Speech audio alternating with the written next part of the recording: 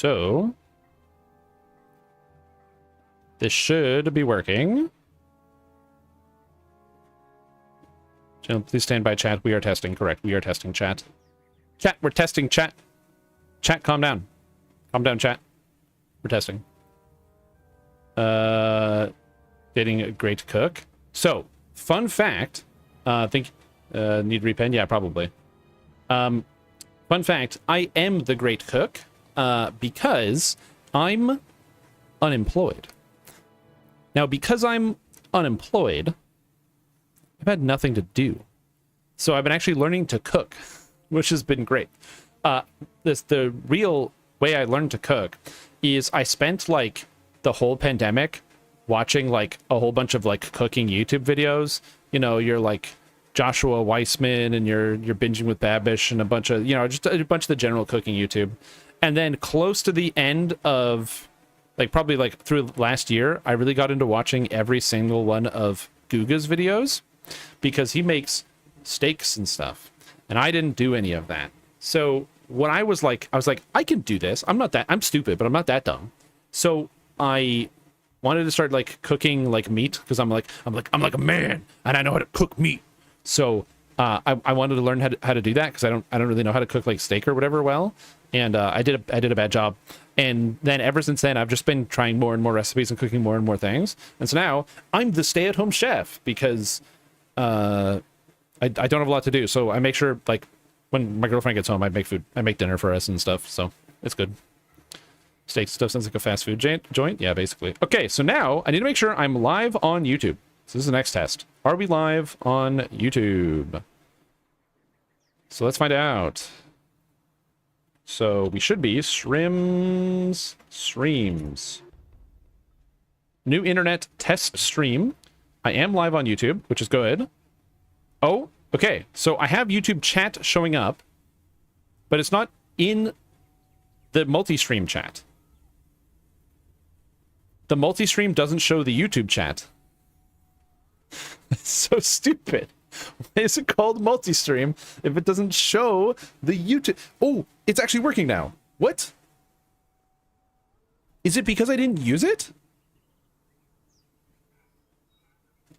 Oh, wait, I had to load. Okay, look at this. Look at this. Okay, check this out. This is the chat box, okay? You'll notice I have YouTube. I have no other YouTube on here.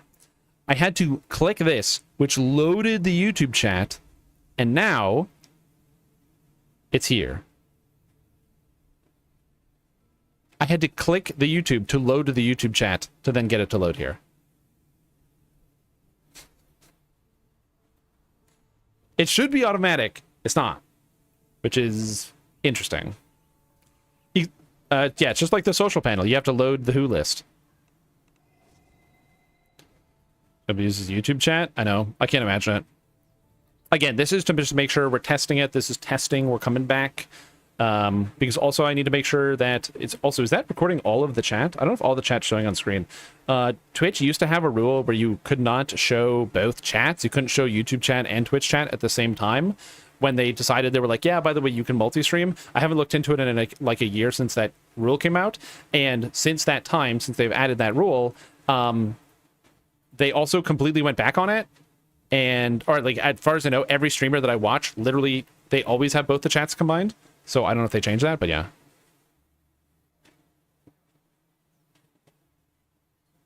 Yeah, double the stream, Tom. Does this see YouTube Premium, no ads? Yep, yeah, there's no ads on YouTube Premium, which is nice. Which is really good. I do that. Okay, cool. So we have chat working. Hopefully it's good. Again, the goal is we're going to keep doing some more stuff. This is all just testing. People that are looking on the YouTube stream, does it look good? Is the same quality there? You know, are you able to see different things? Is, you know, how is it?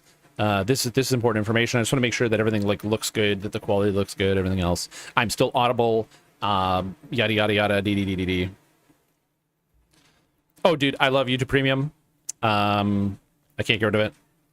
YouTube ads are abhorrent. Yeah, they're some of the worst, and they're so frequent.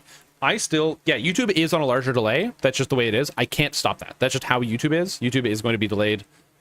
It's fine. It is what it is. Okay, so also fun fact about YouTube ads. So there was actually a reason why I got YouTube Premium in the first place. This must have been 2000 and when did Call of Duty Modern Warfare come out? Like the new Modern Warfare. I think it was like 2020, 2021. I think it was like 2021. And I was playing Call of Duty Modern Warfare. And they had like the achievements and I was just farming out the guns. So I was just like playing rounds, playing whatever, and I was watching TV. And I was watching Rhett and Link's Good Mythical Morning. Now, I had never watched Good Mythical Morning before that time or since that time. Literally that day was the only time I engaged in it. But it was one of those things where it was just recommended. I clicked the video and then I just clicked the next one and then I clicked the next one and I watched like 20 of them back to back. But at one point, as I was watching, I just kind of stopped for a second as I noticed there was an ad and I was like, oh yeah, there's an ad. I got to skip it. And I went to go click skip ad because it was like, I had it on the other monitor while I was playing the game. So I was like in a lobby. And so I saw the ad. So I went to click the ad. And then I decided I'm going to look at how many ads there are. So in the 18-minute Good Mythical Morning that I watched, there was like 10 ad breaks. Each one was a minute. In the 18-minute video, there was 10 minutes of ads. I didn't notice. I watched it for like hours. I had to just boom, video. I didn't notice how many ads were on it because it was on the other monitor. Like I wasn't paying attention. You know what I mean? Like I was playing my game, it was on the other monitor. When an ad would come, I just focused on the Call of Duty. It's very riveting gameplay. And then I would just like, go to the next one and whatever. I didn't notice. When I actually started looking like it was the thing, I was like, whoa, that's really crazy. Which one, I didn't realize how many ads you can put in a piece of content and people like don't notice. But yeah, that was absolutely wild. It was just like, how many people don't have advertisements, especially people like that are like, the Good Mythical Morning skews younger. So they're looking at the audience that is also like phone watching, that sort of thing. So these are a bunch of people who are going to be like getting served ads into ads into ads. But I guess like you just don't notice it. It just becomes like what you do or it's on in the background. It's like crazy. Now, by the way, when I put my ads up, like on my YouTube video, I try to do pre-roll, end roll, if possible, and then a mid-roll somewhere in between. And that's me. That's where I do it. And usually the mid-roll is between, it's the transition of like, here's the build showcase, then ad, then here's the explanation, and then the before and after. Because you have to put ads on YouTube. That's just how they do it. So that's how I kind of set it up whenever I put out the videos. And I feel like that's not that obtrusive because it's just like in there. And I also limit the ad space so it can't be like a 60-minute ad. But yeah, when it's like mid-sentence and then somebody like, boom, gets cut off by an ad, it just makes you angry. But yeah, that was something that really like hit me. Actually, this is unrelated. I was listening to the radio today because I'm an old man. And I was actually thinking about how the radio hasn't changed that much. Like, on the internet, advertisements went from being things on banners to being things that would play on videos to being pervasive in every single thing that you do to being some of the, like, literally some of the worst things you could ever see in the world. Like, some of the worst advertisements whatsoever. Some websites are so bad, they would crash my computer because there's so many ads, dude. Like, one of them, I was trying to play some Elder Scrolls Online because when they brought the subclassing to the game, I was like, oh, this is kind of cool. I go on any of those websites and my monitors start turning off because they're trying to load so many ads at the same time. Absolute madness. Okay. So I end up that transition where there's like ads everywhere. But now I'm listening to the radio. You know what's weird? They don't bisect songs on the radio with ads. When you listen to the radio, they have, 3 or 4 ads, then a song, 3 or 4 ads, a song, 3 or 4 ads. They don't bisect the songs. They don't start playing halfway through Taylor Swift, and then boom, hit you with an ad, and then keep going. That to me is wild. Think about how they put ads literally everywhere, and every square inch of every space of screen brain attention they can give you. But for some reason, radio is just like the same way it was before. Be a pain, but you know what's not a pain? So there's that. Shadow Legends. one of the biggest mobile role-playing games of 2019. Yes. Oh, dude, there's tons of ads on the radio for sure. Just not in the middle of a song. Brian is kind of faint. Oh, do you want me to make the Raid Shadow Legends louder? It's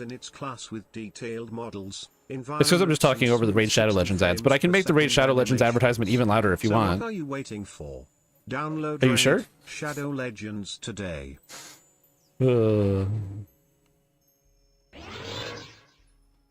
Too hot and candy dildo. Ads can be a pain, but you know what's not a pain?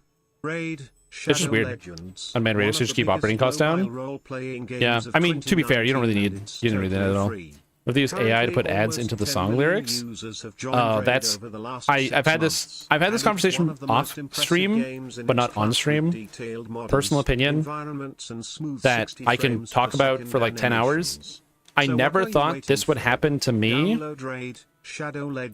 but I am vehemently anti-AI, which is weird because I thought when I was younger, I was like, you know, like, oh, my parents didn't like new technologies, but I'm going to be like embracing new technologies my whole life. And I'm like, man, I really don't like AI. I think AI is bad.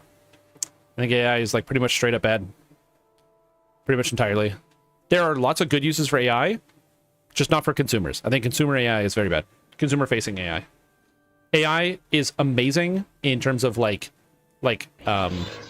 data pattern recognition. It's useful in like medicine. Like there's all of there's this whole documentary about how we used AI to kind of figure out the actual 3D structures of proteins based on inputs of elements, which is amazing. So there's an unbelievable amount of like really cool things you can do with AI, but pretty much every single consumer facing thing is like just awful. Just awful. All of it's bad. Not even corporations, just even consumers having it. Consumers having AI is bad.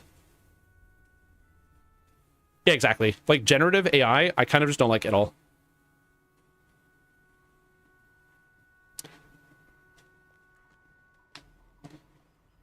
I agree with you. I totally agree. AI is a tool, but also lazy people pretend like AI makes them good.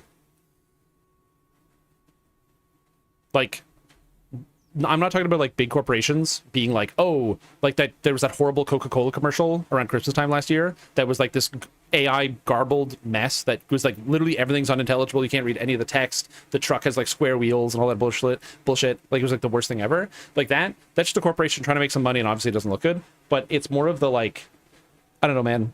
Like seeing, and this is gonna sound bad. I'm not gonna try to offend anybody, but like the number of people who are trying to be like, oh yeah, like I'm able to like make music now thanks to being able to just use AI to make tracks and do other stuff, when it's like making music was hard because you had to learn the skill to do it, but the tools were like not that bad. You could download, like if you had an Apple product, just get GarageBand for free and learn how to make it. But like instead of doing that, it's just shortcutting the whole process of being creative to make something derivative, and that isn't good. And it's something that I'm not blaming people that use these tools. It's just sort of something that just takes away from like the human experience, if that makes sense, where you're just taking away an element of like, instead of learning a skill and creating something, you're skipping the skill part to create something that has already existed before, that you could either just find by looking harder for it, or, you know, learn the skill and make something new. I don't know.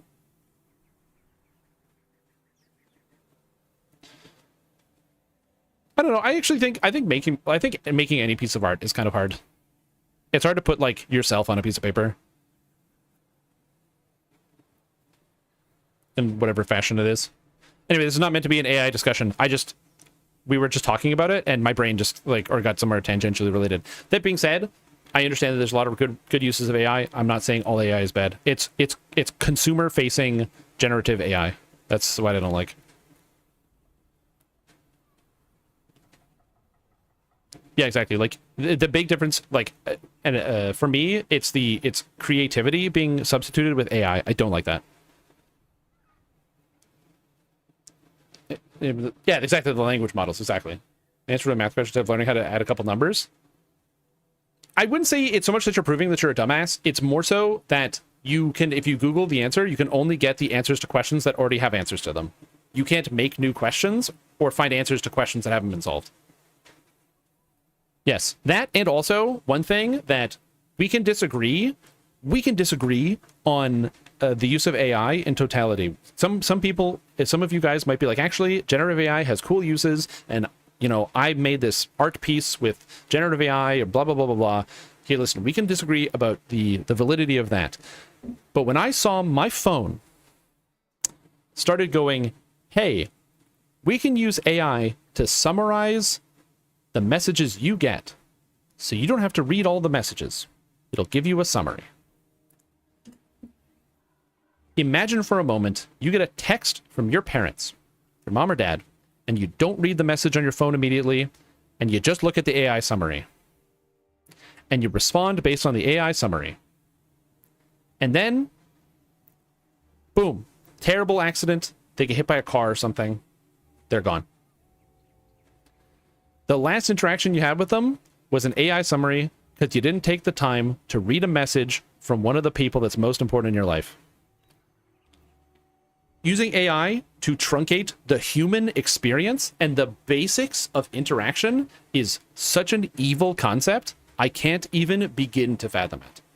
Somebody using AI to read 10,000 emails they received from fans, if they're a famous person, makes sense, because they can only limit how much of that they can physically read. I don't need AI to shorten the messages I get from my loved ones. That's disgusting. That's just wrong. But they advertise it on the fucking ads. They're like, how I hit my finger on the fan. God, that makes me angry.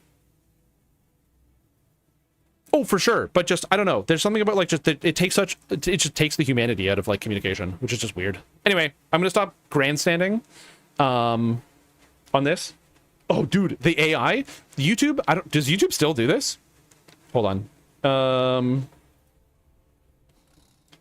With comments? Yeah, dude, they still do it. Yeah, dude. Okay. We looked at this. I think we looked at this last time. If you don't respond to a comment, it gives AI comments. Dark Bargain or Melee build? I was using Dark Apostate levels for self-heals. Was okay, but Dark DC is weak if too many levels of Dark Apostate. So the AI says I should write, Dark Bargainer is more of a caster learning class, but I'm sure you could still do a melee. It's a warlock with no melee. I shall attend to it in a trice. This is wrong. Thank you. What else do we have here? Some of the stuff is fine. Like this stuff here, where it's like just say hi. I don't mind this. This one saves you some time. But what are these? Can I see more of these? Can I read that? Can you make the text bigger for me? Yeah, I love and appreciate you still doing videos. Love the race, but damn, 2 years. I left, no quality life updates. Bummed out. I can't play. Yeah, thanks for watching. And yeah, it's a shame the game isn't working for you anymore. I'm glad you enjoyed the video. Hopefully the game improves for you soon. Very generic. Some of these get really crazy. Where it's like, yeah, it'd be cool to have more int races. What if I don't think that? What if I don't have this opinion? I don't think we need more int races. Play a drow. Play a gnome. Grow up. Come on, guys. Come on. Play a drow and a gnome at the same time. Play a drome. Get out of here. But sometimes, I don't know if it says it, sometimes it will, the AI is actually, it's not as bad here. You can see like the comments are just like disappearing. It used to be so much worse. When it first came out, that feature, where you could, where it would like summarize comments for you, it would write paragraphs. It would write whole paragraphs describing all this detail that it's like, I wouldn't say this, no one needs this. And literally sometimes it would threaten people. I didn't look at this on stream, but off stream, looking at through the comments, it would auto type in like threats to commenters and stuff. Because somebody would like say something kind of mean. So the AI would say something kind of mean and be like, did you want to say this back? Do you want to start a fight on the internet? Like, no, I don't want to start a fight on the internet. Anyway. Also, Rel, welcome back. What's up? Am I botting? The only thing I'm botting is these guns. Oh. That's what I'm saying. Yeah. That's all I'm botting. Speaking of botting, I have to go bought myself some more water because I ran out of water. So I will be right back. But everything seems to be working, which is cool. Good comments. That makes sense. Yeah, 100%. Impressive, I think. Yeah, me too. All right, I'll be right back. I'm going to get water. So now you guys get to enjoy the classic Shrimp Tom. Doesn't have an input.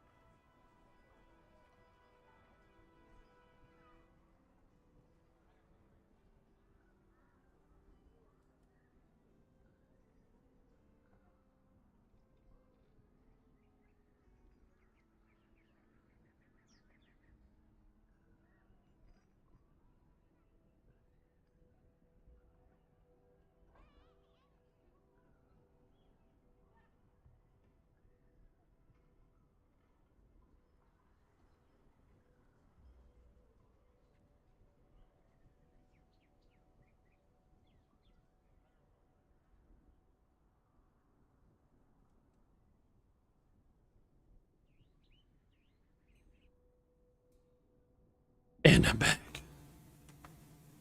What happened? Numbers. Okay, hold on. I missed some stuff. Do I want to tell Grok to summarize this stream? No, don't tell Grok to summarize this stream. Don't do that. Hello, YouTube. Okay, there's actually a limit on how much Twitch chat I can see, so I can't actually scroll up to see what happened. I see that you aren't subbed to the Twitch stream. If you don't care about the stream, I don't care about your comment. I hope you get rocks in your shoes. No, don't antagonize the YouTube watchers. Oh, counting the objects. Oh, sorry. I see. You're counting the things. I meant like shout it. You're just supposed to shout it out, but yeah, you're right. Anyway, I missed some things. Ipsum, welcome back to the stream team with a tier 3 sub for 52 months in a row. He says, finally getting my money's worth. You know, Ipsum, I have a question for you. Received. What was the name of the pizza place we ordered pizza from when I was in your house when I was in Boston? Because I don't know. And I'm curious. And I figured you would know, because you know everything. So yeah. Oh my god. Okay, cool. This is cool. It works. Everything works. These nuts. I don't know. So everything seems to be working, which is good. The YouTube chat is working, which is great. The Twitch chat is working, which is great. Yeah, the stream is just working, guys. So yeah, so thank you for this. Yeah. I guess we can just like play DDO or talk about the game or something. Anyway, as I mentioned before, there's a couple things I'm going to be changing and adjusting here with the old live stream. I'm gonna have to change that connecting message every time because that's annoying. Oh, I can make its own channel so it's always loaded. Okay, I'm gonna fix that afterwards. But yeah, Bostonian Pizza, New Haven's right down. It was like New York style pizza in Boston, so it was like pretty good. I'm trying to think if there's anything else I need to show here that I didn't show yet that is missing. Oh yeah, I forgot the most important thing. Did you guys buy the $130 version of the new expansion, the Chill of Ravenloft, yet? No? Guess what? It gives you a new movement style, so you fly.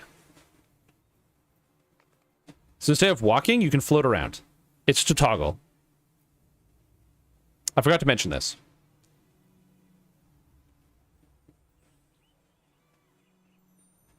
So yeah, big fan. This does look pretty good.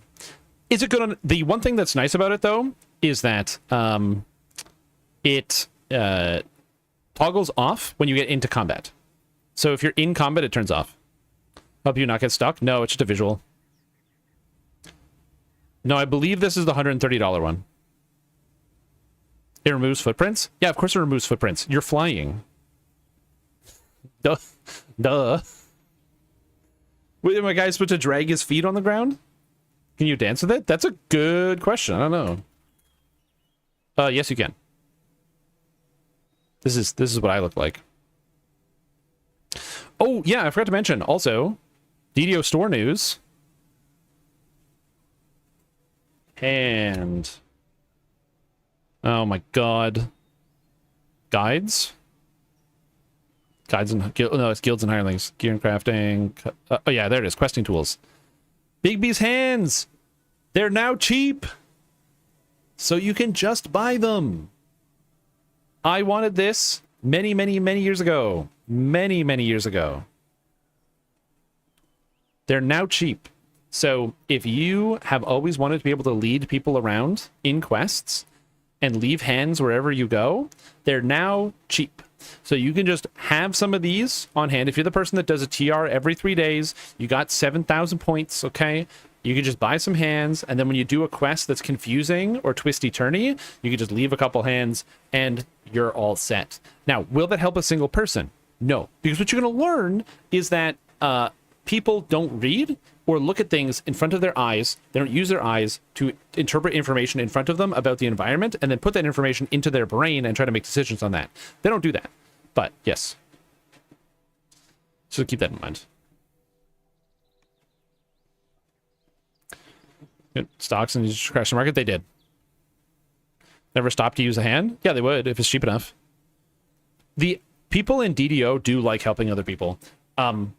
This might sound like kind of confusing, and I definitely have had the experience before where people have not wanted to help others, but in general, people do want to help each other when they play this game, which is pretty nice. But yeah. I'm trying to think. Ultimate is... wait, is the floaty not ultimate?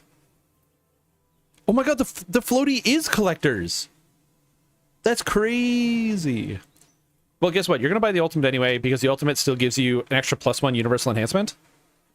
So yeah. So there you go. Ransack Potion. That is the only thing that I'm down on. The Ransack Potion, bad. You're holding up? Stream worthy? I hope so. So far, it's been good. We are streaming on Twitch and YouTube at the same time, which even my old internet struggled to do sometimes. So, like old at my old place. So presumably everything is going to go good here. It's going swimmingly. It's going to go beautifully. But we'll see. Also AI generated? Honestly, probably. It's just so stupid. I just don't understand. And again, I have spent the past entire stream so far praising SSG for a lot of the new stuff they've done. So now I'm going to doomer a bit. The only doomer I have is that DDO has the worst loot experience of any video game I have ever played. Period. That's it. And it's like they worked in a lab to chemically extract the feeling of like the feeling that it is, like the joy of finding loot, and then they used that feeling to chemically engineer the opposite of that as hard as they could. I don't understand it. It is so baffling to me. Loot is the worst part of this game by 100 miles. The worst part of DDO is the loot, and it is like... Now, the nice thing is, I'm bitching about the loot instead of the lag. Because we used to complain about the lag. Now I'm complaining about the loot. So, you know, we're getting better. But after, like, just playing so many other video games, it's insane. We said a set time each week for all dungeons. I just think we should get rid of Ransack. I think Ransack is just not fun. If I want to run a dungeon 5,000 times to get the item I want, let me do that. Ransack is just a bad mechanic. It's bad mechanic in totality. I think the idea that they have is they're like, oh, well, you want to limit the speed at which players get loot. But no, they don't. That's not true. They don't want to limit the speed players like get loot because you can buy Astral Shards and you can get the Ransack Reset Potion. So that's a lie. Immediately, a total lie. They do not want to limit the speed. Oh, well, they want to make it so that way you're not just farming the same thing, so you don't get burnt out, so you maybe try to farm a different thing. Well, then they don't understand their own game, because you can't do that, because The loot in DDO is interlocked. So if I have piece A, I cannot sub it out with anything else. It is the only piece of gear that works in my entire gear set because everything is interlocked. No stats stack, therefore everything has to be perfectly set up, and if I'm missing one piece, my character doesn't work. Especially since this is a zero-sum game. If I'm playing a spellcaster and my DC is 48 and the enemy save is 68, I literally can never hit them ever with any spells. That's it. That's it. There's nothing else. It's just that your character simply does not function at all, cannot work. Zero-sum game. So the idea, like basically every argument you could ever make for why the loot system exists based on the parameters they have set up is just wrong. It is just a way to extract revenue. It is a way to extract revenue. That's it. 100%. And you have to understand, I played Lord of the Rings Online, okay? Lord of the Rings Online also has a limit on how much gear you can get in a week. And yet, it's so much better. All the gear is tradable between your characters, including the raid gear, so you can transfer everything across. The gear is also buyable. If you don't get the item you want, there's tokens, and you can use your tokens to buy the item you want. So it's like, oh, I didn't get the item I wanted, I could just buy it. Anyway, as I said, I've done a lot of glazing for SSG. I think the game is good. It's in a great place. Everything is good. And I'm complaining about the loot because the lag is gone now. So, like, obviously, you know, we're kind of moving on. But, yeah. I feel like it's meant to encourage grouping. The problem with encouraging grouping is, as somebody who played hardcore every season, do you know how many times you would get to the level cap on hardcore and you would have 6 people rolling a chest and still not find the item? The answer is a lot. It happens a lot. And yes, no one passes a rare item either. The EU servers? Well, the EU servers are opening up on Tuesday.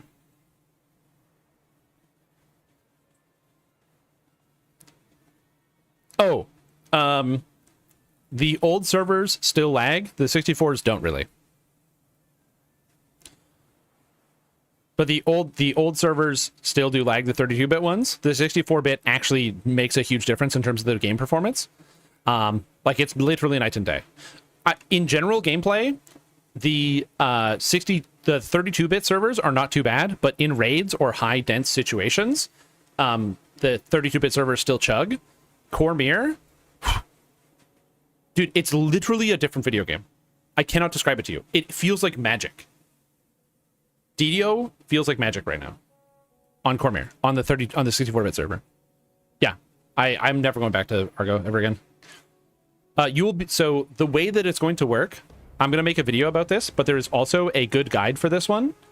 Yes, you will be able to transfer for free. So there's going to be free transfers. Okay, so there is a transfer guide. I'm going to link it in the chat here, but I'm going to load it up as well. So let's get this. So there's transfer guidance with the new upcoming bit servers. There's a guide. On Tuesday, July 15th, when the worlds open for our weekly maintenance, 3 new game worlds will be available. Shadowdale and Thrain for the US, and Moonsea for the EU. Okay? And so you'll be able to transfer to those worlds for free through August 31st. So until the end of summer, you'll be able to transfer your characters for free to the new 64-bit servers. On August 31st, the 32-bit servers are closing. So you have to transfer your stuff. If you don't transfer your stuff by August 31st, you will not be able to play on those characters. You will not be able to log into those servers. However, in the future, I don't know if they have the information somewhere, what the date is. They said in the future, at some point, they will be opening it up again to continue transferring. So let's say, starting on Tuesday, and then for the next 40-something days, you literally don't have the ability to log in. For 40 days, you can't log in. Don't worry about it. You'll be able to transfer your character at a later time. I think they said like October or something. But starting on August 31st, your character will be locked away. You won't have access to it until then, because those servers are going to be locked. However, you'll also be able to bring everything with you. So they prepare, pack, transfer, unpack. You'll be able to take your shared bank storage, your astral shards, your guild. All of that stuff is going to be able to come with you. All you have to do is read the guide to know how to do it. As I said, I'm going to be making a video that goes through this process. I'm basically just going to be reading it to people. But yes, correct. It's not taking your monster manual which is true.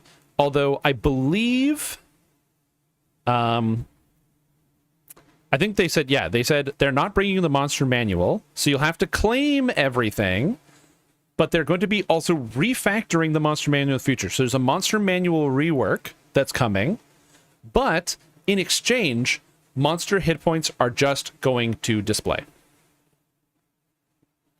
So you won't need to earn your monster manuals anymore to see hit points. You're just going to be able to see it all the time. That's just how it's going to work, which is really nice for new players. So good change. Generally good change.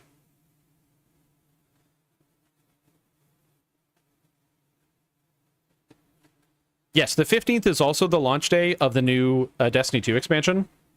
So I'm going to be busy.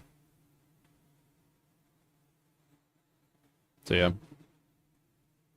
But yeah, so you're going to be able to transfer all your stuff, by the way, starting on the 15th, which is Tuesday, when the servers come up. Now, this is everything you need is here in this guide. Okay, so as I said, I'm just going to post this so you guys can see it. I don't know if this works. Oh, I can't click here to grant permission. Oh, I don't want that on screen.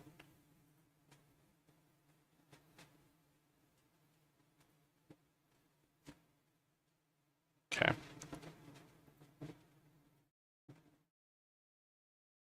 Oh, good. It reset my stream. Perfect.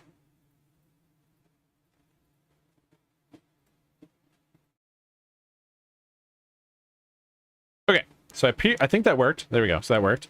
And now all my chats froze. But yes, you will be able to do that. So you will be able to read the transfer information there. So keep that in mind. So that's going to be happening. Now, this is the information that is not in the list. Okay? This is information that's not there. I participated in the transfer in Lord of the Rings Online. They did the same thing in Lord of the Rings already. So it's same company, different thing. It's already happened in Lord of the Rings. When they did the transfers, the entire game was fucked for 2 weeks. And I don't expect that to be different. So, don't expect to play DDO in the next 2 weeks. This is just my disclaimer of all disclaimers ahead of time.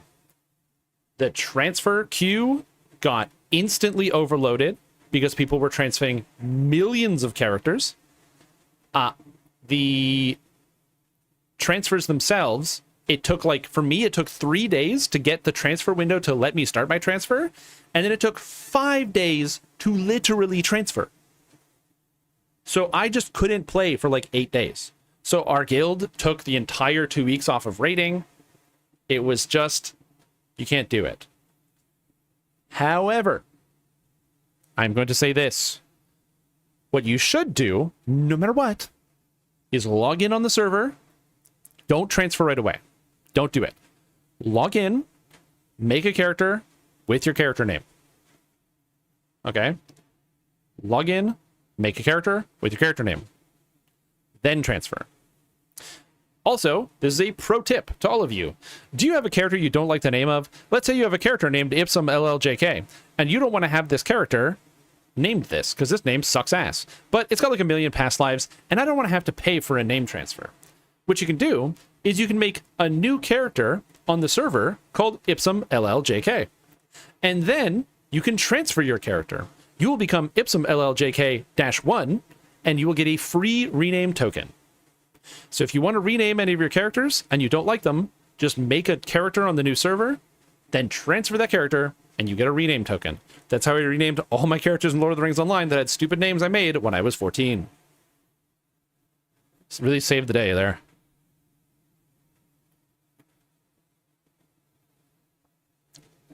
Okay. So just keeping that in mind. Oh, that's the other thing too. Yes, there is a coupon code in the store right now, which is 100 slots. 100 slots. This is a free 100 shared account storage. Please put this in. This will be good. I believe they said through the end of the year, but it's 100 free shared account storage slots. They literally sell 10 shared account storage slots in the $199 DDO pack to convince people to buy 199 DDO points. You'll be able to claim all the once per server before doing the move? Claim all the one per server? Oh, like all this stuff? Yeah, you can claim all your whatever and bring it over. Slots, correct, slots. You're thinking of something else. Yeah, it is a crazy amount of stuff. Also, the character slots as well were on sale. So if you were me, I bought so many, so that's why I have 37. I bought so many character slots because I'm going to be transferring a bunch of characters. Yeah, same thing in Lord of the Rings Online. They were even cheaper. They were like 50 points for a slot. So even though there's no reason to make more than one of each class, I still just bought a bunch of character slots. Can we get bigger banks? They're giving you 100 free slots. So you will get a bigger bank with 100 free slots. And the character banks are huge now. They're absolutely massive. I don't use any of the character banks. I think the character bank is pointless. But for people that like have bank alts and stuff, they can use those. Now, something I wanted to show off here because I didn't get the chance to do it or give it full justice is the Dampier. So we're going to take a look at the Dampier here. So we're just going to do this. For those of you that didn't get to see the actual like visuals of the Dampier, they are very, very cool. So I'm going to put some garbage feats in here. Yeah, dodge and shield mastery. Let's go. They look great. Pretty much every single vampire you can make looks really, really good. They've got like different glowing effects. You've got the blood coming out of the eyes, the customization. You can get the little fangs, the little teeth. Get them teeth showing. Get the hair fade. Hell yeah! Look at the two-tone. Look at the two-tone hair. I mean, come on. Beautiful, beautiful vampires. Yeah, what the hell is that? Hey, this guy honestly just looks like somebody who's wearing a vampire costume and is really high. That's it. They just look high. One per server items from it again before you do the move. Oh, yeah. Don't forget to do stuff like that. Yeah, the one per server stuff. 100 agree. So there's a lot of different visual things you can do with vampires. Pretty much every single time you click a vampire. Look at this guy. Look at this guy, dude. That's a vampire. Are you kidding? Almost every time you click it, you just get a sick vampire. Now we got a vampire hunter. Like, that's amazing. I love it. So you get vampires just all the time whenever you click it. They all look fantastic. Big fan. They look really, really, really good. They really knocked it out of the park with the Dampier visually. I have one. Blood Raven. Look at my Dampier. I made a rogue. It's Geralt. Yeah, it is. It's Geralt from The Witcher. Okay, so speaking of The Witcher, we are a vampire. So let's go through the Dampier enhancement tree in case somebody didn't see it. You didn't watch the YouTube video that I put it. It's okay. We're, it's fine. Don't worry about it. So basically, the Dampier tree, you get bonuses to sneak attack, negative amp, and sneak attack dice, and all that. So base Dampier is good for melee, by the way. Base Dampier, very good for melee. Good for not melee as well. You can play like a spellcaster or whatever, but it's got a bunch of melee stuff, which is nice. And the iconic is a warlock, which is giga crazy for warlock. Okay, so keep that in mind. 6 points into the tree. Embrace death. This is what turns you fully undead. So this turns you fully undead and allows you to be healed as though you're negative. Dampiers as a baseline do not get this. It is an opt-in that takes 6 points in the tree. For 6 points, that's not that bad. If this was higher up in the tree, or even if this was a 2-pointer, that would be different. But since this is only a 1-pointer, for 6 points, you can fit that into basically any build, and it should be pretty good. So keep that in mind. Embrace Death is what turns you undead. Dampiers are not baseline undead. They have to take Embrace Death to actually be able to do that. But then once you have that, you can be healed by negative. This does mean you can play, for example, a Pale Master Sorcerer now if you want to. So that's also something you can do there, which is pretty sick. But yeah, so it's kind of cool. Being able to just take that for 6 points. Obviously, if you have 6 racial points, you're racial completionist, anything like that, you can do it like right away. But I had the thought of making an intelligence-based Dampier. Sort of. It gives you, +2 intelligence, charisma, wisdom, and perform. And then they have your melee attacks have a 10% chance to heal you based on your character level. And it's a major form and counts as a shroud for the purposes of Pale Master. It is not the vampire shroud. It just counts as a shroud. So for example, if you are a Pale Master, the cores that give bonuses while you're in a shroud will apply, or the other stuff that's like gain a healing negative amp while you're in a shroud, great. The top tier, the tier 5 that says upgraded shroud, doesn't work. You got to pick one of the real ones for that one. But if you splash a little bit, it's good. Leveling? Yes. That's the other thing too. Embrace Death is a lot of healing. So here's what I will say about the Vampiric Bite, which is the free ability, which is the heal. Vampiric Bite is actually quite strong for the leveling on a regular type character. So let me just go give you a quick demonstration over here.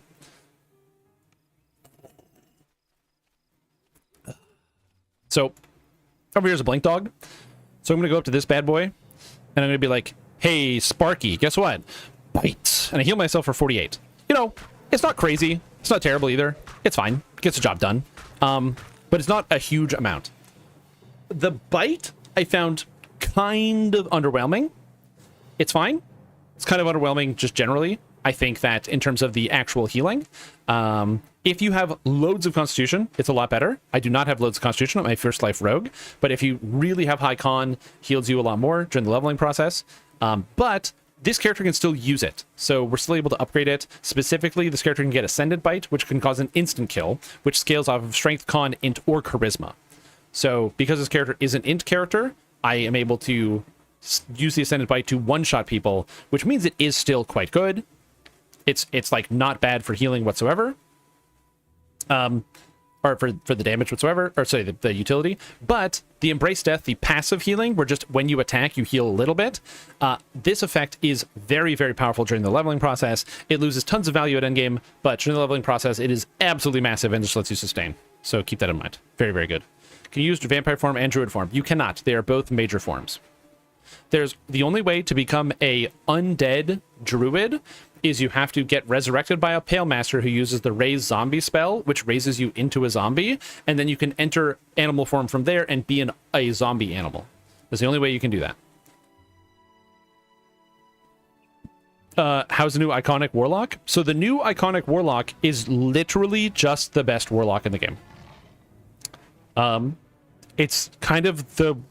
I like some elements of it. Oh, and Gibbers. True. Gibbers the other way. True. It is interesting. I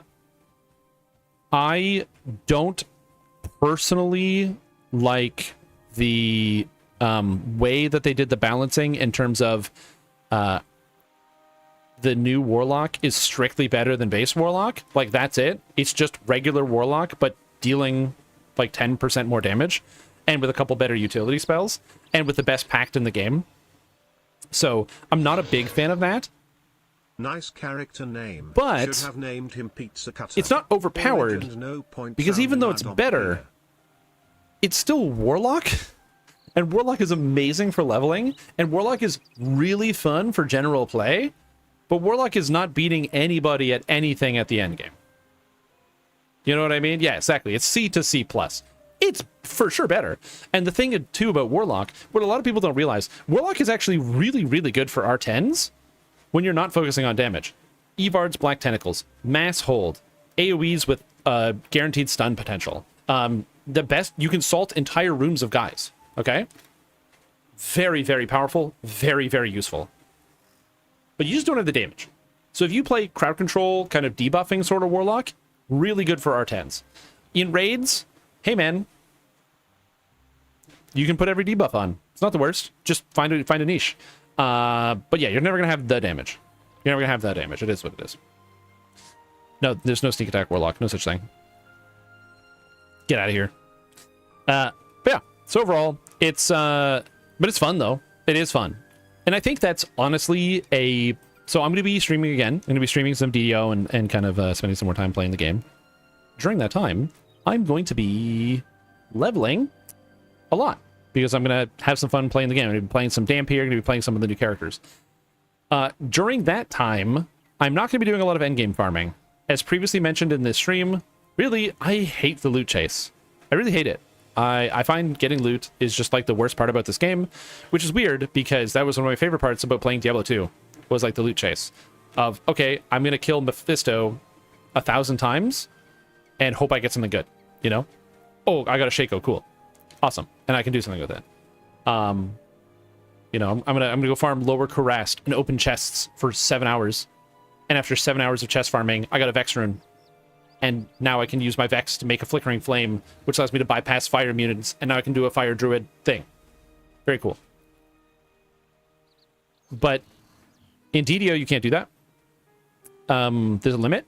And because of the limit, it means that trying to achieve a gear set just feels bad. So as I mentioned before, I am currently working on a project where I am releasing beginner basics videos for every class that is also going to come along with a full build that's basic to get people into it. They will all contain item builds, but they're going to be the simplest item builds I can put together to get people into it, not the sweatiest builds. Nothing from like Mitronor, not Mitronor, but none of the like the super rare items and all that. All the basic stuff to get people into it. And I will be updating that every year. So basically at the beginning of the year, there'll be this is fresh for 2026. This is fresh for 2027. This is fresh for 2028. And then that way it'll keep going through. Yeah. I will say this, like I said, it's now here's the thing. Again, I have to stress this. I know DDO is in a good place right now because we're bitching about gear and not lag, okay? What a difference. What a difference. Okay? That's awesome. What a good feeling. We can play the game enough to be angry. Isn't that cool? So like there's some good pieces there. Yeah. Yo, what's up, Bunhead? How you doing? There's a great idea. Yeah, that's like I said, that's the plan. It's gonna be I'm just gonna redo the whole series. So I'm gonna get rid of all the old videos that I had, and I'm gonna be like redoing them for like a 2025. And then I'm not gonna be doing new videos every year unless something changes. But the builds themselves will being updated for 2026, and I'll probably make a recap video. And it's like how many classes are there? Oh shit, I gotta look this up. How many classes are there? Let's see. We have. Let's see. Is 1, 2, 3, 4, 5, 6, 7, 8, 9, 10, 11, 12, 13, 14, 15, 16, 17, 18, 19, 20, 21, 22, 23, 24. 24 with archetypes? Oh my god. So yeah. So that's going to be coming out. Do you think Dampire Iconic is good for a buff bard warlock? Oh, for that one? So that's a great question. Great question. I think it's okay because you do get the enchantment DCs, which is pretty interesting, and some of the other stuff. So I actually was playing this character. I've got Giga Mana here. Giga Mana was my bard favorite soul warlock that I was doing some TRs with. Still great leveler, by the way. If you the bard favorite soul warlock build, really great leveler, really good friend game, absolute blast. Would it be good for that though? Great question. I'm gonna take a look. Because the pact doesn't matter on the warlock. So let's see. I actually don't know the answer to that question. So we're just gonna do this right now. If you're wondering why the character is called Giga Mana,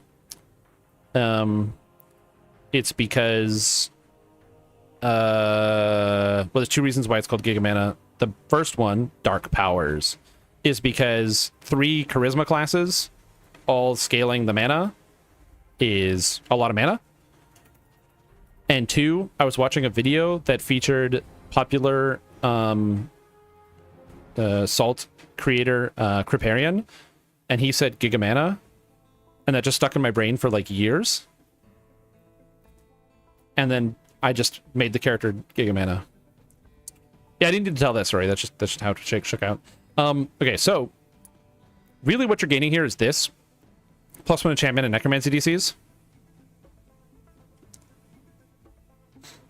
It's okay. I think it's fine. I don't think you really gain any major benefit. You could, in theory, get the Embrace Death. You could get the Vampiric Blast and give yourself a little bit of extra damage. But, like, you kind of just want the Chain. You know, you kind of just want Chain or Cone. Like, Chain is really where it's at. So... Oh, you still get the Shape, though. You do still get the shape. And the spell pen is pretty good. True. The spell pen is pretty good. The thing is, a lot of the debuffs, the whole point of the build is that you're not debuffing with, you're not like CCing. You're mostly debuffing with just generic effects. So stuff like you have Dino Bone weapons that are debuffing everything. Like you throw out Assault. So like that's kind of it.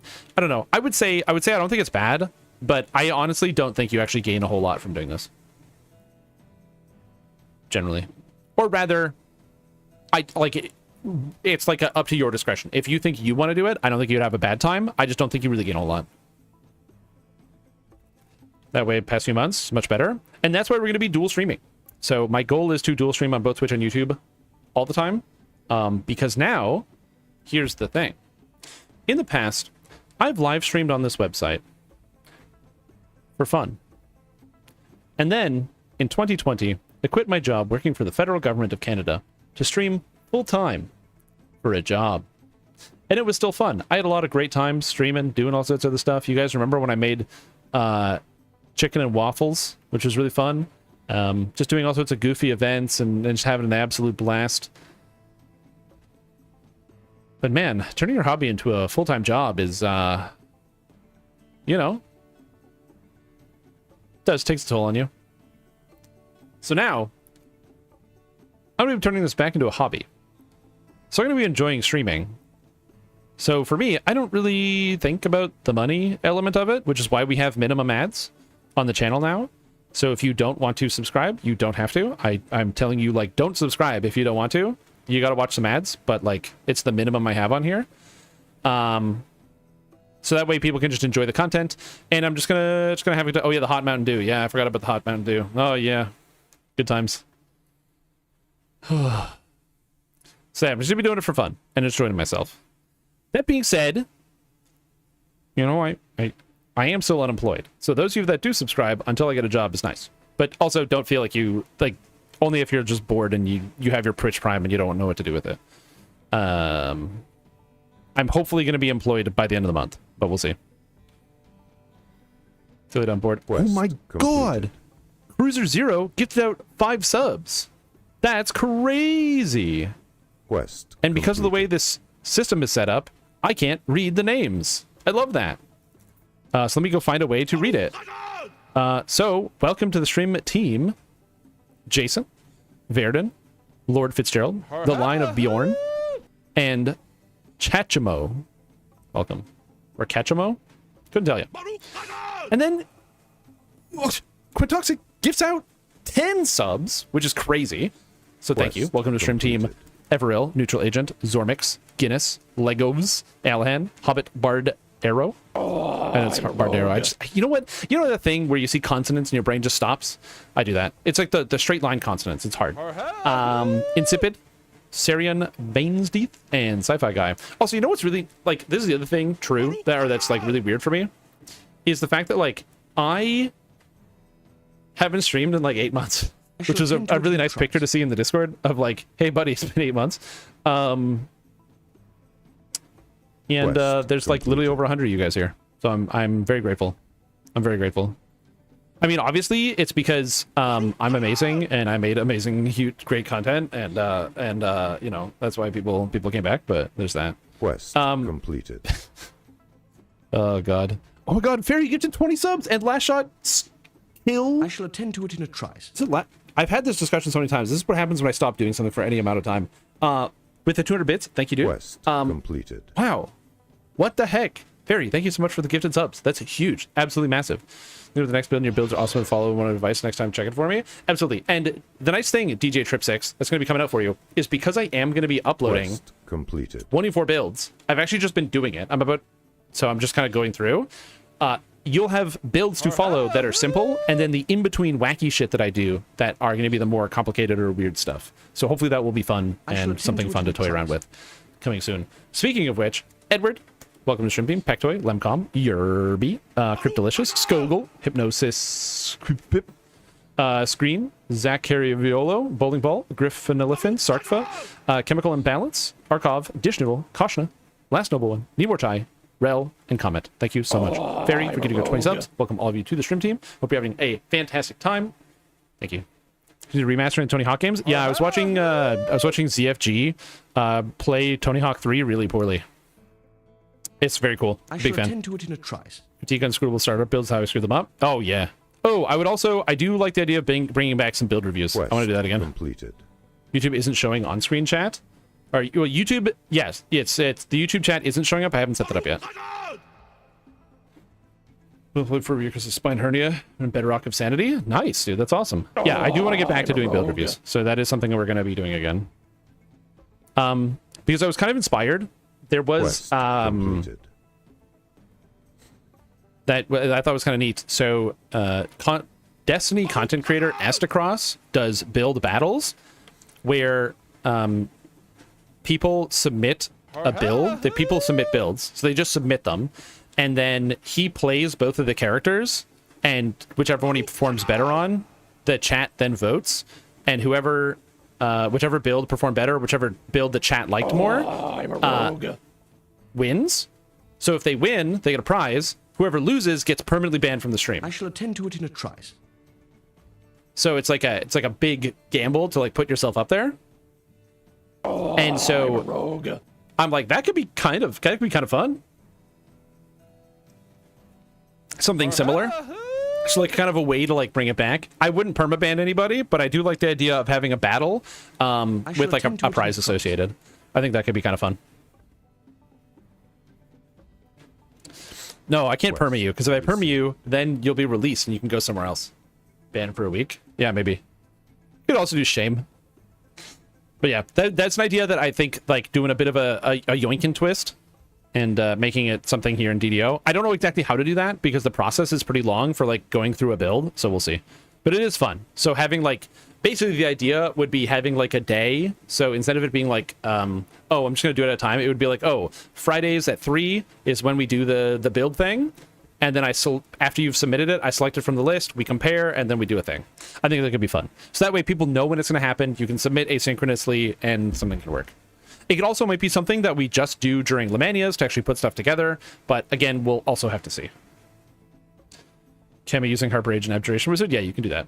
Anyway, back to what I was saying. Dhampir Dark Bargainer, very, very cool. Let me explain to you why Dhampir Dark Bargainer is literally just better Warlock. Number one, they get access to the Warlock Pact, the Dark Powers. Dark Powers is evil damage. Evil damage is not resisted by any monster in the entire video game. It does full damage to everything.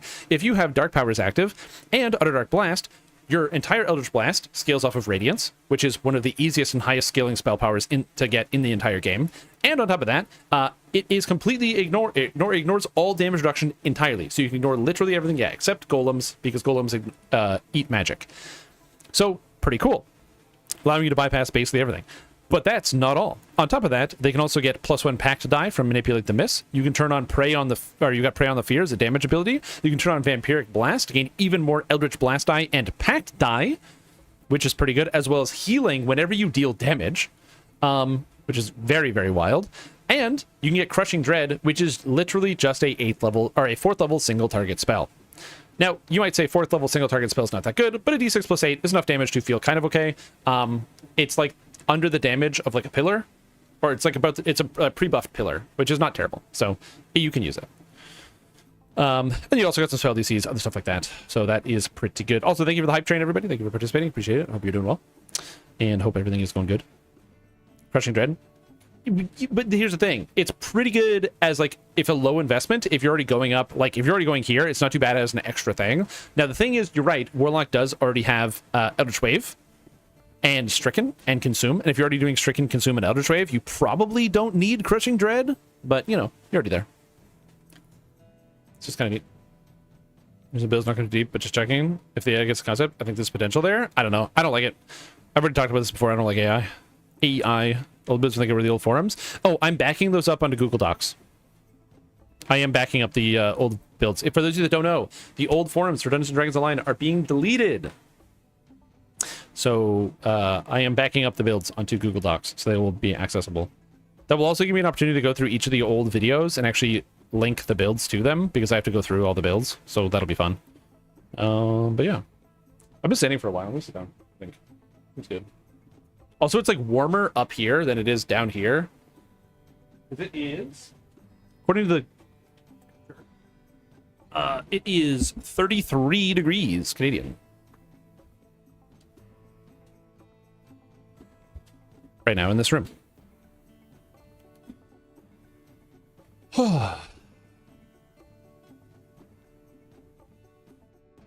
Yeah, that's with the air conditioning on.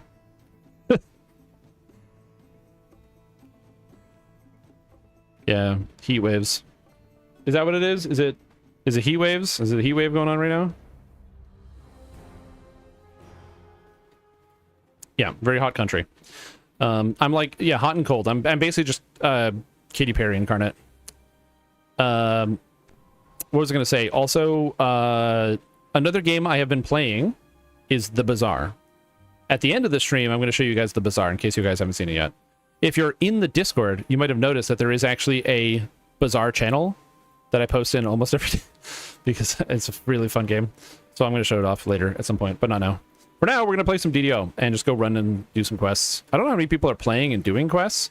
That guy's doing Waterworks on Reaper mode at level 7. That guy's walking around the Isle of Dread doing probably Slayers or like rares for like loot. And I came too low level to join this quest. Cormyr is unfortunately a little bit of like a ghost town. In some level ranges, it's not as good as the rest of DDO, which is not ideal. If you go to like, there's tons of players, but the grouping culture is not the same on Cormyr as it is on other things. Over there, egregiously multi-boxing. Oh, is there somebody egregiously multi-boxing? Hold on, where's the multi-boxer? Did I miss it? No. I'm gonna be going to Thrain. Thrain. I will be going to Thrain. Thrain.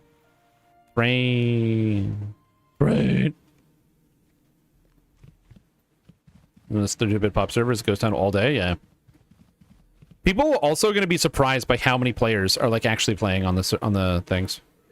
Did I do Waterworks? No, didn't look like it. All right, I'm gonna go do Waterworks. Do I have money for potions? Can I just turn undead right now? Okay, if I turn undead, I don't have access to the bites. Do I want to turn undead right now? Hold on. Think. What am I doing here? I have int hit and damage. This is int-based assassin rogue Dampier, which is what I was going for.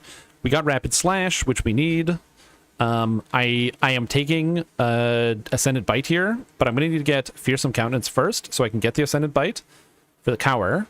Oh, fun fact that people were explaining to me that I didn't realize at first. So, Ascended Bite. This is a DC based on strength and stunning bonuses, but it only instant kills on coward creatures. So, it's really good with Dragon Knight, because Dragon Knight, the dragon breath, or like the roar, is a cower effect, which means you can cower enemies and eat them alive, because it scales off of strength and stunning. So it's pretty much just a guaranteed instant kill.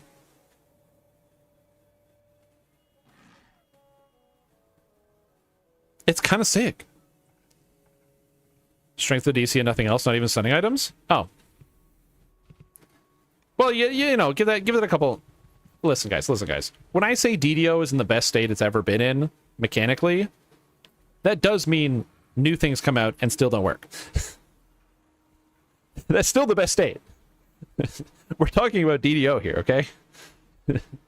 That's, you know, that's still what we're talking about. That's really funny. Does is there still no save on was it the trip attack from what do you call it? Tabaxi Trailblazer?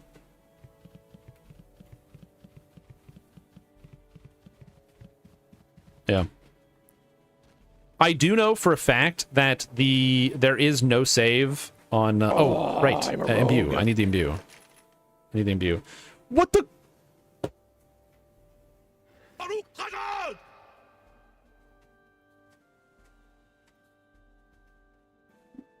I shall attend to it in a trice.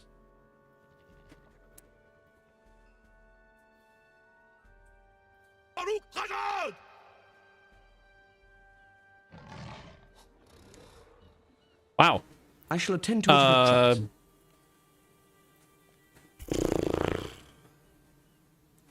God damn. I'm a rogue. Horse, thank you so much for gifting out 100 subs. That's a really big number. At this point, should every viewer be subbed? Quest Fun completed. fact, no. Because subs are given out at random, slightly based on viewership statistics. But that means because it's randomly doled out, that does not mean everybody gets a sub, even if Quest they completed. subscribe, or like even if they're watching. I think everybody that's tuning in now should have a sub. But not always is that the case. I've seen 100 subs go out before, which makes me feel very fortunate as a Twitch streamer, I'm now thinking about. But yes. Speaking of 100 subs going out right now, Horse, thank you so much for getting out 100 subs. That is an insanely, unbelievably generous thing for you to do. I don't even know where to start with that. That is very kind. I am extremely grateful. You did not have to do that at all. And your show of support for my stream and the things that I do is so kind. So thank you. I really appreciate it. I shall attend to it in a trice. I hope you're doing very, very well. I hope everything is good. And you know what? If you need help with that Storm brand of Indecision build, you know what? I'll help you put it together. I'll help you build one of those items. It's probably going to cost like 100 divines. We'll work on it together, okay? I'm going to help. But in the meantime, welcome to the stream team. Hex Humble, Noran602, Haley Ziv, or Haley14. You know, I think I've always said Haley Ziv in my mind, and I'm just realizing it's Haley14. I am so unbelievably stupid. I don't know how any of you guys watch me for like a period of time. Your brains must all be melted and degenerated at this point from just spending any amount of time watching me. Jen's Enterprise, Sebastian Valencia, Cherok, Otan Joga, more, Triax2. Welcome to the stream team, all of you guys. And yes, Morris Twitch, Luigi Gam, JDW, Will Matil, Fire Eater, Seski, Virondis, Byzantine Bobbe. Welcome all of you to the stream team. Appreciate the support. That's true. Maybe because Horse gets out all the subs, we should call it the Glue Factory. Horse, what do you think about this? So the stream, instead of a stream team, should be like, welcome to the Glue Factory? What do you think? Yedehinat, Mikey Geek, Zigzag, 212. Appreciate it. Hope you're doing very, very good. Hope all of you are having a absolutely magical, fantastic, and wonderful day. I really appreciate the support Quest coming out from completed. every single person here, just from the tuning in, and also the fact that Horse had the opportunity to give you subs. So thank you very much, everybody. Quest completed. My Freak Show, Humorize Jorking it, Griglock, Quest completed. Johnny and Co, Ivan Ark, Scythe, Louise, Clarice, Simon Hawks, Rexy, Patty Heck, welcome all of you, Linigus, Double A, bunch of numbers, Gavelius, Last Shot Skill, Yusuga, Droggy Drog, Coconut.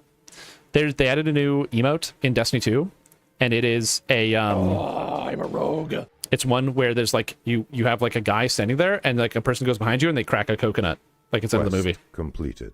like it's out of the Holy Grail, which is really funny. Quest completed.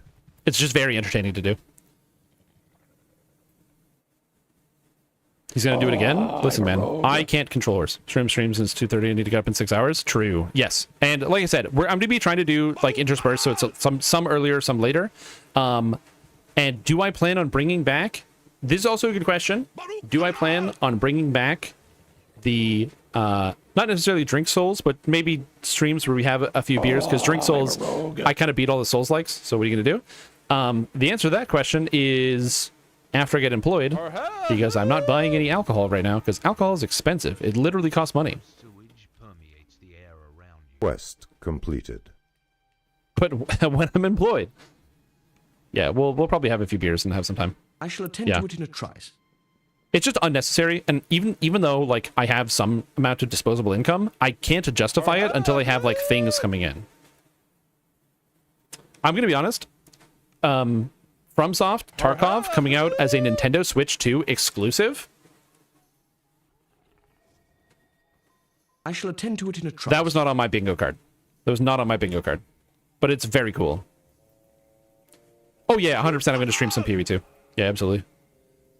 I like PoE2. That's good. It's a good game. I will be honest, I do enjoy PoE1 more. But I do enjoy PoE2 for what it is.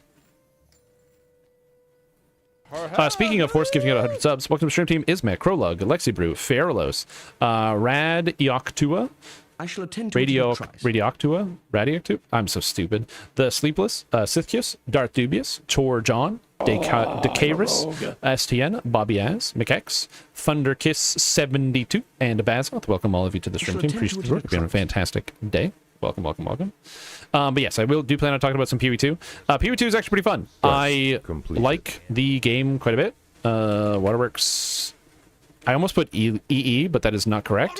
How do I do this? It's Can I just type in Waterworks? No, it's not Waterworks. Dude, I haven't played this game in so long. I'm so old. Is it just Harbor? Dude, I'm so old. Clan Gnashtooth. Oh my god. Oh, I'm a rogue. I can't remember anything. Your human voice is up ahead. So yeah. Oh, did I get and play shall Oblivion attend to it in a Remastered? trice. I did not buy Oblivion Remastered. Horse gifted it to me. So yes, I did play it. I shall Huge fan. attend to it in a I'm going to trice. be honest. Oblivion Remastered is so... It's good. I was worried they were going to screw it up. They didn't, which is nice. So I'm happy about that. But yeah, it's The Lost Seekers. That's what it is. Thank you. But yeah, it's everything I wanted out of it. Visuals are great. All the updates are great. Just a big fan. They really did a good job with that. Server transfer happened. No, transfers are Tuesday. Transfer Tuesday. Is there a consensus? I'm going to Thrain. Yeah, they did a really good job with the Oblivion remaster. It's really what you want. Visually amazing, just beautiful game. Huge fan. Anyway, back to work. Welcome to the stream team. Mortis Bryce, Druid's Fire, Recanips, Virtek, Deranged, Monley, Ruick, Axel Robs, Quest different guy. completed. Eriday, Crunicia, Quest Annoying Bread, completed. MX Ralston, Grumpsk. But every time I see SC, I assume that if somebody has the name like completed. SC in it, I assume that it's like SC is for StarCraft, which I don't know if it's great. Did I not take Undead? I'm so dumb I didn't spend my points. Oh my god. Oh my god. Welcome all of you. And a real Bronx, welcome to the stream team. Appreciate you completed. tuning in, and so that horse could gift you a sub. Appreciate it. Hope you're doing very, very well. Daily dice roll. Oh yeah, gambling. I forgot about the gambling. This is what happens. Oblivion stopped working for me after 80 hours. Get like 2 FPS now. Oh, interesting. I have not had any issues with Oblivion at any point whatsoever. So I'm not sure. I haven't had that issue. Yeah, I gotta remember how to play this game. Also, if you're wondering why I'm specifically playing on Elite, I'm playing a First Life Rogue. Leave me alone. It's the answer to that question. Also, I'm washed. I haven't played DDO in such a long time. I'm like still learning how to play this game. You guys remember playing video games back in the day? You remember how to play them video games? I'm still figuring it out. Full Power of the Sun? Yeah, maybe. You uninstalled it already? Oh, damn. Yeah, I unfortunately was not having any of those. Well, fortunately, was not having any of those issues, but yeah. Yeah, I'm super washed up. I'm a rogue. Builds commits free cosmetics. Yep. Oh, did they? Yeah, that was nice. But yeah. Anyway, back to work. Welcome to the stream team. Kaiju Care, Suffaz EFG, Papa Chulo. I actually have to look to see where I'm jumping this time. I hate that. I have less focus. I used to have like a better menu for this. I gotta actually customize the things on the side. The string marks are good, which is good. Quest completed. Baron Waste, Big Orion Master, Tater Thick, Orcish Fence, Zploosh, Ozymandias Swee, Trenlo, Hyambacus, Velinzim, Rapfan, Domo Kung, Cirrus Silverland, Arturo WTF, Grey Fox 6, Maverick the Gamer, Horse gifted at a lot of subs, Kevin Head, Royal Wolf, Quest completed. Bill Nye the Bounty Guy, great name, DJ Trip 6, welcome all of you to the stream team, I shall attend to it in a trice. Ali Sin Sweets, that sounds right, Lotil, Miracle Whip TTV, Quest Small Dreaming completed. Sheep, Jack Dragon, Maurice Girl, and Deathy TV. Welcome all of you to the stream team. Appreciate the support. I shall attend to it in a trice. Just forgot to thank Willow. Did I forget to thank Willow? I don't think so. I didn't see the name Willow on the list. I am very grateful for Willow putting the time together to draw me some really fun emotes. I'm a rogue. They're an emote on my stream. I shall attend to Emote it in artist. its tries.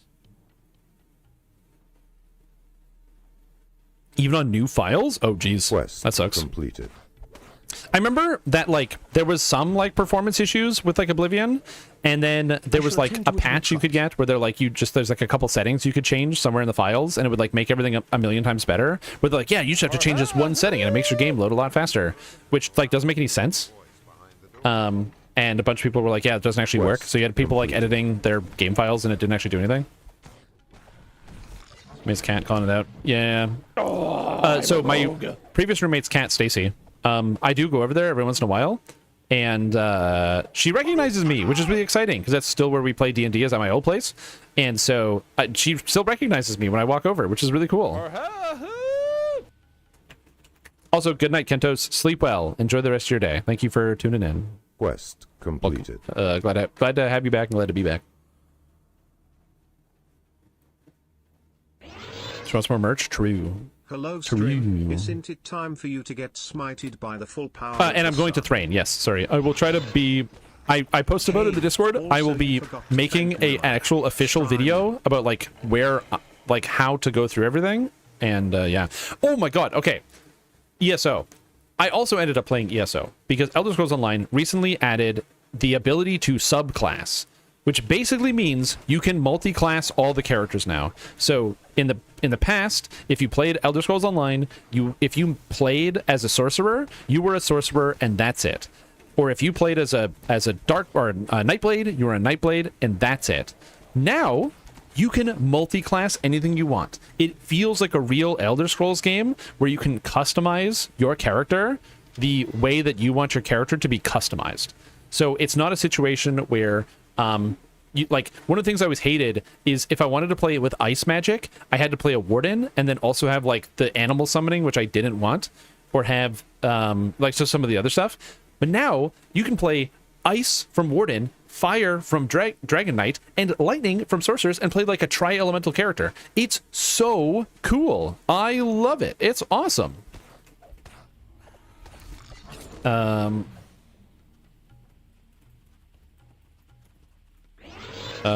Sorry, I'm just typing in Notice game. Streaming, huzzah.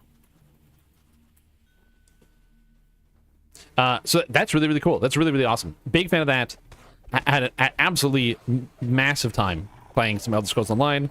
Really, really fun. So you have to level up the new classes. So you have to, like, actually take your time to go to your way to, like, go and re-level each of the things as a multi-class, which is cool. So I made a new character, and I was having a lot of fun. I leveled my new character all the way up. I leveled up all the subclass stuff, and I had a blast doing it. Quest received. And then, no joke, as I'm playing, I walk into a guy who goes, wait a minute, are you the real Strimtom? Because he recognized me from my DDO videos. I got found in Elder Scrolls Online. It was crazy. And it wasn't just me, because I can corroborate the... Nerosoth can also corroborate because he was also there. Because we were leveling at the same time.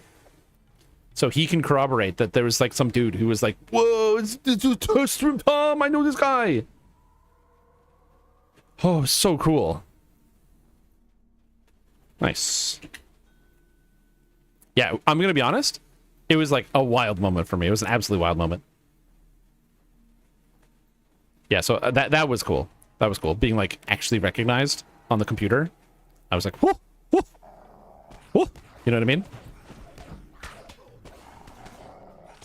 There's a music YouTuber in ESO, and he said he was the first one to do so. Oh, that's cool. Yeah, it feels good to be, like, find out sometimes. Chat, this is a made-up story. Have they found a way to make overworld content harder? No. The overworld content is as easy as you remember it is.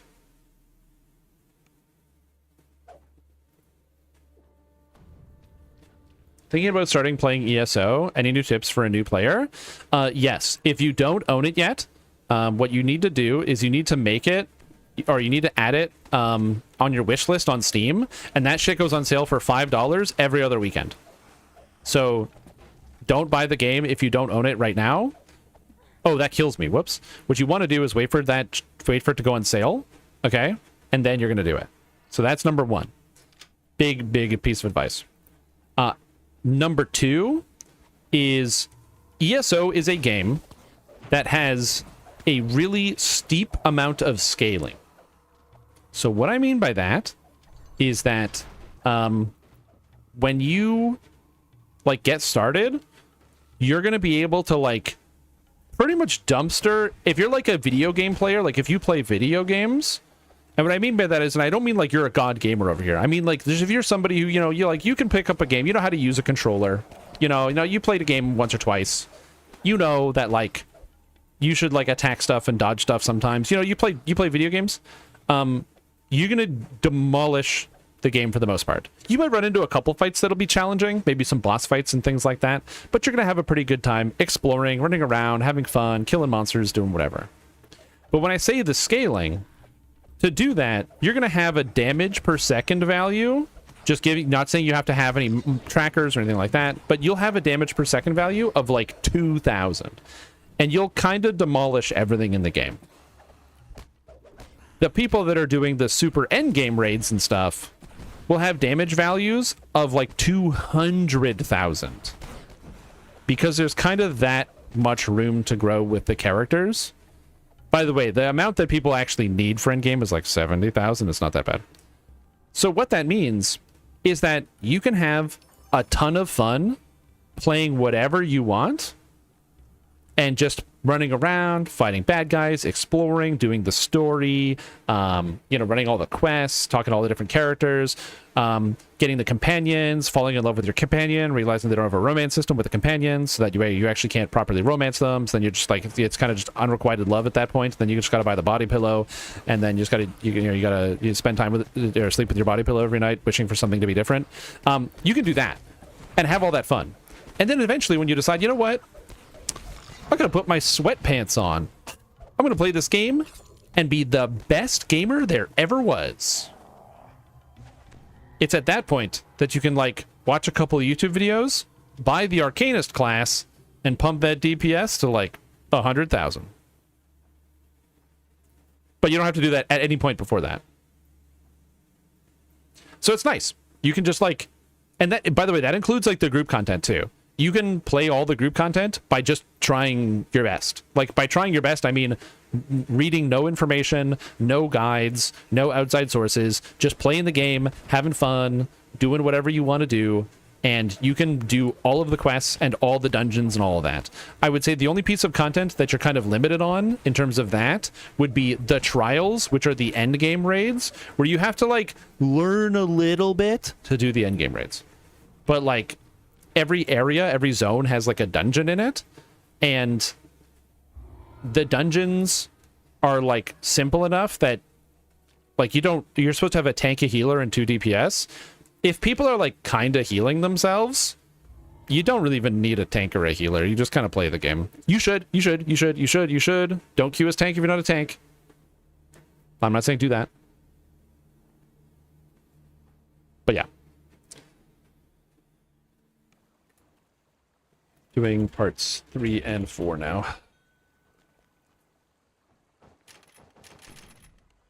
I am not advocating for people to do that. There we go. Embrace death. Woo! Is there a terrible bot epidemic in ESO? Yeah, there is. Sewage permeates the air around you. Yeah, but they ban them. It's just waves. Scribing. So scribing is you can make your own custom spells, which is really, really cool. And the answer is Arcanist is really broken and can do everything. It's the most recent class, so it's the best class in the entire game for like obvious reasons. And scribing lets you sidestep a lot of the annoying parts of the class, because basically they have this own unique mechanic called Crux, which is just a stacking mechanic where you build stacks of Crux and then you spend stacks of Crux. That's literally the whole idea for all your abilities. You have builders and spenders. But there is a scribing ability that entirely lets you skip the whole stacking and just give you max stacks all the time. And because there's an ability that lets you do that, you can spit out disgusting abilities constantly, and which is literally getting nerfed in the next patch. It's still going to be very good, but it's not going to be the craziest thing in the entire game. They're like 40x packs. So if you're gonna play ESO, my recommendation is you. Oh, sorry. What's the best class to start with? Whichever one you think is the coolest. They're all good. By the way, there are tanks, healers, and DPS in the game. All classes are tanks, all classes are healers, and all classes are DPS. It just depends on where you put your points. Your class also determines like 3 of your different trees that you get to spend your points in. So there's like 3 class trees. So let's say you play Dragon Knight, you get an Earth Power tree, you get a Dragon tree, and you get a Fire tree. But then outside of those trees, you also have the what is it? All the weapon trees. So there's the 5 different weapon types: sword and shield, two-handed, dual wield. Oh no, archery, resto staff, destruction staff, mages guild, fighters guild, like a million different trees. So your class is actually not as important as you would think it is, because you can actually play characters that don't even use any of their class trees and stuff. But yeah. I really hate having breakable weapons. So yeah. In general, I would say pick whichever one that you think is coolest. That being said, if you're asking for my opinion, which one I think is coolest, because I don't want to give you a non-committal answer, my answer to that question is when I first started playing, I played Dragon Knight, because Dragon Knight gets an ability where you can spread wings from your back and leap on a guy and crash on them like a boulder or like a meteor landing from space. And if that sounds interesting to you, then guess what? Time for you to play Dragon Knight. Dragon Knight is very, very cool.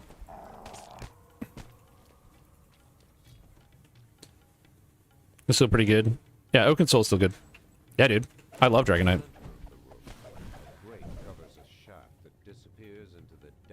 Yeah. They really get through that. They did change the skill order a bit, but the first skill you used to get in the fire tree for Dragon Knight was the flame chain, where you literally point at a guy, shoot out a chain of fire, it hits them and it pulls them to you, ignoring all the physics about that. So if there's like a guy down on a ledge, you can pull a guy up a ledge, or you can jump down a ledge and pull a guy down. Like, I shall dude, attend to it in a trice. it's so cool. So cool. I love it. Can you be a thief and steal everything that's nailed down? Yes. Is it worth it to pay the sub? Yes and no. Here is my pitch to you. The subscription gives you all the content that is not the current expansion. So we're going to use this like DDO terms. In DDO, when you subscribe, you get access to all the adventure packs. Well, the thing is, right now in DDO, adventure packs are like 1 in every 3 content releases. It's like adventure pack, expansion, adventure pack, mini expansion, adventure pack. So really, the value of the sub has gone down a lot. You don't really get a lot of as much value as before, because a lot of it's now in expansions. In ESO, all of it, the expansions, everything is included in the sub, except for the most recent expansion. So if you just don't want to buy the new one, but you want to play the rest of the game, the sub for the month gets you all of that content. Now, the reason why I say yes and no, even though I personally believe you get pretty good value for what you get out of the expansion bit, is that the game has so much content, just an unbelievable amount of content. Why is that showing up? Hold on.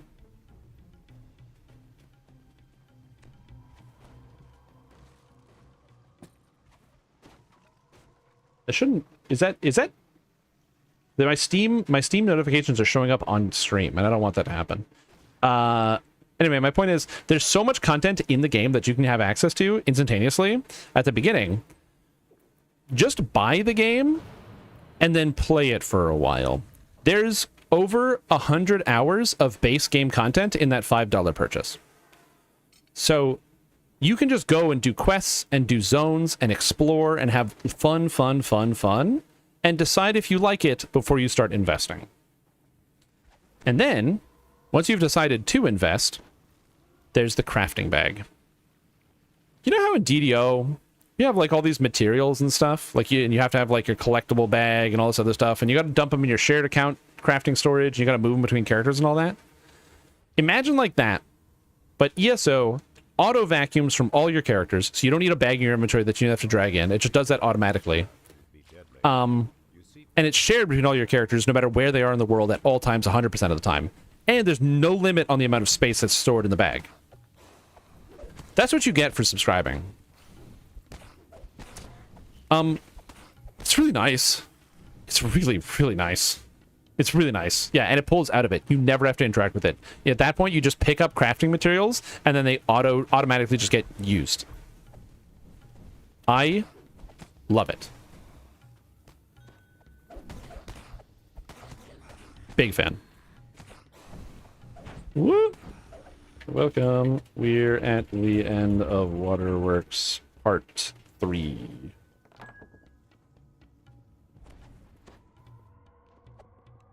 Oh god, I gotta help this. So yeah. I will say this. There are a lot of reasons to get the sub, but like most things, play the game, decide if you like it or not. Yes, that's also true. Yes, your inventory will fill up with a lot of random bullshit. So yeah, keep that in mind. But yes, if you are playing the game and you're having fun, then consider the sub and play. But you can just go ahead. Which items they think a stack of 1 million again? Ah, I didn't update the quest thing because I kind of spaced out. So we're just gonna go to Events Fate and call it a day here. Oh! But yeah, overall, very fun video game. Sub, definitely worth it. When I play ESO, I do prefer to play it with the sub because the crafting storage is kind of that good. It's just really, really nice. So I do enjoy it quite a bit. But yeah, it's a lot of fun. I will also say, if you've played Guild Wars 2, Elder Scrolls Online is very similar to Guild Wars 2, but it's a little simpler. ESO is a little simpler than Guild Wars 2. There's fewer crafting systems. There's fewer different types of scalars, generally, and there's fewer keybinds.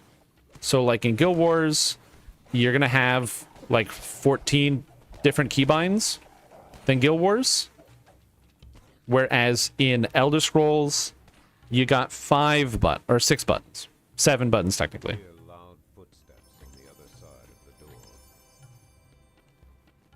Oh yes, also ESO has no cooldowns. It's entirely resource based. So if you have a spell you like to cast and you have the mana to cast it, you can just keep pressing that button until you run out of mana. It's all about resource min-maxing. Which is actually kind of a cool system. I like it. But yeah, so hopefully it is good. Guild Wars 1 to speak. Oh yeah, I'm also playing Guild Wars 1. I'm playing through Guild Wars 1 right now. It's fun. I'm actually having a pretty good time. Guild Wars 1, to me, is a really good upgrade from EverQuest.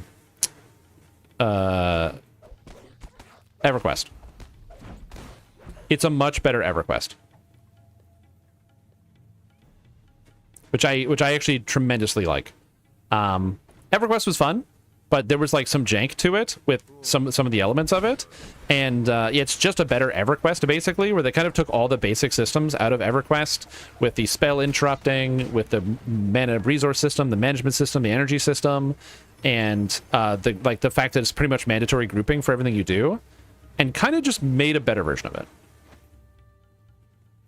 So I have a lot of fun with that. I'm playing a Mesmer Monk, and it's kind of a blast. You ever finished BG3? Yep. Yeah, all of it's on the VODs channel. The VODs channel has the whole playthrough of Baldur's Gate 3.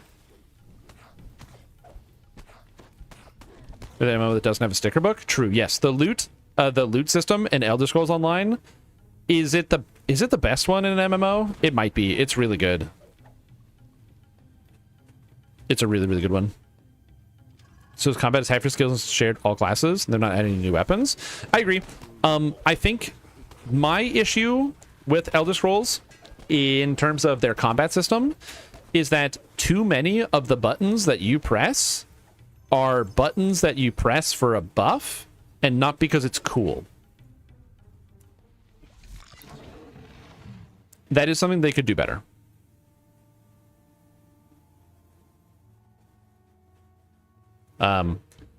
Like, there are so many buff spells that you cast. A lot of the builds that play the game, out of the 10 skills you can cast, have like 8 buff spells, and then 2 actually attacking spells, or spells that like just even look kind of cool. Which is like not ideal. Yes, I'm going to be going to the Thrain server. We're going to Thrain. Ooh. Close.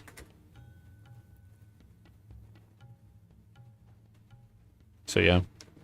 So have your buttons or 6 duration buffs you rotate through nonstop. Yes, that's why with the new multi-classing system, I have made a character. I took my sorcerer and I made a build.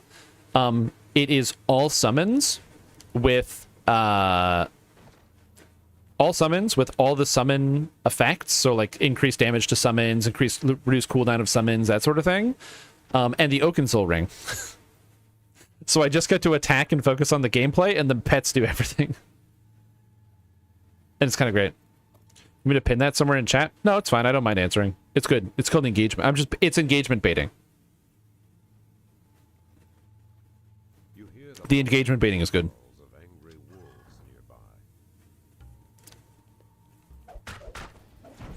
Yep. Oh, wolves!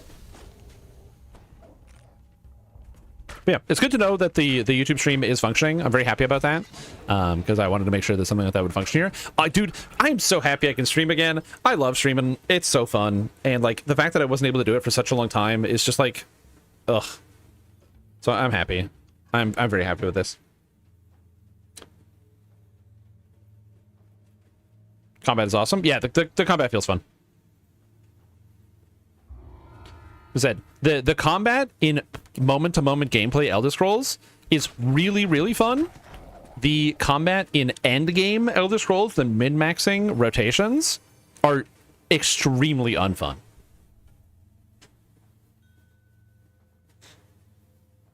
That's how I would describe it.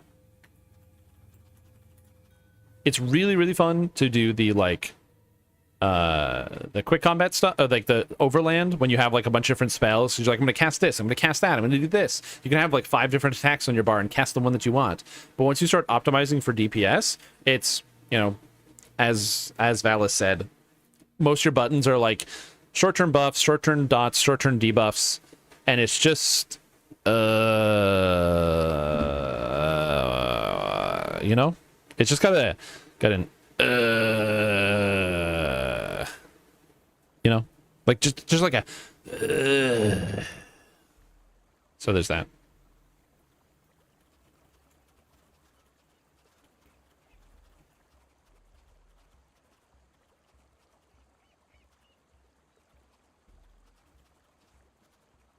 Okay. Top to 20 episodes, we killed some metal men. Oh, it should be there. You know what it is? It's probably because it's separated out on the stream and not on the chat. I should fix that. Okay, Thomas, actually, I think you're right. I think it is separated out. It's in like it's in the stream section, but not in the VOD section. I might have to fix that. So yeah. Filtrations, it does. Yeah.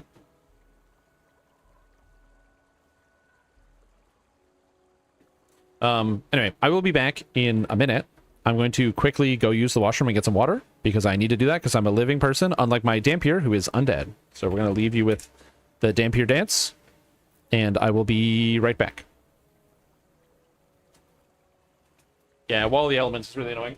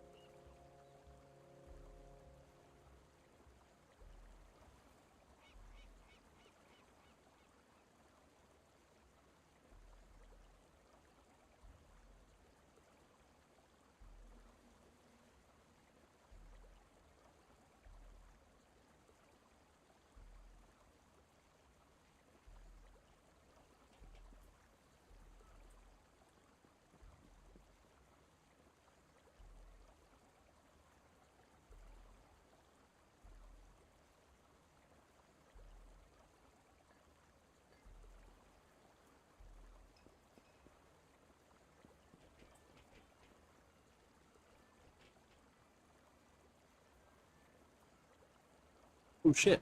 It's the captives. I think that's what we're doing. I'm back. Yeah, I just hate caltrops.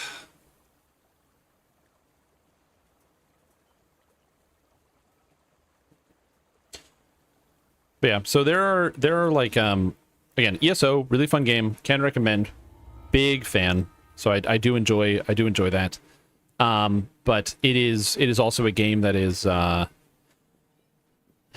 would say the biggest problem that I have is honestly, because the game is so easy, there aren't a lot of reasons to play with other players. And that's like kind of the biggest problem is like if you're playing on the normal dungeons, you can play with your friends, but nobody needs to try at all. So then do you need to play with your friends? And then when you step up to the veteran, it's a pretty big jump in difficulty where you playing with your friends is now fun, but now people actually have to like kind of try hard. And so there's none of that. There's not like a middle ground, if that makes sense. I don't know. Plus overworld content I find is just not fun to do with other people, which is another issue that I think that ESO has. Also, Nocturnal One and H46 Aviator. Welcome. Hope you guys are doing well. That's right, I'm back. It's me, Strim Tom. Tom of Strim. That's right. Today we're talking about Dungeons & Dragons Online. We're looking at Dungeons & Dragons Online. We're spinning Dungeons & Dragons Online. I don't know. We're having a good time. Also, I think I missed the original dad subscribing. So, original dad, welcome back to the stream team. Appreciate the support. I think I missed that. So, I apologize. And A Soup Kitchen's also for gifting out a sub, which I also think I missed. So, thank you. So, that's very kind. And also, Nobop, resubscribing. Dude, thank you for the 36-month resub. That's literally crazy. Wait, you resubscribed for 36 months? Wait. You resubscribed for 36 months?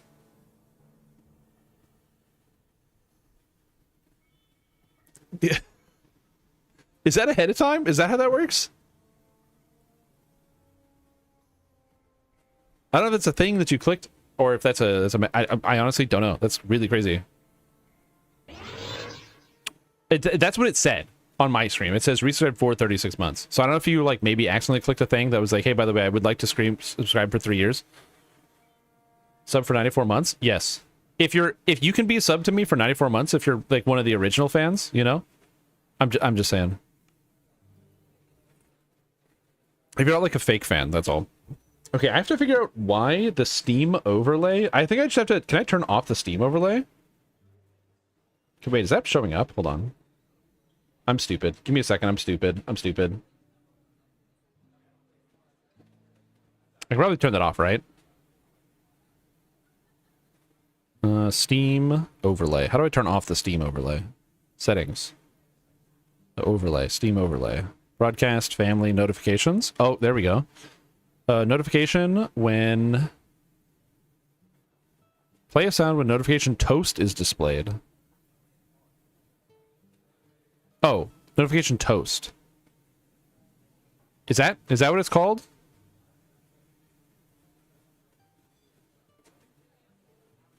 Okay, hold on. A toast. When a friend comes online. Oh, I don't see that. When a friend joins a game. Okay, so I turn that off when I receive a DM. Chat room notification. Okay, there we go. Okay, I fixed it. I fixed it. Okay, I fixed it. I just don't want, like, people on my friends list to get displayed on screen. That's all. Hype Train of Nova just dropped 36 months. There are no more months to sub. There could be more. I'm not going to die anytime soon. Yeah, because healing is so easy. It's either too easy to get one shot. Yeah, true. I mean, that's also an issue that a lot of games have. Like, another example is, well, yeah, the issue of, like, instantly healing, where Lord of the Rings Online had that problem, where mana got, like, avoided for several years, where, like, there was no reason to worry about mana conservation in any capacity whatsoever. So you could always have, like, full mana literally 100% of the time. And since you always, like, you didn't need to worry about mana, you could always heal at max capacity, which meant you were pretty much always doing tons and tons and tons of healing output. Like, it was really crazy. So the solution to this problem was they rebalanced mana, but then it meant that monster damage had to come down because you couldn't just pop somebody back to full. Because what would happen is because you could instantly heal somebody, they had to basically instantly kill people, so the damage is super spiky. So they kind of evened it out. So now damage is much more gradual in the game because mana is actually a resource you have to manage. and it's a significantly better change for the game. As it turns out, having meaningful resources in your game with resources is a good idea, and it works really well. I was very skeptical of the change in Lord of the Rings Online where they brought mana back. It was a good change. It was a good change for sure. And what's a module you'd love to see DDO add personally? So I don't know anything about the modules. That's just not something I know a lot about it. I'm going to be honest. I've always done homebrew. You should definitely turn that back on. Do you want to start playing like, I don't know, Hello Kitty Highland Adventure, or like Shower with Your Dad Simulator? And be like, hey guys, look, someone on his friends list is playing Shower with Your Dad Simulator.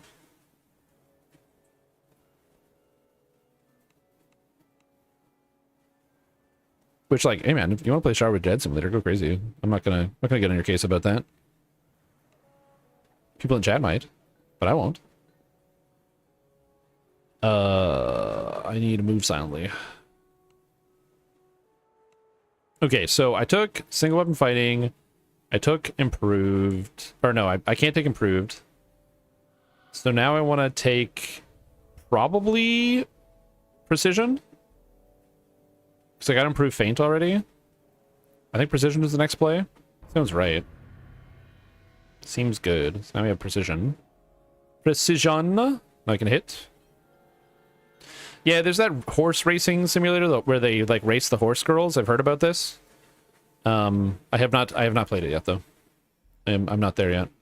I am back. Still wanna do some depth. The horse breeding simulator? Yeah, no. Uma Musumi. Only heard good things about it. Oh, I'm sure it's fine. It's a video game. Like most things, it's probably perfectly fine. The Cerulean Hills quest.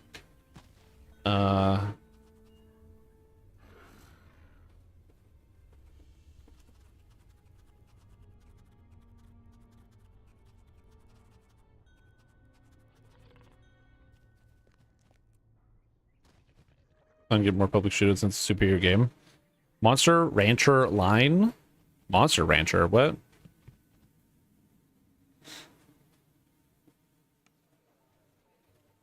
Like, is that a thing? I remember many, many years ago, there was a Monster Rancher animated cartoon about a kid who brought his PlayStation game to like some ancient temple outside of town and put the PlayStation game in a circular thing that was about the size of a CD and went into the video game. I don't remember any more details than that. That is exclusively what I can tell you about the Monster Rancher cartoon anime that played on TV. That's all I got.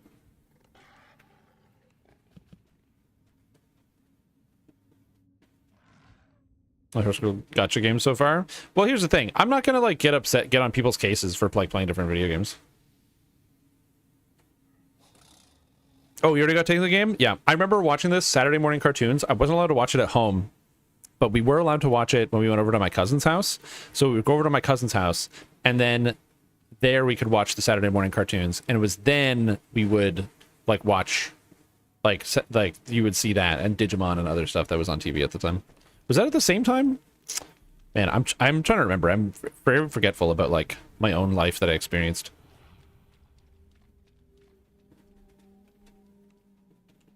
Take the disc out and put music in games so you can generate monster from it. Oh, that's kind of interesting. You know, that was something that they did on the like original Xbox. I hate that I have to say original Xbox. Microsoft can go straight to hell. The fact that I can't say Xbox One. I have to say original Xbox. If you say Xbox One, people go like, well, I don't remember that being on Xbox One. That only came out like a few years ago.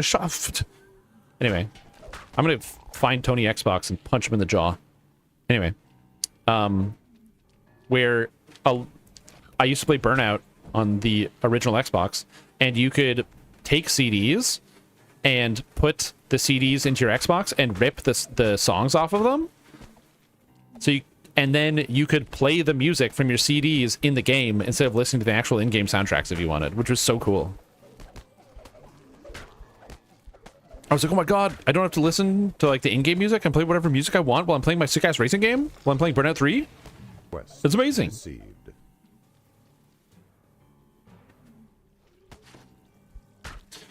Did you have been playing WoW Classic? Yeah. Yeah, it was a good controller. I'm gonna be honest with you. Had a blast with that controller. My brother liked it. He has like way bigger hands than I do, so he always liked the big controller. Yeah, you probably can. I never had a PlayStation. Game with Ultraman Kaiju. Oh, that's actually kind of neat. I don't hate that.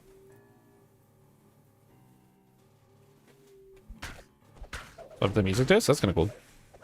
Yeah, I didn't. So the only World of Warcraft Classic that I've played that I've actually enjoyed was World of Warcraft Classic Cataclysm, because I actually did play during Cataclysm, and so I enjoyed it a little bit. Now I'm not gonna get out here and be like, yeah, I love Cataclysm. It was the best thing ever. But it was like pretty fun to like run around and do some dungeons and other things like that. I enjoyed Cataclysm a lot more because you didn't have to wait for your mana to come back. Waiting for your mana to come back is something I never want to experience ever again in any video game. And if anybody tries to get me to play a video game where I have to use a command to wait for my mana to come back outside of combat, I'm going to tell them to jump in a lake, then get back out of that lake, then jump back in the lake again. Two lakes. That's what you get. You try to tell me to play a game where I got to sit down and wait. No, 2 lakes. You know what? We're going to get another lake. We get a 3rd lake. That's what you're going to get. None of that. It's like literally the worst.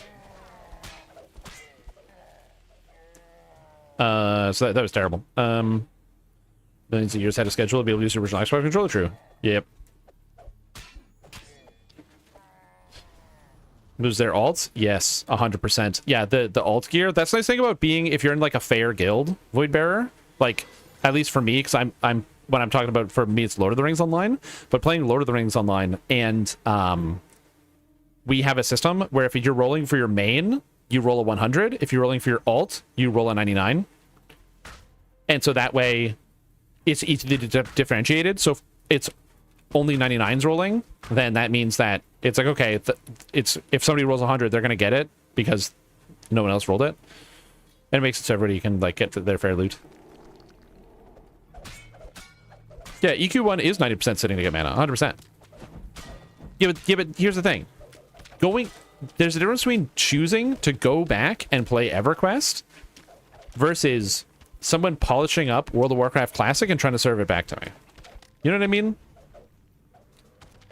Like, if you want to go back and subject yourself to EverQuest, that's like a real hard decision you have to make. You have to like get up in the morning, you got to look in the mirror, and you got to go, yep, EverQuest today. Yeah, EverQuest today. That's what we're doing. We're doing EverQuest today. Yep. Whereas with WoW Classic, that's some like Blizzard henchman trying to be like, yes, this game actually is very good for a modern game. You should play it. No one's forcing you to go back and play EverQuest. EverQuest, it's there. You don't have to. You don't see ads for EverQuest. You don't got to see people telling you to go play EverQuest. But WoW, everyone tells you to play WoW Classic. WoW Classic was so good, man. It was amazing. I loved waiting for the Zeppelin. Do you remember waiting for the Zeppelin? I loved waiting for the Zeppelin. That's awesome. It was the best when you're waiting for the Zeppelin, and then you're like, oh, you know what? I'm gonna put my dishes in the dishwasher, and you gotta put your dishes in the dishwasher. So you go downstairs, you put them away, you come back, and oh, you just missed the Zeppelin, dude. Oh man, God. I guess you just wait for the next Zeppelin.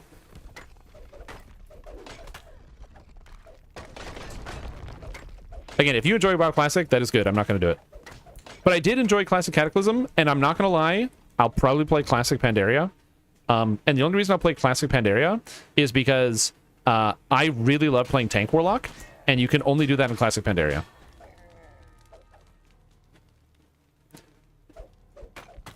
Pandaria was so cool. When shamans, what was it? Elemental shamans could literally move while casting all their spells, which was sick. And you can play Tank Warlock. I didn't like Monk. I was a big Blood DK guy. Their phone in their pocket? True, yeah.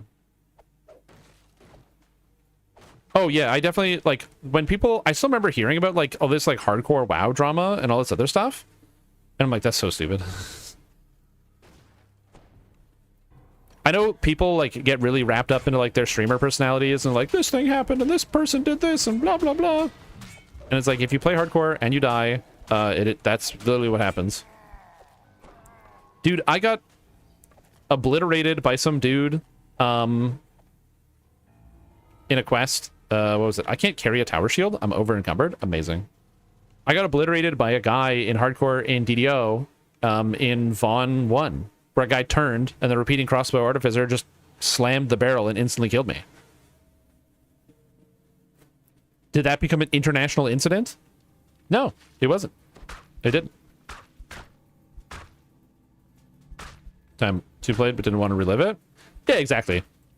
It's one of those things where, like, if your friends are playing, play video games with your friends. You know what I mean? Like, it is good to play games with your friends, but yeah. Play a game to this day? Yeah. I think that's, and that's, like, for me, that's also the bigger thing. Like, if a bunch of my friends are, like, playing one game and they want to play it, like, I'm gonna go play it. It's fun. Do that to you in Undermine? I don't think so. The hardcore stuff? No. I don't think they copied DDO. Hardcore is a concept that's existed in, like, a million games.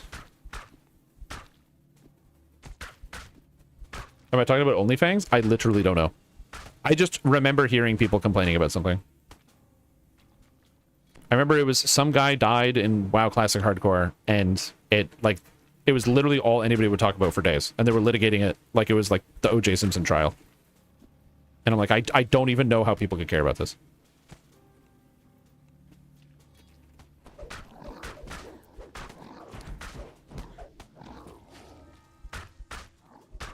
So yeah, there's that. Again, it's something that I can't bring myself to care about. I'm sure it's important to somebody. Kind of did that with the Forge Wraith. Yeah, it's, like I said, sometimes you get murdered, sometimes you murder somebody else. It's hardcore. It is what it is.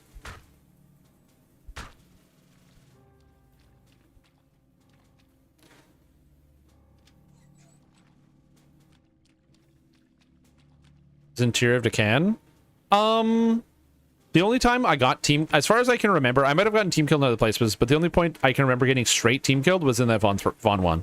That being said, it was like kind of upsetting in the moment, but it was also kind of funny. You know, like looking back on it, it's really funny. Because it was 100% an accident. It was absolutely an accident.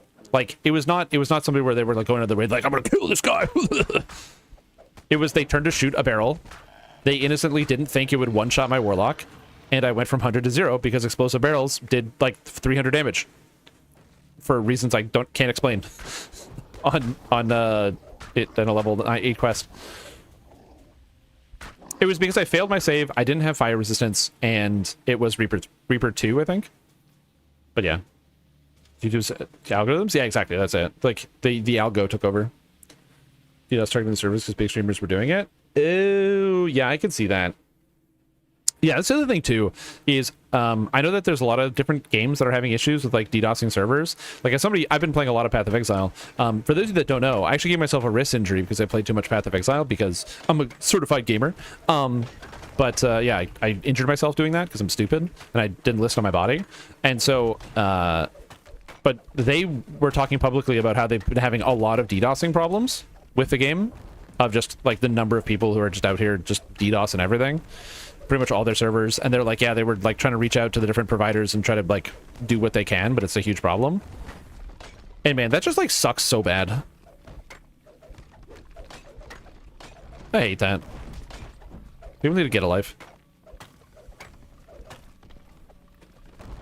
Jumped and misfell lava. Yeah, everyone's had the lava death. The Cogs lava death is, like, the worst because you're usually level 19. So you're, like, on the cusp. You can taste 20 and you die. Oh my god, when I died because I didn't have shield on my... Oh my god, when I died when I didn't have shield on the paladin. Oh. Oh, that was painful, dude. That was painful. I get ghost touch because I'm an undead! Do I... Wait, hold on, do I? No! I have ghost touch because I have a Book of the Spirits, which I farmed! Anyway. Yes, I am the first death in hardcore ever because it was on the preview for hardcore, and I died in the Hall of Heroes.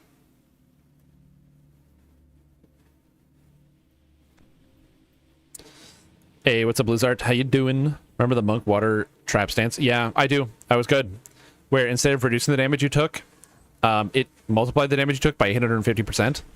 Good times. Oh, I got earth grabbed. That's not good.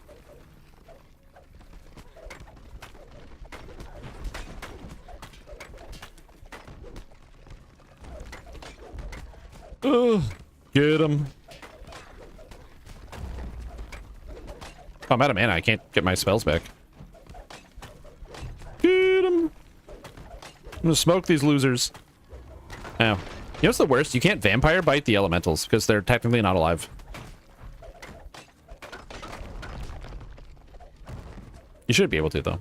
Why can't I suck blood from stone? That's literally an expression. To squeeze water from stone. And yet, the water of life cannot come from the elemental? For shame. Do I go left or right in here? I think it's left. Nope, I don't want to go this way. I don't want to go this way. I don't know why I went this way. I don't want to go this way. So they said, improving the game works as intended. That's true. That's me. Preparing for the transfer is really easy. So I'm going to give you guys the quick and dirty. So I'm putting out a video guide on how to deal with the transfers, how to get ready, and how to do all this other stuff. You want to know the secret to preparing for the transfer? And what my personal piece of advice is to you? Delete all your characters, don't transfer anything. You're honestly going to have so much more fun getting gear again. You're going to have so much more fun playing the game, exploring, doing new things. Just delete all your characters. Don't worry about it. Don't transfer. It's so much easier. Just play on the new servers. Don't transfer. All those items, think about it. Go to your shared account storage, okay? Then, before you open it, think of every single item that's in there. Either mentally or physically, right? Make a list of every single item in the shared account storage. Go through the whole thing. Is this on Reaper? No, it's Elite. Go and do the whole list. Every single thing. And if you can't, if there's any items you don't remember, delete them. Problem solved. I'm gonna get them. Yo, what's up, ZXZEL? How you doing? You can't get blood from a rock. Is it? Is it you can get water from stone, but you can't get blood from a rock? Damn. I've only heard that people use that term when it comes to chess. Describing that some players are able to squeeze water from stone in positions. I don't watch a lot of chess, but that is pretty much the sums up the total amount of chess that I know.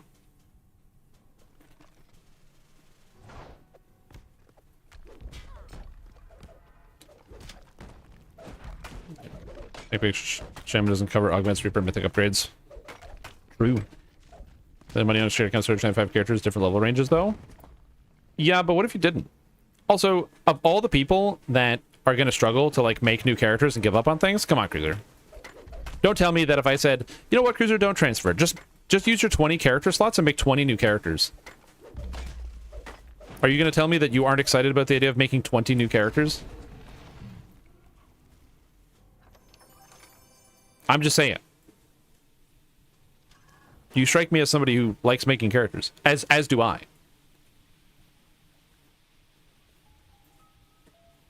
Sometimes I might just start fresh. Yeah. Like, obviously transfer if you want to, but I think that sometimes we hold on to too many things, and it's okay to let go of some things. Sometimes it's okay to let go of some things. It's like how in Destiny 2, I've been like cleaning out a lot of my items that I have because there's a new expansion coming out with a whole bunch of new gear. And I've just had to go through a lot of items, and I'm like, it did take me hours to farm out this gun or this whatever. But you know what? I never used it. I still haven't used it. I'm not going to use it. And I just got to delete it. You know, you just got to walk away. You just got to say, nope. I'm done. Before unpack or before the transfer? You make the character to save the name. So you go into the new server, you make Rapfan. You save the name. Then you transfer Rapfan. Okay? That transfer is going to take you 13 days. After the transfer is complete and you get Rapfan-1, then you go into your character select, you delete Rapfan, and you rename Rapfan-1 to Rapfan. That is the order of operations here. You can't combo me, buddy. Sorry. I'm getting murked by these guys. What the heck? No, live. Combo, get him. Is sneak attackable? Nice job, us. Nice job. Whew. So you make, because the character transfer process, I mentioned this before, but I'm going to say it again for those of you who have not seen it or haven't had the chance to see it. And this is important. The transfer process is going to take a long time. It's gonna take a long time. SSG may tell you that they've improved the process, they're making it faster. That might be true. It may, in fact, be simple for everyone to transfer. But speaking from experience of what happened in Lord of the Rings Online, the game was completely dead for a week. So just keep that in mind. When you transfer your character, or you're trying to do the transfer process, there's a good chance that you're just kind of locked out of play for like a week. Okay? So just be aware of that ahead of time. Know that now, so you can like mentally prepare.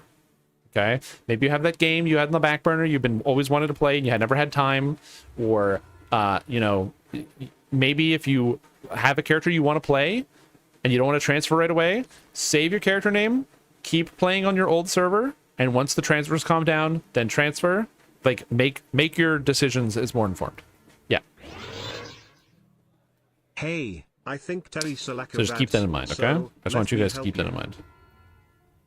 Darling, hold my hand. What the hell is this? Jet2 holiday, and right now you can save £50 per person. That's £200 off for a family of 4. Oh, I need my favorite. We've got millions of free child place holidays available with 22 kilograms Does this person have ship of buffs? baggage included. Book now with Jet2 holidays. Package holidays you can trust. Cheer 100. Amazing. Thank you, Ludacris. Appreciate the support. Thanks. And thanks for the knowledge. Without you, I don't know what I'd have. Transfer card from the bunker deep within the earth? It's not a bad idea. You gotta pry it out of the server transfer taking place? Yeah. True. No, but I can invite you to the ship for 4 hours of buffs.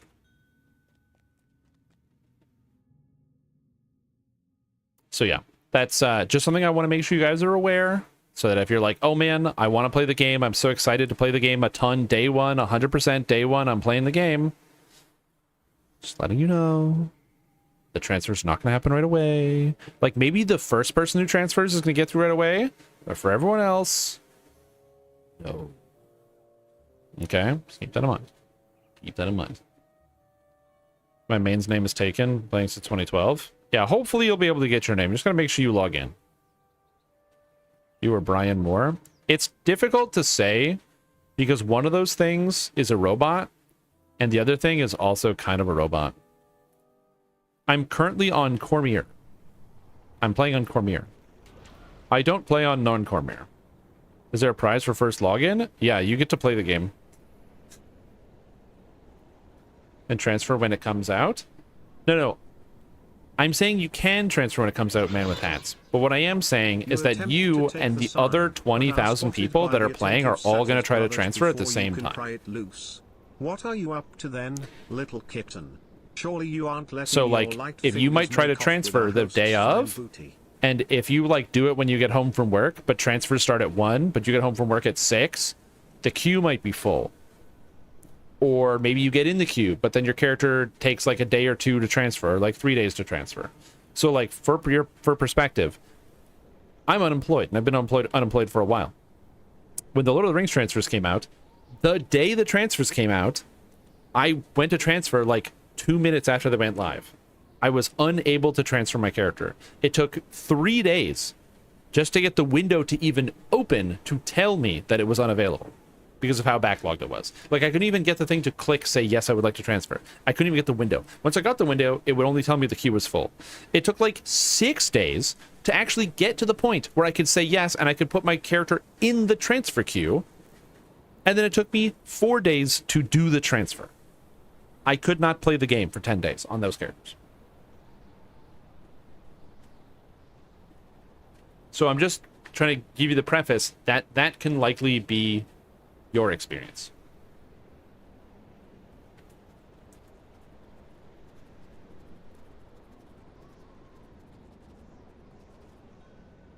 EO is the high-level customer support. Yep. Good old customer support, like Brian Peters for MTG cards direct from Wizards of the Coast. Yes.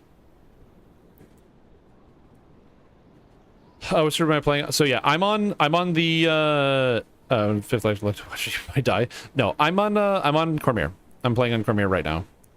And I'm not a student still. I graduated. I graduated with honors. I have my certificate behind me.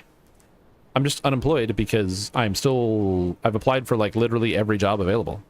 So sometimes you just apply for literally every job and you don't get them.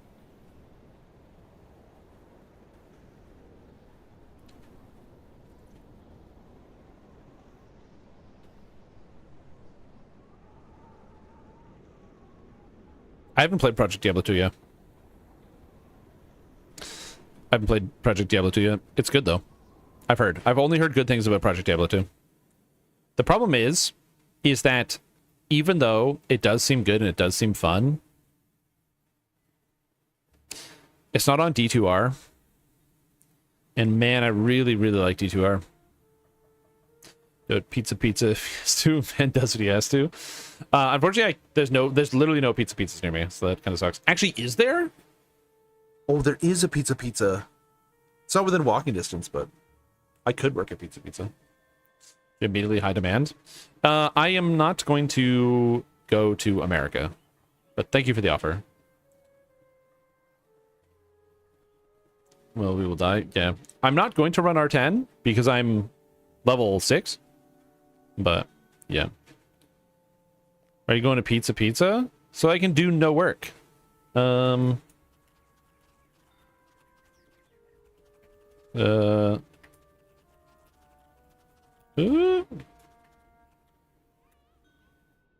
probably get thrown in jail. Yeah, I don't need to get thrown in a concentration camp. I'm good.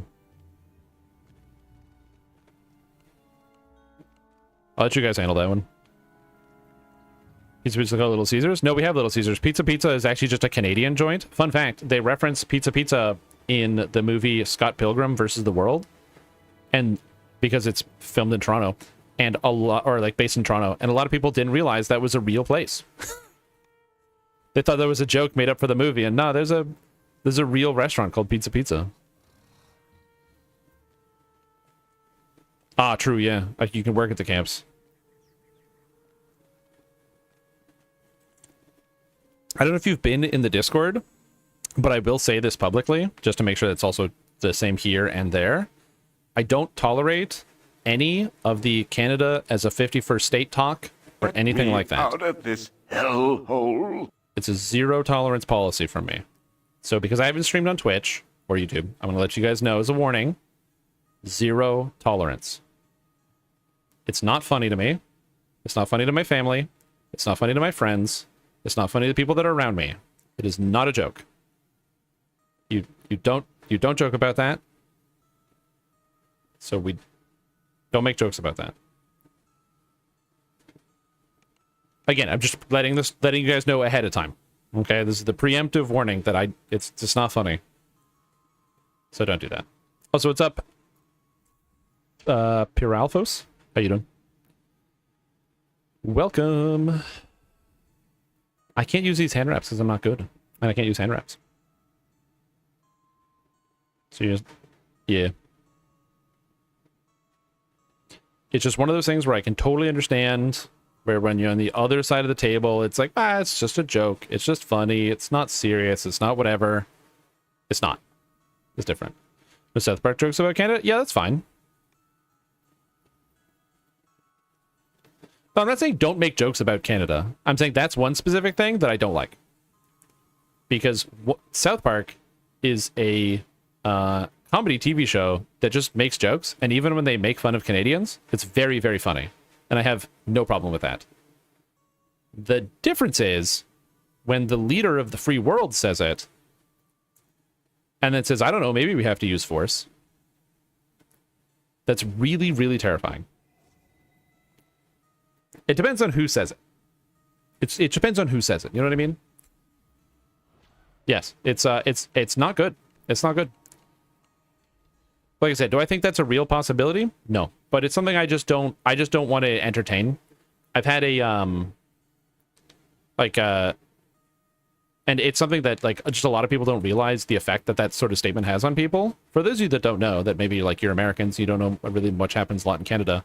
After the beginning of those statements, up here in Canada, we started boycotting everything American. We removed all sorts of stuff off the shelves. It was a huge part of our most recent political election, was basically being like standing strong against the United States. So when you go to stores now, they actually display which are Canadian products, which are not Canadian products, or in a lot of cases, the non-Canadian products have straight up been removed from the shelf. Canada is the largest buyer of Kentucky bourbon, or at least they were before January, at which point now we don't set, you can't buy Kentucky bourbon here. You just can't buy it. It's not on the shelf. It's a really big deal to a lot of people here. It's not a funny joke. So yeah.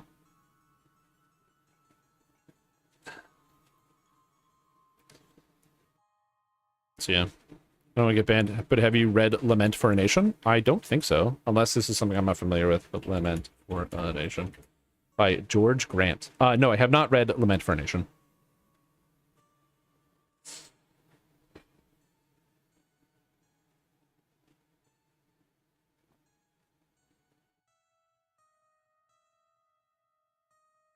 It seems interesting, though. Oh, yeah, and it's like I said, I just, like, generally, like, for the most part, I don't like to talk about, like, politics on the stream. But anyway, to finish my thought, my girlfriend was traveling. She went on, like, a cruise with some of her family. They went to did this, like, kind of Mediterranean cruise. They went to, like, Spain and Turkey and Greece and, like, all these other places, and it was really cool. And whenever she would talk to, like, Americans who were also, like, on the same cruise, they would like immediately bring up the joke. Oh, hey, 51st state. Oh, you guys are like free range Americans. It's like really pervasive. And it's really spooky when people talk about like owning you and owning your country as like a joke, but then they keep doing it. So yeah, it's not good. So as I said, just something that I'm going to let you know, zero tolerance, because the people around me have to prepare like it's like a real thing. Like we all have to prepare like it's a real thing, that like, oh, there's a chance that we could get like invaded by the United States of America. And that really changes your perspective on things. So like for us, it's very real. So just keep that in mind, that it's like, it may be something you think is like funny. It's a funny joke. It is not funny to anybody on this side of the border. That, okay, anybody is the wrong term. Allegedly, according to statistics, there are like 14% of Canadians that are okay with that idea. And there's a huge amount of Canadians that are not okay with the idea. Again, this was literally one of the biggest swing points in the election. For those that know very little about the Canadian politics, the Conservative Party of Canada had literally a 100% chance to win the election in a landslide. And then Trump started talking, we're gonna buy Canada, we're gonna take Canada, 51st state, talking about it constantly. And the only person that didn't directly denounce it was the leader of the Conservatives, Pierre Poilievre, which was an extreme sticking point and literally led to them losing the election. Very different. Yeah, 100%. They would have won. I'm not even joking. And his seat. He lost his seat. The guy running for prime minister lost his seat. It's insane. One of the most insane throws in the history. They would have had the largest majority in Canadian history. And they threw it. Unbelievable. But yes. Anyway, we don't have to talk about politics. We're not going to do that. But just in case you know, any Americans out there, those types of things did have a pretty big impact on the country and the people that are around me and stuff. So that is just something I want to make sure we are all aware. To me, it's not funny. To my friends and family, it's not funny. And I understand like making lighthearted jokes and stuff. In the future, when this is past, when it's not a thing that can happen, you want to make jokes about it. Let's say like 6 years from now, all of this is over. Sure, whatever. We can make jokes about it. It's fine. Right now, it's a direct threat to many people. I don't like it. I don't want it. So keep that in mind. And now we move on. Which DDO builds do you have fun with? Pretty much all of them. I really love DDO builds. I'm gonna go back to my other character though, which is a lot of fun. Don't want to be here anymore? Yeah. Yo, what's up, Coins Dog? How you doing? How are ya? This character, Goku mid, with this bad outfit. Oh, is it Bastille Day? That's exciting. I'm saying some games keep burning the shake. Not following you, but it says subscribe to you. Yeah, that happens. I'm going to be honest. It's the same thing that happens to me on YouTube. The number of people who I am subscribed to is like surprisingly low.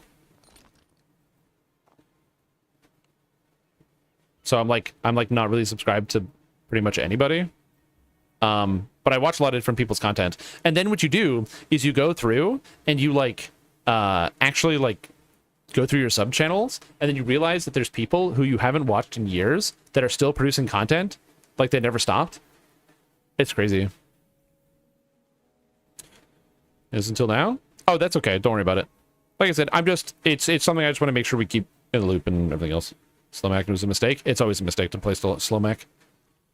Okay, so I was just showing off the Dampier and some of the extra tools you can do. This is a character that a lot of people haven't seen much about, which is the Dragon Disciple. Dragon Disciple is pretty cool. It is a character that is a hybrid spellcaster and a melee, and it actually works pretty good. Overall, I would say that as a leveling character, Dragon Disciple is definitely one of the top for me personally, and it's something I will continue to play in the future. I think it's very good for hardcore. I think it's very good in groups. I think it has a lot of fantastic utility. I think you're going to have a lot of fun with this character. I absolutely love playing it.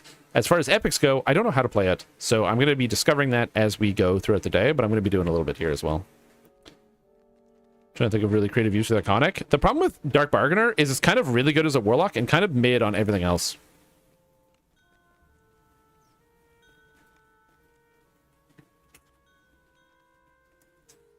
Yes, I'm going to Thrain. Thrain is where we're going. Thrain. Also, what's up, Firebirdie? How you doing? How are you? The secret non-sub gifter to Voodoo Spice's channel? No, I'm like super unemployed. I'm like giga unemployed. Still looking for a job though. I'm on the hunt. It's just the nature of like, I think the biggest thing of the reason why I haven't been able to land a job is because the process of finding a job is just glacially slow around here right now because it's summertime. As you emerge from Well, trollish war drums yo, thanks, Blue Phoenix. Enjoy the rest of your evening. Take care. Have fun with the fam jam and enjoy yourself. Blackheart trolls have made their home in the shadow of these ruined walls. They seem eager to repel invaders. Maybe before I get to cross class. Yeah, cross classing good. Veil? I don't cross class as much. I definitely am more of a pure class Andy because sometimes you just don't want to give up on the individual things, but other times there's just some like really cool builds you can do. Barrier blocks. Oh my god. Oh my god. Oh my god, let me in. Inside. Boom. Alright, take care, Thomas. Enjoy the rest of your evening. Thanks for tuning in. This goes through doors? Oh, there's probably something stupid you can do with flaming blade barrier. Oh, wait a minute. Does that mean you could, like, activate flaming blade barrier, leave a quest, respect tree, enter a new quest, and then still have it active? And you can, as long as you can carry the quest, this buff, you can keep it up the entire time? So you can have the barrier, the flaming barrier active? I know you can do stupid snapshotting stuff with Wrathful Form. Okay, do you guys want to hear about some like tech, some like DDO tech? Okay, so Wrathful Form. So this is one of the abilities for Exalted Angel. So what you can do with this is it makes this when you cast a fire, light, or alignment or positive spell and it damages. So you have to affect something. It creates an aura around you that does fire and light damage per caster level that deals damage. Now the thing with it is that the aura snapshots whatever effects you have when you activate the aura. So you can put on a weapon that has dust and a weapon that has ash, which are two debuffs. Cast a spell, generate the aura. Then you can swap weapons. And as long as the aura doesn't fall off and you keep casting spells, you only increase the duration of the aura. So it will continually apply those debuffs without you having to use those weapons, effectively getting you those debuffs for free.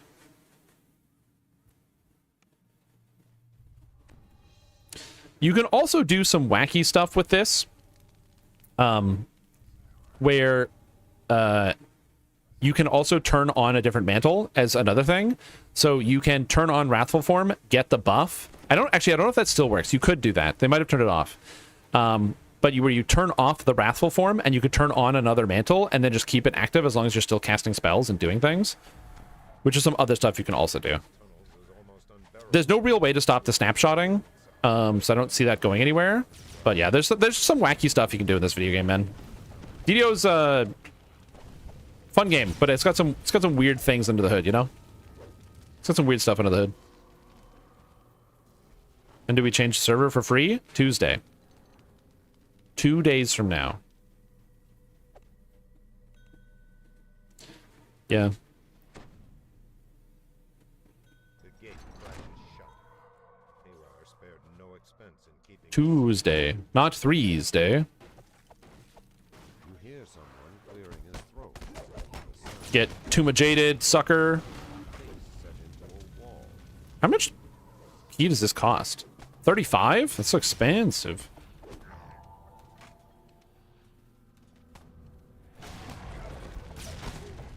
Yeah, I think they patched the thing that allowed you to,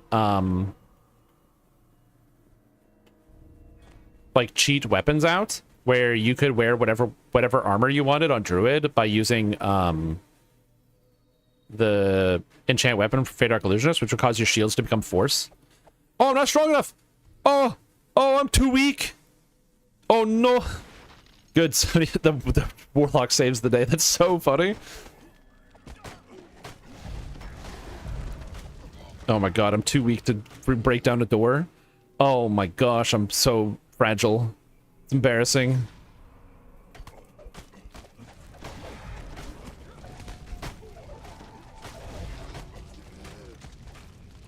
This is a hammer? This is the Nightforge hammer. I actually don't think I upgraded my weapon, which I could. I just never did. Ugh. This guy's have too many hit points. I'm not ready for Reaper mode. I'm a first life character. Get him, everybody, get him. Have you ever heard of the 23 elusive door. 23 Is there a high door? CR door somewhere in the game that has some wacky properties? I don't think so.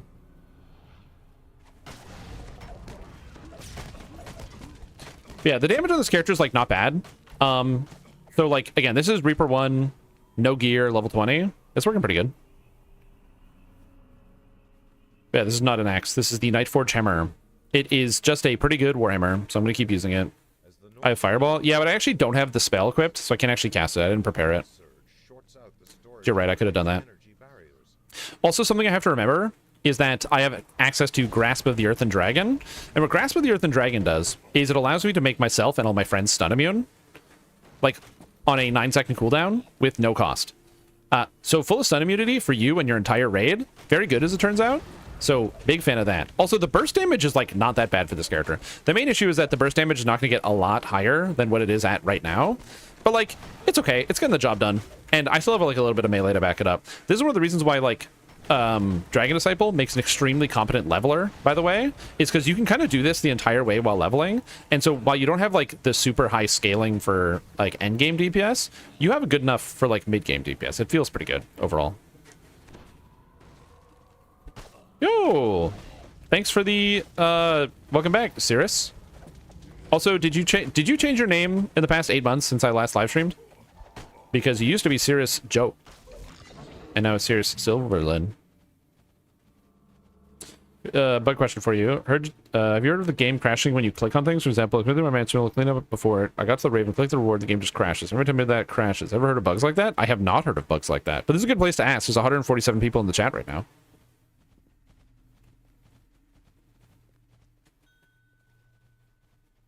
So somebody may have encountered this bug. I have not. So where's Kronos? Is Kronos this guy? Yes, Kronos is that guy. Oops. I'm to the point where I read all my rituals. In love with it? Yeah. Man, so, do you know what's good? When you find that build, it just feels good. Even through your clothing and armor, you feel Oh, this guy's here. Hey, what's up? So we hit him with this.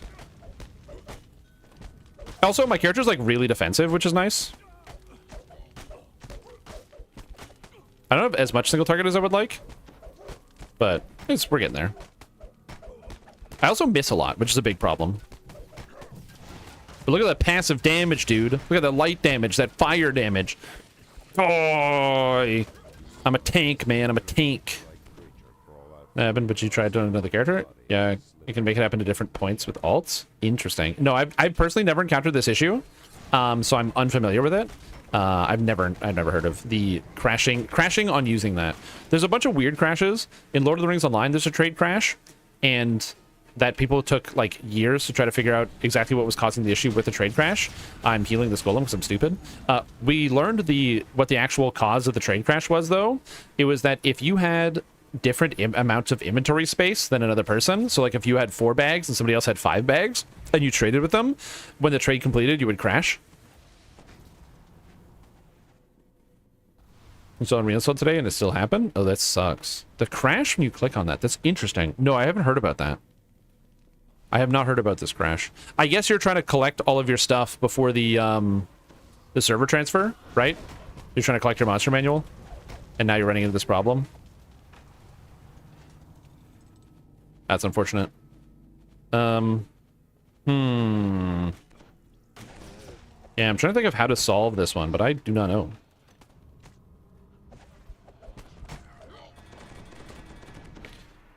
Certain item or buff on you fall into the water holders, you suck to the bottom and can't get out and sit there until you die. Yes, that's not a glitch. That's if you have items that have the heavy weight, like the feet effect.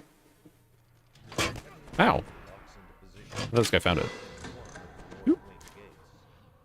So that one is a thing that can happen. There's boots out of Sharn that can give you the extra weight and a couple other items.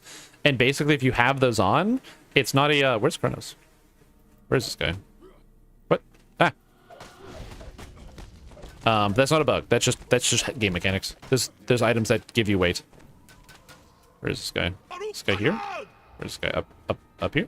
37 oh, they're going through the end. That's Gotcha. almost as many Stone times shoes, thank as you. you need That's to the one. watch Airplane.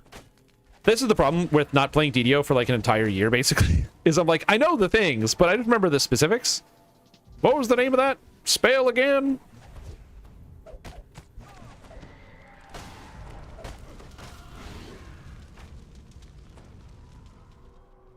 Stone shoes on? Well, there's stone shoes, and there's a couple other items that give you like infinite weight, so you sink to the bottom. I remember thinking I had that bug when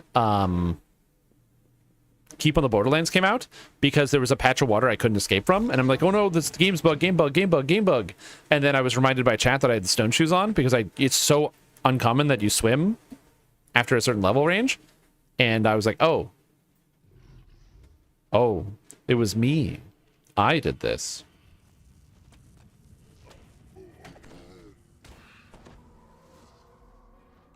I'm coming. Heal.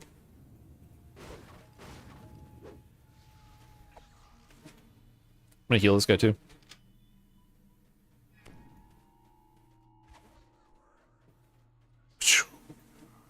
Did I get him with the heal? I don't think I did.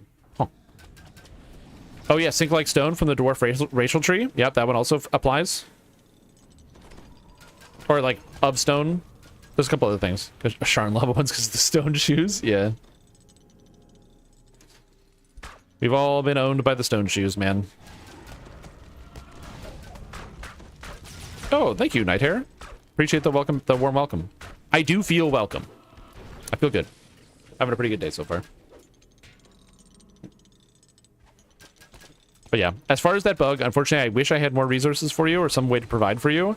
I feel very lucky that the only DDO bug that I've ever consistently gotten is the like mouse look bug, where when you engage mouse look mode, like with like a right click or whatever button you use, where it literally takes your character screen and you go whoop, and it like forces you straight up, which is actually an acceleration bug. So if you actually get rid of the hardware acceleration on the mouse, you don't have that problem anymore.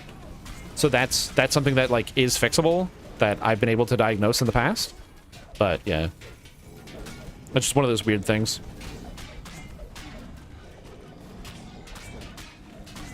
Die, golems. Yeah, I still have that bug in Lord of the Rings. and I can't figure it out. How to fix it.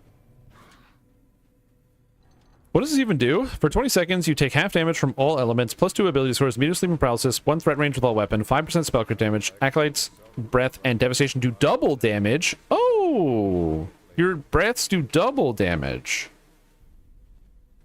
Oh. I should cast those when that's up.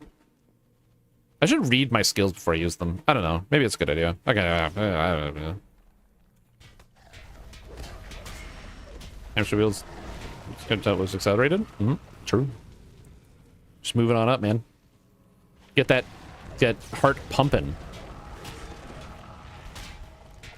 But yeah. Overall, is this character really, really good? It's fun.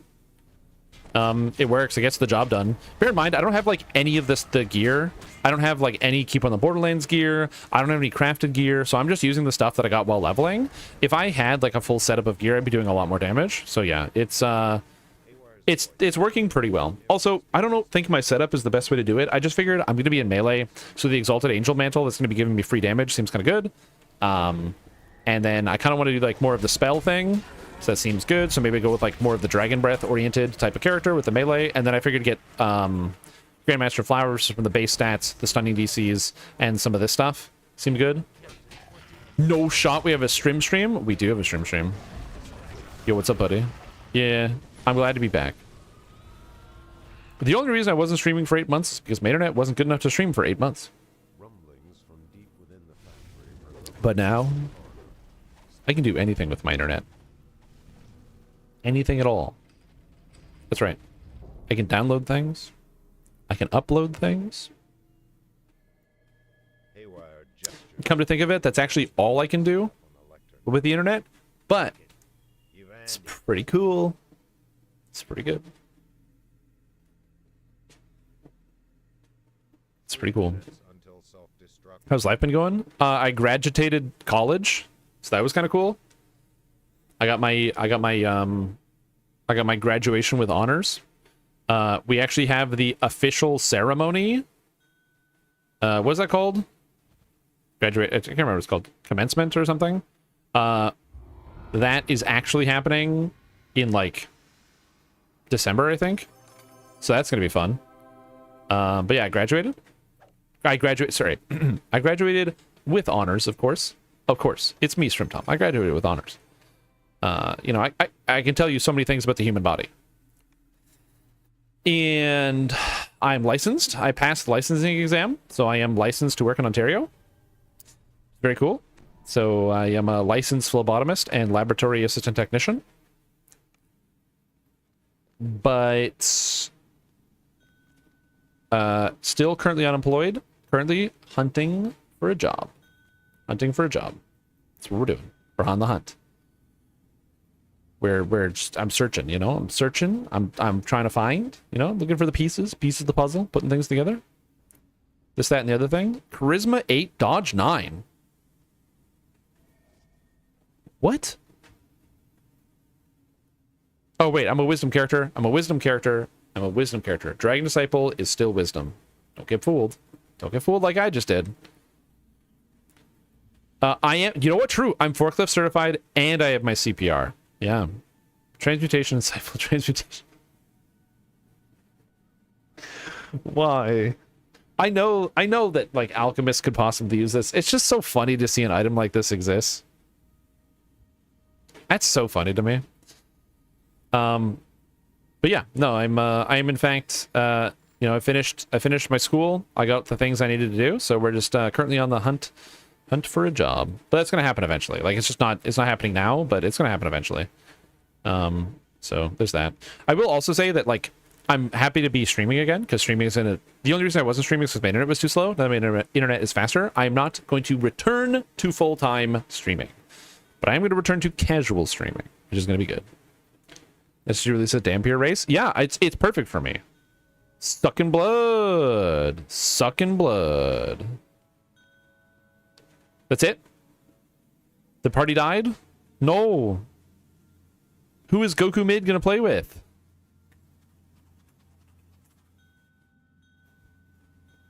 The party died. What am I gonna do with Goku Mid? What? No. That's so disappointing. Poison your spells or transmutation, because it suggested that they should be consistent with DI Dragon Breath. So I actually agree. But do you get transmutation out of the tree? I don't think you do. Do you get transmutation? Evocation, conjuration. Oh, and transmutation. Nice, you do. I actually didn't know that. That's sick. There's no clue I was saying. Well, that's the thing, is you got to save them, because you never know. Like Victoria from Twilight. I don't know the names of the Twilight characters, but I did watch all the movies. My friends and I decided to like watch all the movies. I started on the second Twilight movie. I didn't watch the first one. And I'm gonna be honest, the last Twilight movie is basically the Avengers, which is a weird thing to say. I'm like, oh yeah, love story, romance. No. It's just the Avengers. It's the main character discovering they have powers, and then they go through like this whole like training montage, and then there's a big battle. It's just kind of wild. I was like, oh yeah, I think I know something about this franchise. No, I actually didn't. I didn't know anything about the franchise. That's the cool part. I'm gonna do a round of Keep on the Borderlands because I need the gear. I think having the keep gear will be good.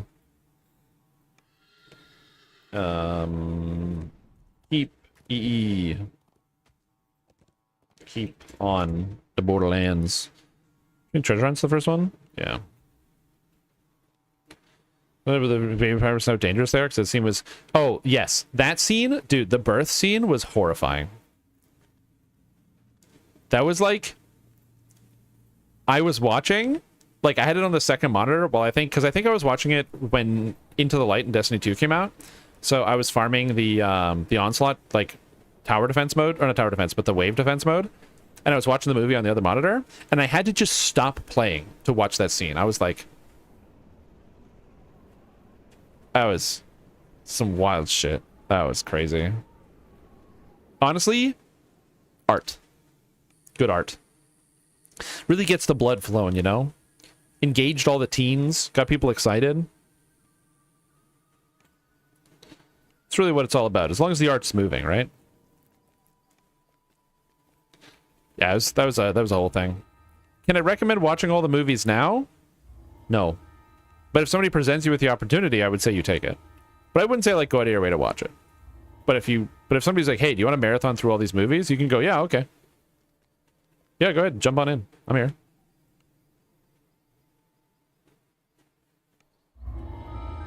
There's Star Wars with shitty lightsabers. Yeah. I'm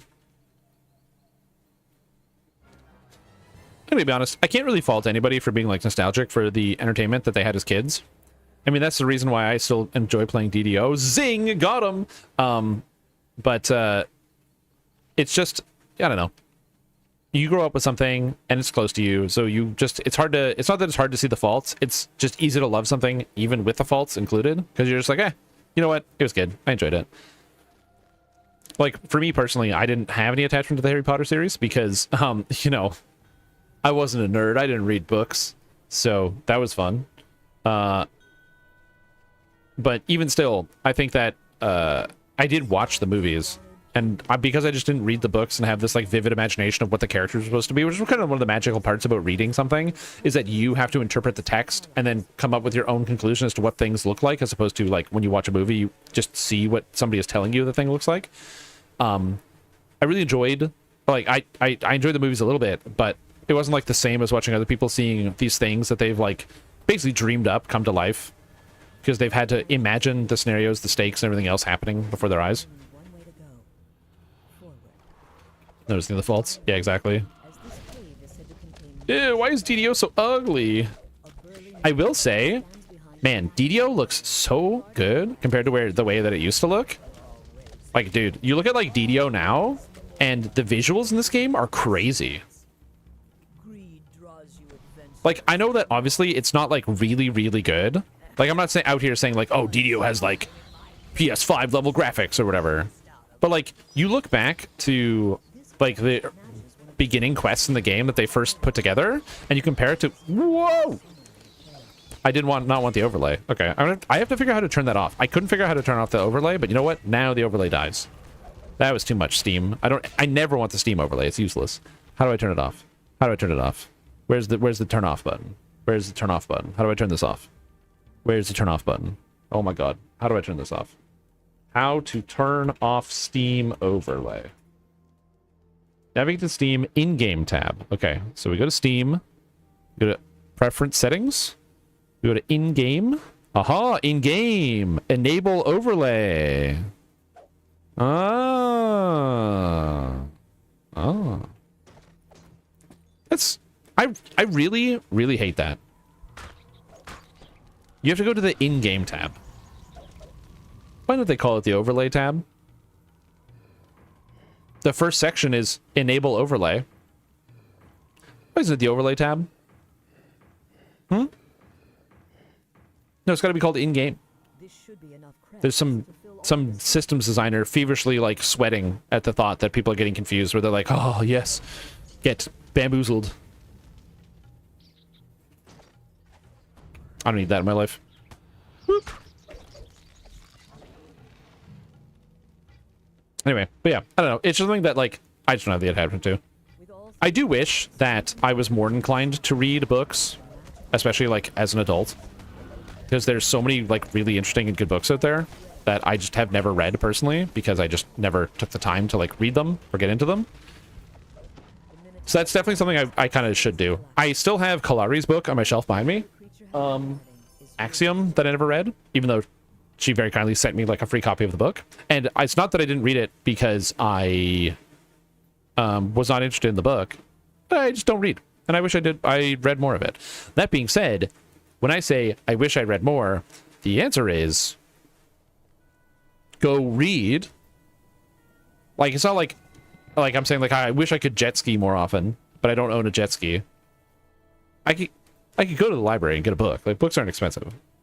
But you know what I'm saying, you know? It's like, man, I wish I exercised more as I sit in my room, not exercising, playing video games. Oh yeah, didn't you? Yeah, you recommended me a book, Ipsum, right? That I already forgot about. The book about like the different civilizations and stuff. I also want to read that book too.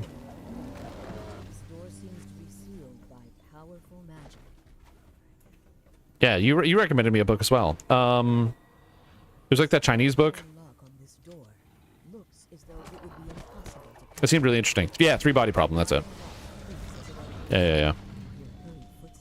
After Googling it, I only heard good things.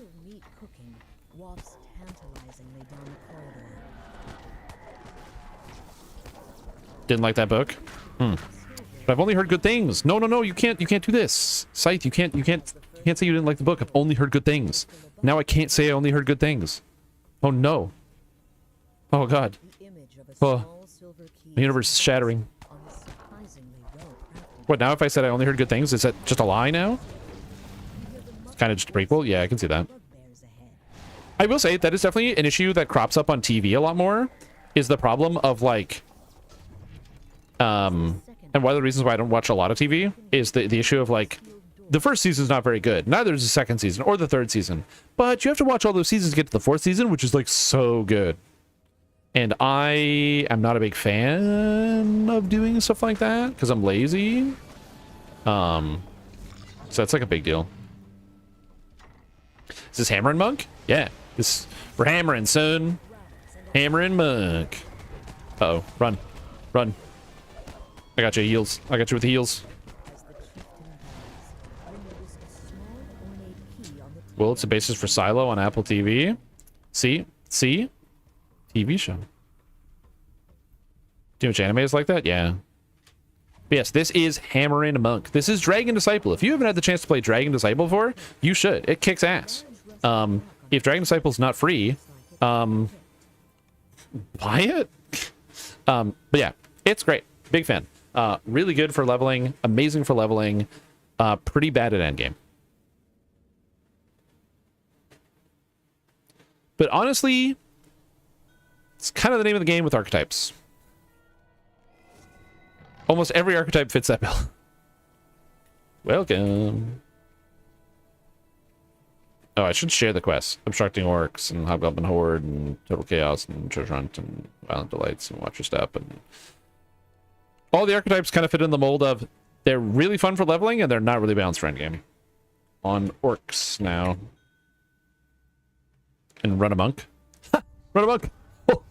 Oh. Okay, yeah, Dragon Lord's pretty good. Yeah. Oh, Keep on the Borderlands is an adventure zone available from the Gatekeeper's Grove.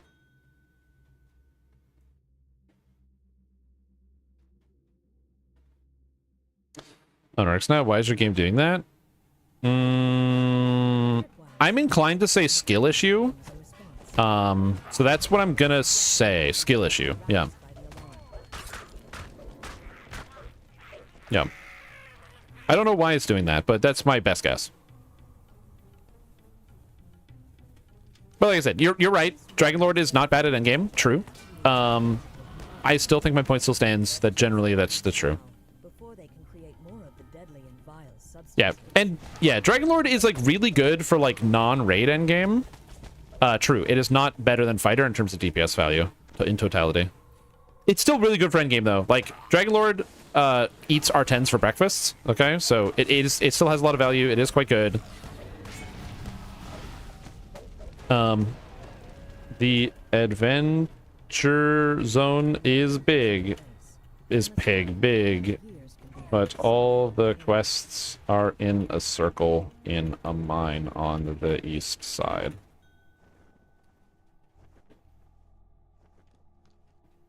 Yeah, like I said, it's pretty strong. Like Stormsinger is really fun. It's just not better than Sorcerer, so it's fun, but it's not better than Sorcerer. What do you call it? Oh yeah, right. I can't hit those. At least I can fear them, I guess.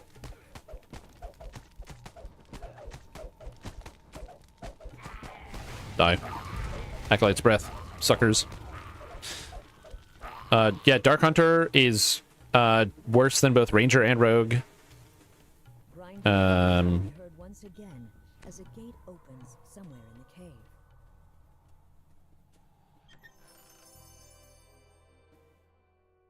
Says you're on the quest?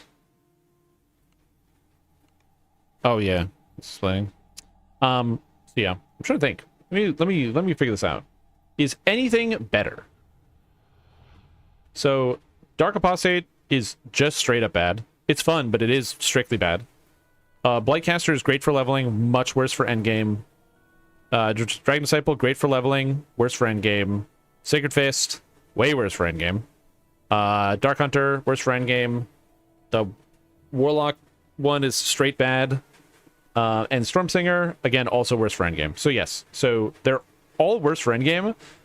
I would say that Dragonlord is pretty good for endgame. It's just not as good. Oh yeah, and Wild Mage. Is Wild Mage... Okay, before I stopped playing DDO, I was under the impression Wild Mage was just going to become better Sorcerer because it's Sorcerer with extra cash levels. Is that the case? For those of you that are still, you know, you're playing the DDO, you're playing the game, you know, you're doing the things, you're reading text, you know, you're having fun, you're blasting people with your blast spells and stuff. Who knows what else the Kobold tribe might bring to bear against? It's not. It's not. Damn. DK is much better. Yeah, I figured that the 2 cash levels wouldn't be as good as getting like 500 health and 30 PRR MRR and a bunch of universal spell power.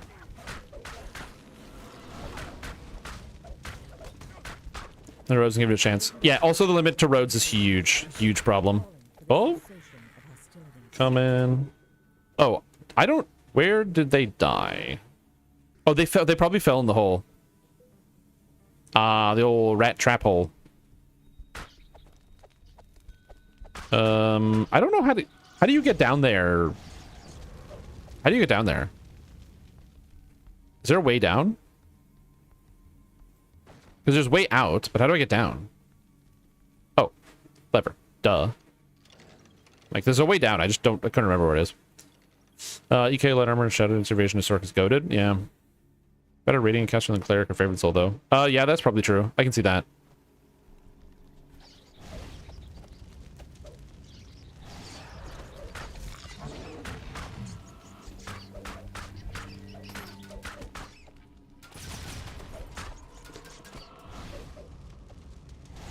Almost got him. Get him out of here, humongous rat. Okay. So yes, so basically, archetypes, when they're added to DDO, don't power creep the game, but they do add cool ways to play. Worse melee than normal melee cleric? Yes. Dark Apostate, I think, in my opinion, Dark Apostate is the only... Dark Apostate and Acolyte of Skin are the only two I would say are straight up bad. I think they're actually just bad characters, and they could use, like, big buffs all around the board. The rest of them, they are not bad. They're just niche, and they, you know, like Sacred Fist is not bad. It's got a lot of really interesting uses. There's some cool stuff you can do with some of the different skills. They've got some neat synergies. Is it as good as regular Paladin? Not really, but it's got some neat stuff that it can do. It kind of feels like, you know, the healer Paladin in fantasy is kind of cool. You know what I mean? So, like, there's some cool stuff you can do. But, yeah, Dark Apostate is just straight up bad. Yeah, Dark Cleric. And the Warlock is really cool. I really love Acolyte of the Skin, but all the numbers in the tree are just too low. For reasons I cannot understand, the numbers are lower than Enlightened Spirit, the tree that it is replacing. I don't get it.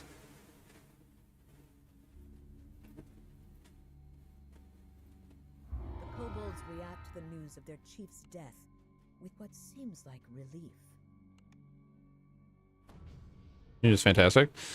And actually putting an AP in this Acolyte of Skin tree. Yeah, Acolyte of Skin is just a bad tree. All the numbers are just lower for reasons I don't understand. Yeah, I love Dragon Disciple. I'm having a lot of fun with it, even if it's not the best end game.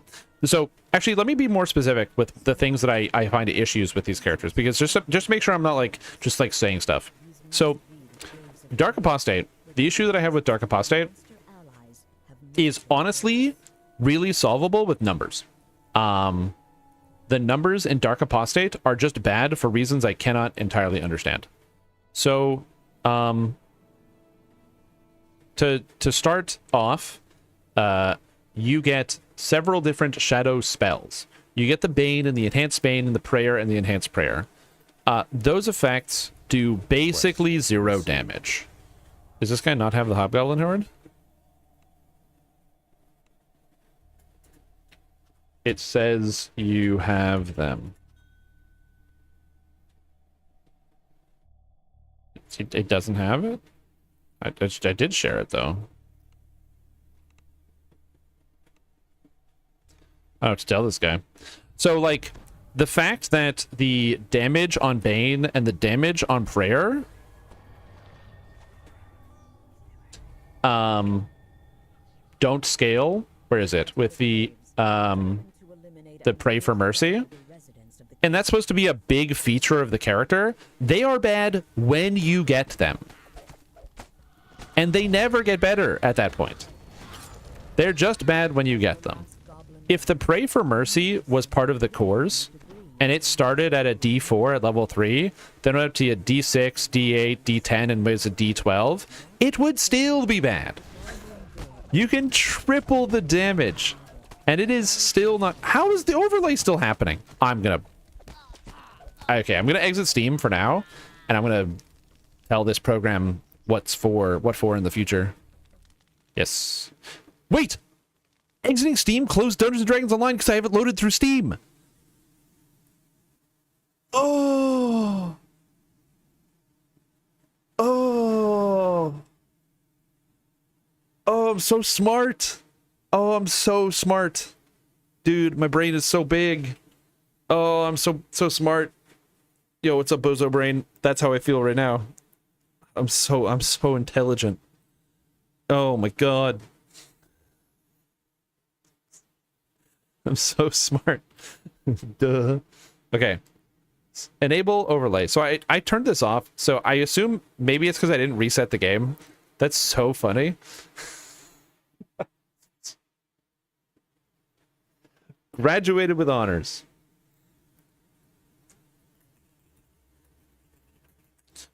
Which actually I don't have an issue with conceptually, because you know what? There's a lot of stupid people with degrees. Anyway, back to what I was saying. Pray for Mercy, you could triple the damage and it's still just bad. So that is a major problem. The main mechanic of adding damage to spells is strictly bad. And then, all the tier 4s are bad. which is another problem with the tree, where getting to the tier 5 is really hard when all the tier 4s are bad. Like, no matter what build you're playing, literally all of them are bad all the time. There's like there's no way around that. So that's an issue. And then we move on to the tier 5s, where you have harm scaling, which is actually kind of cool and is one of the few good effects out of the entire tree. The harm scaling, where you get double effective harm, and it also can kill, is very cool conceptually. Is it good? No, it's still not good, but it is really, really cool, and it's a really interesting part of the tree. And I think it's something that the character actually benefits a lot from having access to. I think that's really, really neat, and I kind of love it. So big fan of that. Ward of Shadow is not only a bad spell, but that should have been a tier 4. Necromantic Devotion, giving +1 necromancies for 2 points, is bad 10 years ago. That should be like 2 points for 1 and not 2 for 2 or 1 for 2. Madness. It's literally flipped on the number value. The Shadows of Death upgrades your Pray for Mercy damage to a d6. Wow, I can do a d6 damage at level 12. Whoa. And half the tree has melee focus. Now, I actually don't mind the issue that the imbue is in the tree, but it has the same problem that every hybrid tree in DDO has, which is that all the hybrid trees are doing half one thing and half another thing. It's never, oh, we're a hybrid, so we do both things at the same time, where you get melee and spell stats. It's, oh, we're a hybrid, so you get half your tree as melee and half your tree as spell, and you don't want to spend on the things you don't want to spend points on, or it's not efficient to spend the points on, or it just feels bad, and your character feels awful. This is actually one of the reasons why I really like Dragon Disciple, because I don't know what happened with the design process, but for reasons I cannot explain, it's really well designed. It's just really well designed. It's got melee stuff, it's got spellcaster stuff, they're often mixed together, so you don't feel bad for spending points in the tree. You can focus on the things you want to take. It's just a nice tree. Now, granted, it does have the other problem that DDO trees sometimes have, which is the you can take the whole tree problem, where there's less decision making because you can kind of take everything. There's a problem that Dragon, what's it called?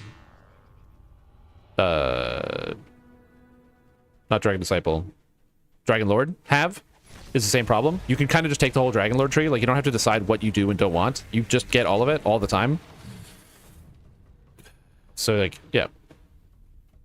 I disagree. Tempest, you can spend 60 points in that tree and still have more you want to take. I don't think so. I think Tempest is just too expensive of a tree. A massive iron gate bars this passage. Yeah, that and the other thing that it just lags out the game when you cast spells too.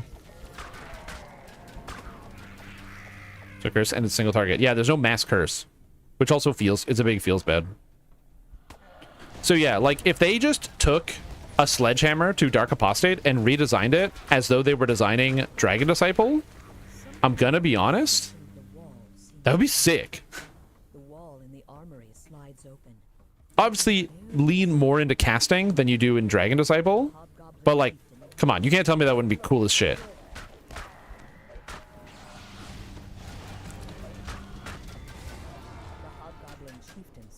You can take all melee rolls because you can end a met. Yep. Yeah. Anyway, overall, Fury Form gauntlets. Giga melee. Those are good gloves. So yeah.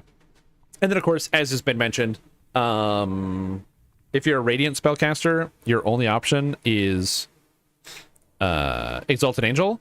And for reasons I also can't explain, the damage on Heavily Fireball or Holy Fireball was cut in half, and I do not know why. Why was it cut in half? I don't know. I don't know.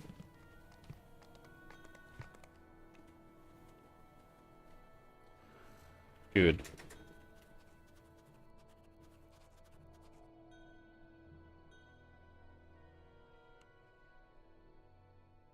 Like Holy Fireball, the bigger problem with Holy Fireball is that it has no save.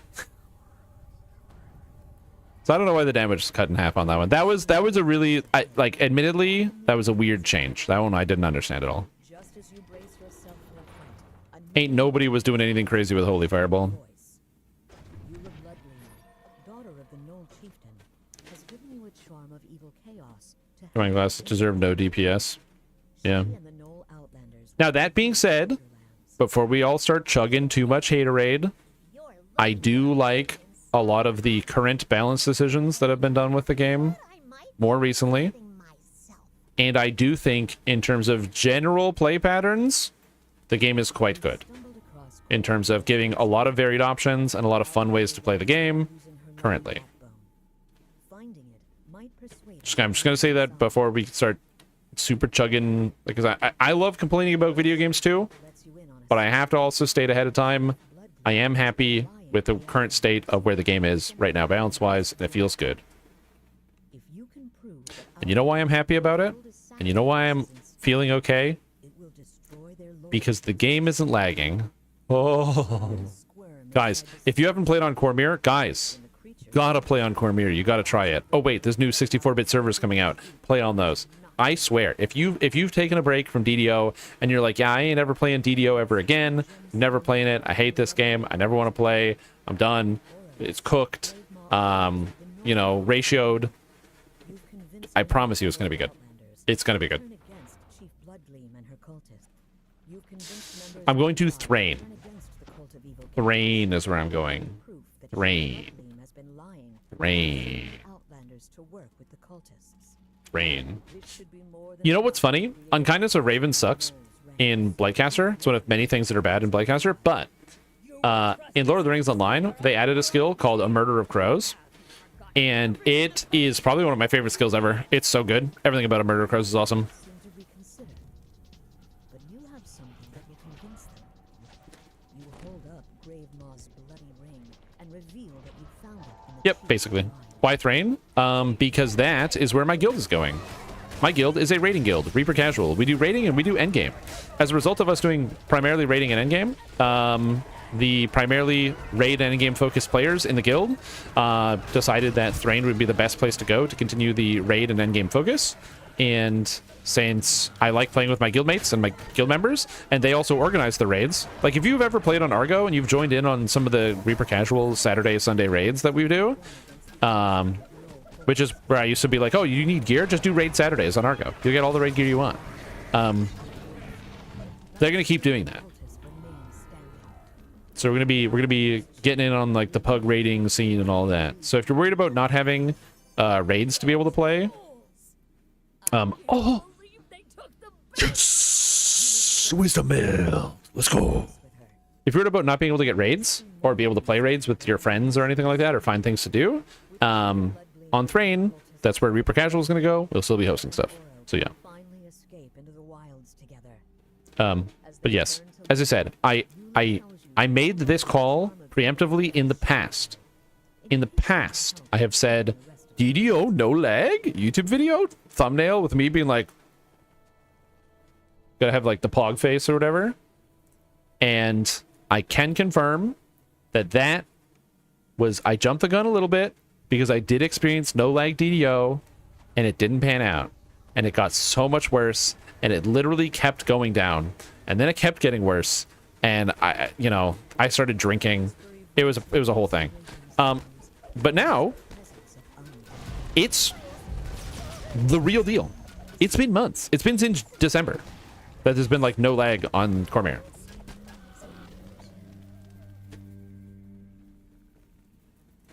Yeah. Yeah. And belt in one run? Yeah.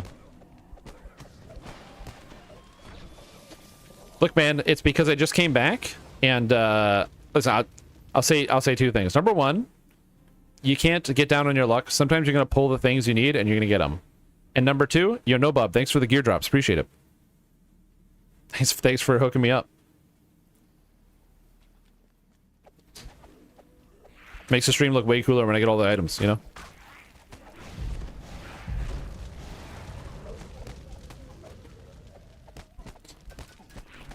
Also, dude, triple dragon breathing and just wiping out that room felt very good. That was cool.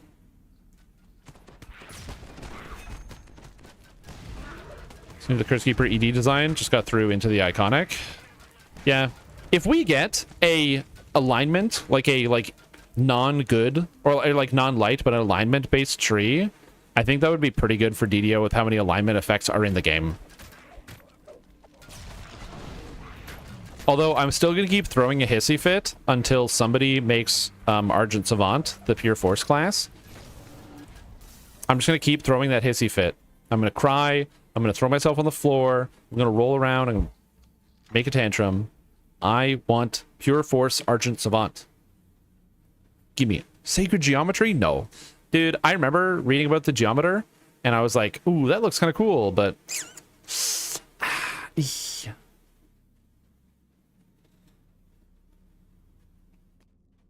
What?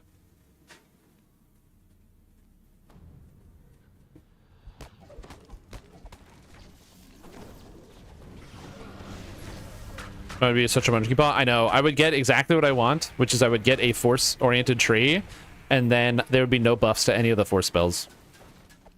I agree. It would be a super monkey's paw. When I was at when I was in Boston last, I got to hang out with several of the SSG folks. There was like a big Daybreak event where it was being hosted, and there was people that were EverQuest players, EverQuest 2 players, Lord of the Rings Online players, and DDO players.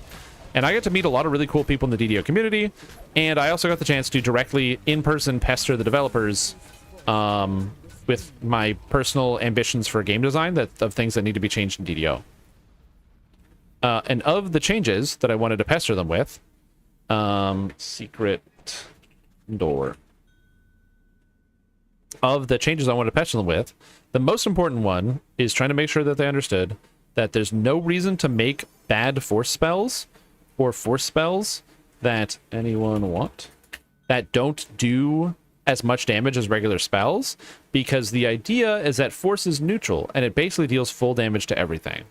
But the problem is that while that is a cool idea, in modern current times, the force damage, every spellcaster has damage immunity bypass, so it doesn't matter. So that is gone. There was a world where that mattered, but it doesn't. And because force doesn't benefit from magic resistance rating reductions, you actually do significantly less damage with force because you're able to get magic resistance rating reductions pretty early into DDO. Like Warlock literally gets it at level 2.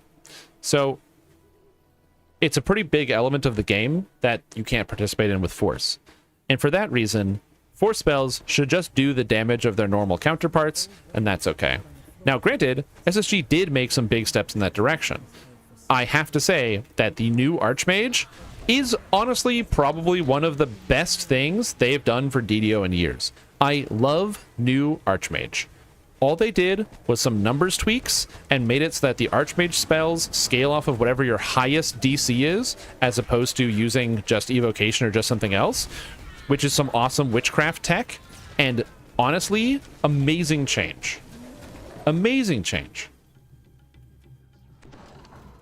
Like, how many of you guys have had the chance to try, like, new Archmage? It feels great.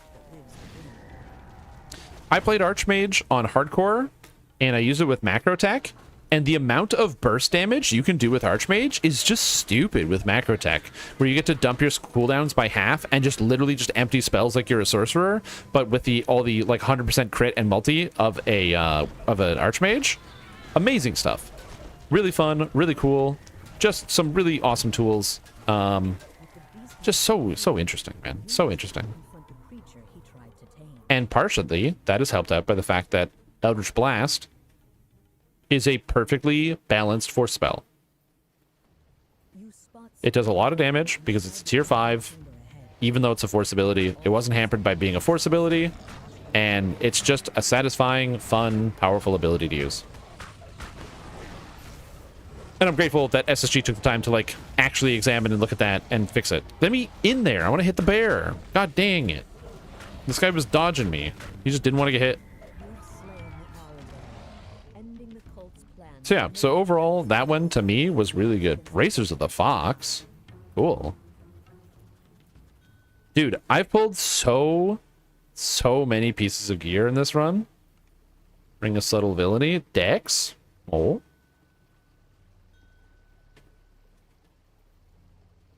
To... Yeah. She buffs some enemies like Medusa and Lord's March, which is... Oh, yeah, it's really funny. Yeah, I know Helm Horrors do get healed from Force. The ring? Ah, gotcha. Here you go. Nice job, team.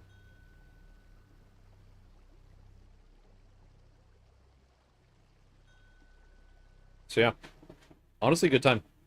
Oh, that was the other thing. Weekend. I forgot it was Sunday.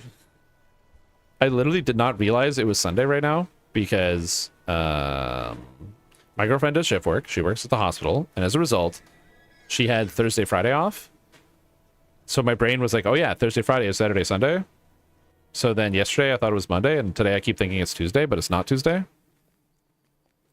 It's Sunday. I have to get a job. I really want somebody to employ me. Since time is off when you're unemployed, yeah. At least when I was in school, I had like a regular routine. I hate this like nothingness. This nothingness is tough. All right, nice job. Yeah, well, you know what? I gotta say, I'm happy that my stream works. This makes me happy. I'm excited to be able to bring back some more content. I have some fun ideas of some different things to do. And I'm looking forward to bringing back some more stuff. This is cool. I would like a new employment. Yeah, some people like that too. Yo, what's up, King Super Smex? How you doing? How are you? Oh god. Hello, lag. Welcome back. Okay. See, stuff like that will happen, where it's like this very minor, like, tiny hitch that was out of combat and didn't mean anything. That will still happen sometimes. Because this is DDO, that's going to happen. But, like, that's the first hitch that I've had, and I started streaming at, like, 5:30. So it's been, like, 5.5 hours, and I've had, like, one hitch. So, I'll take it. How's school? Oh, you know me. I graduated with honors. It's over. I graduated. School's done. School's out for summer. I have the harder part, which is Jobaba.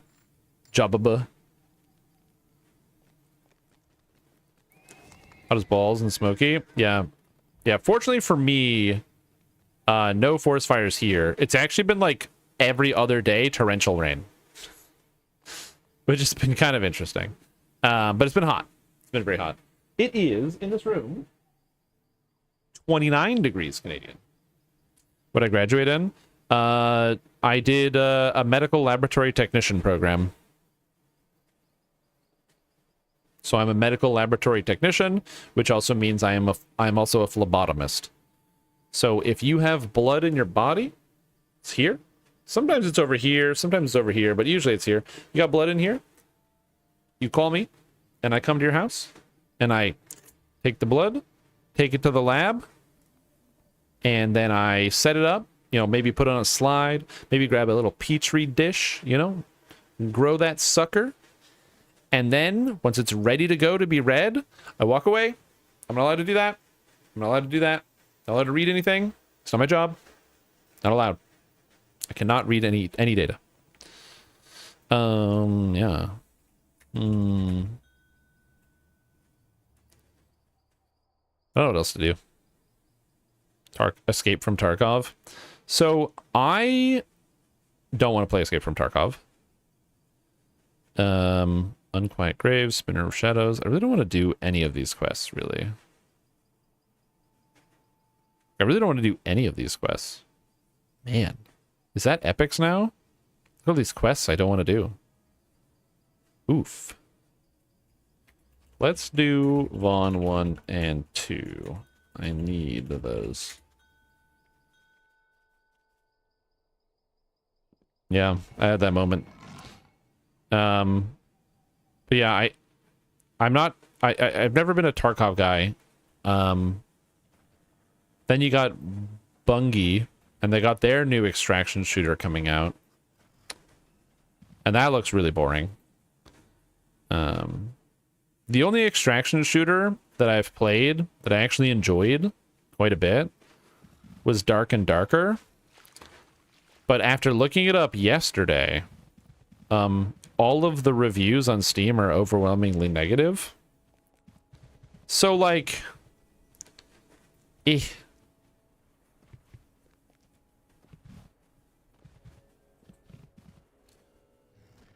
not extremely hot. Yeah.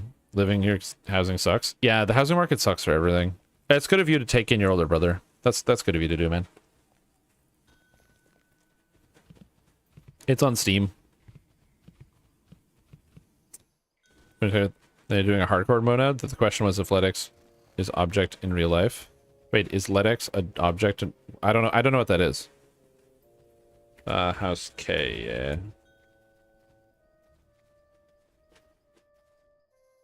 I don't know.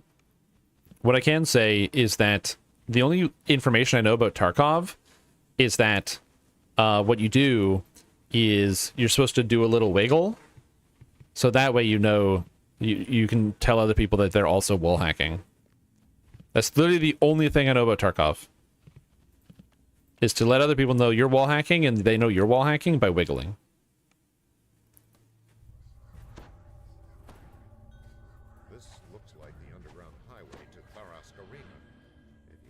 And it's life-changing? Yeah. You know what's funny? I feel like maybe that's just one of those things I take for granted. I'm not a big maple syrup guy. Like, it's fine, but I'm just not like a huge... It's not my favorite. Like, I do enjoy maple, but a lot of times, like, if I'm eating breakfast, I'm not going for maple. Okay, I'm just gonna have some table syrup. Just gonna get some table.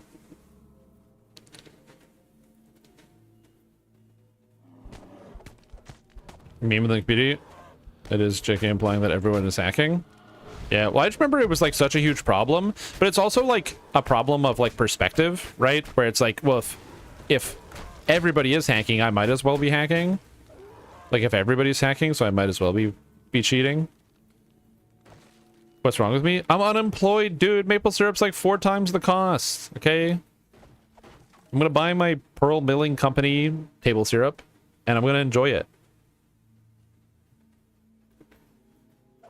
But also, yeah, I just don't really care that much. Well, maple's also a really powerful flavor. So, like, when you have, like, maple syrup on, like, pancakes, it's, like, it kind of, like... Well, okay, pancakes are a bad example, because pancakes are bad. But, like, if I have, like, maple syrup on, like, a waffle, it definitely overshadows a lot of the flavor of the waffle. So you miss some of it. Yeah. Like, do I live close to Quebec? Yes. Could I go and, like, bottle some maple syrup myself? Probably. Am I gonna do that? No, I'm late. I'm a video gamer, man. I'm lazy. I'm not even gonna farm for items myself. Have you committed to a 64-bit server yet? So the one and only. Hello, how are you? Hope you're having a good day. Glad to see you. Nice to see you. I have. Me and my guild are going to the server. Oh, let me see. Yep, here we go. Me and my guild are going to the server Thrain. That's right, Thrain. Do you want to play with Strim Tom and also Reaper Casual and join in on some fun pug raids on the weekends? You should go to Thrain. Listen to Vermont. Oh yeah, they also got the Vermont maple syrup. I always forget about that.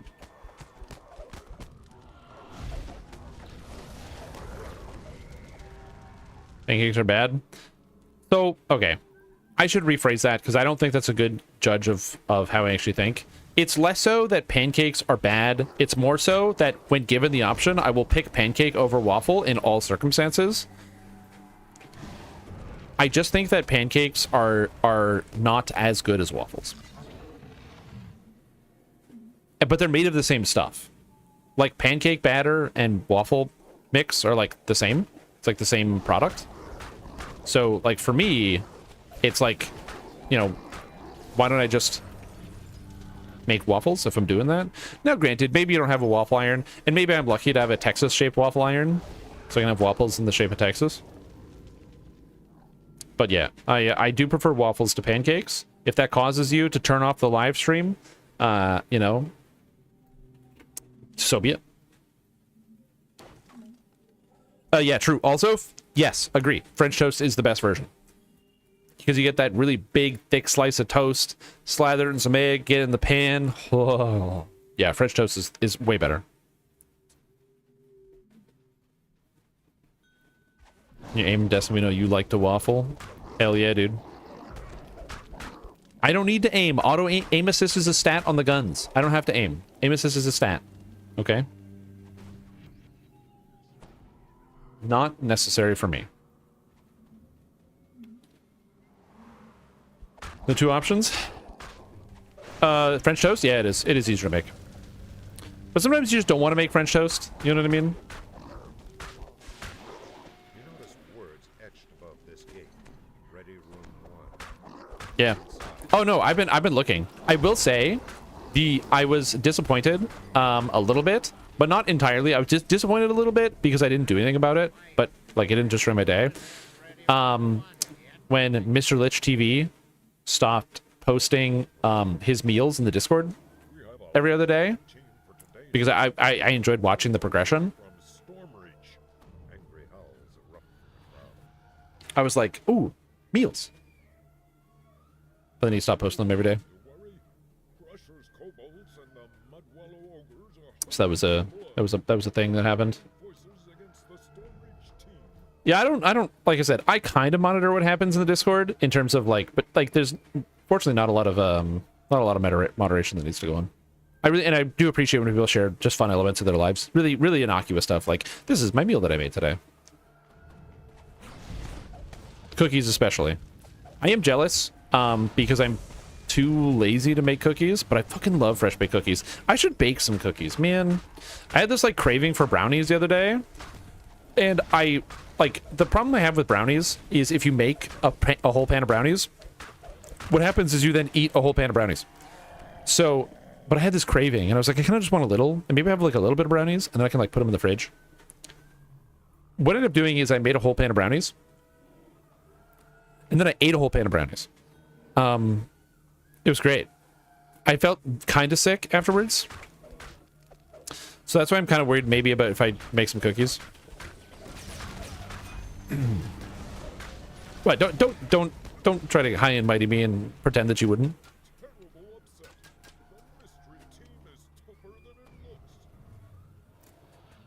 The oatmeal chocolate chip.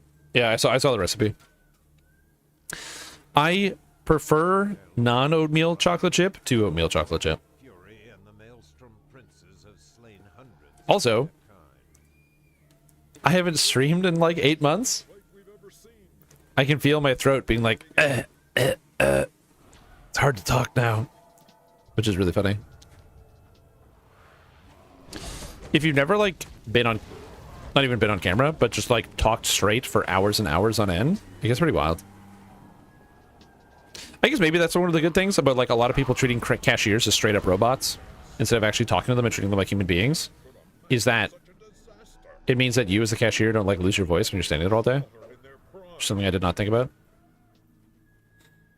Did it make you feel as sick as the footlong cookie? No, I don't know what happened with that. That made me feel so bad. Oh, I forgot about the footlong cookie. You know, they still sell that too. They still sell the footlong cookie at Subway, which I don't know why. You should not buy it. If you are tempted, don't do it. It's not very good. It made me sick. It also tastes like bananas. I mean, it's fine. Like, I'm not gonna say it's horrible. You know, I'm not out here trying to like hate on Subway for their footlong cookie. Well, okay, I'm trying to hate on a little bit, but like not that much. Jared, oh no.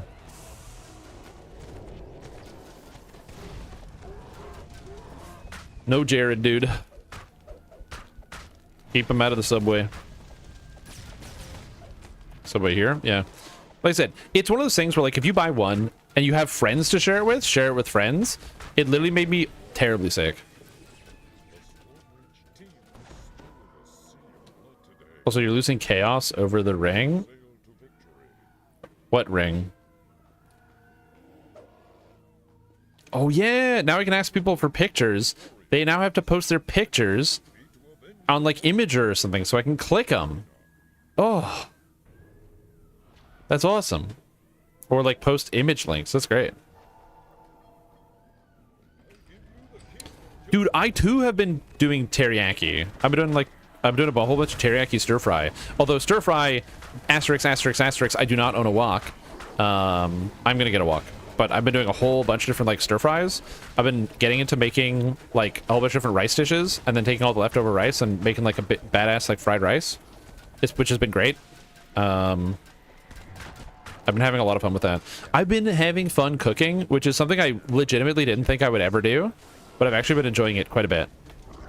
Cooking has been like really, really nice to like kind of consume my time while I've been going insane looking for a job.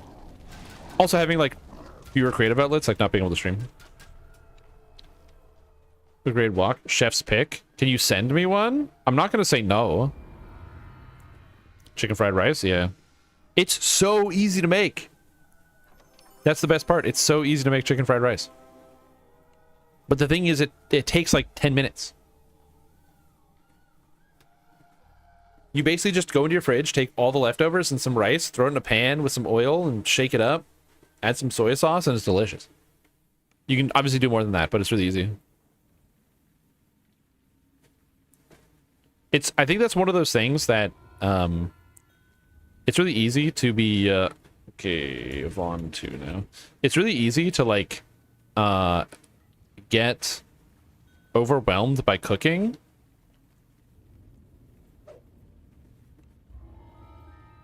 But like, man, it's really good when you make stuff. Also, I will say this.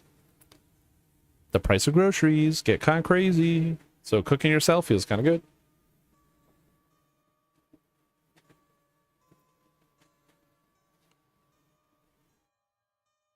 It's kind of, you know, it is what it is. A beautiful elf maiden sits by the fountain. I'm done with school, leaving more YouTube content, at least till you get a job? Yes. So, I have plans. It's basically I have a project that I've been working on, so it's something that you will get to see the fruition of.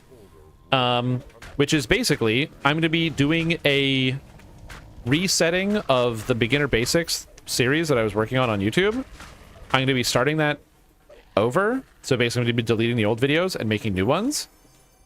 For every class, so once I'm done with all the recordings, that's all going to be going up one episode at a time, so people have time to watch.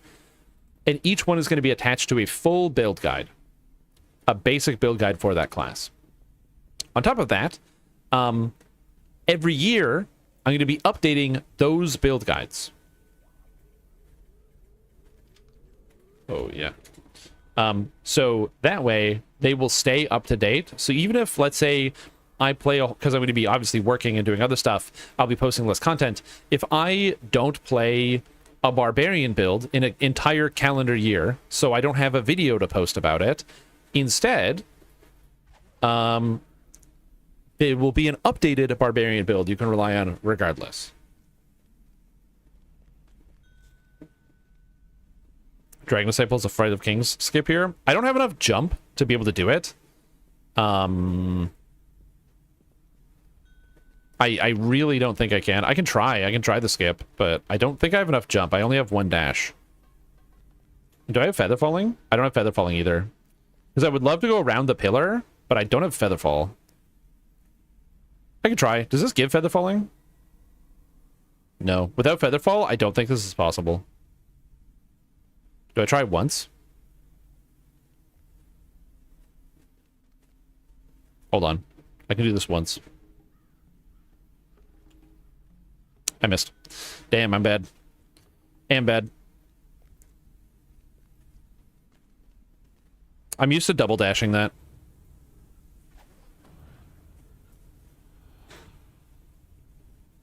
Also, you know what I'm going to say? I haven't gotten a single 0 to 10 from you, buddy. So that's good. Over the giant? Oh, no. If you have a dash, you can dash around the pillar and skip the whole thing. You know what? I have to show it now. I need Featherfall. I'm gonna come get it. It's too good not to show. So I'm gonna come get in Featherfall. Yo. Fall me, baby. Beautiful. Okay. So basically, I still don't know if I can do this, but the idea is you Flight of Kings around the corner. Damn it. I'm too slow. I'm old. My fingers are bad. No. I'm washed. I'm balding. Oh, God.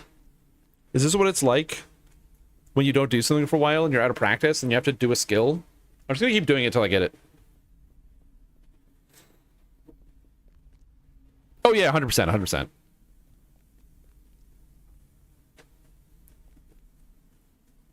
I'm also, like, turning the wrong direction. Oh, my God. I'm stuck in this prison now. Also not helped by the fact that I don't have the access to the jump spell, which I should.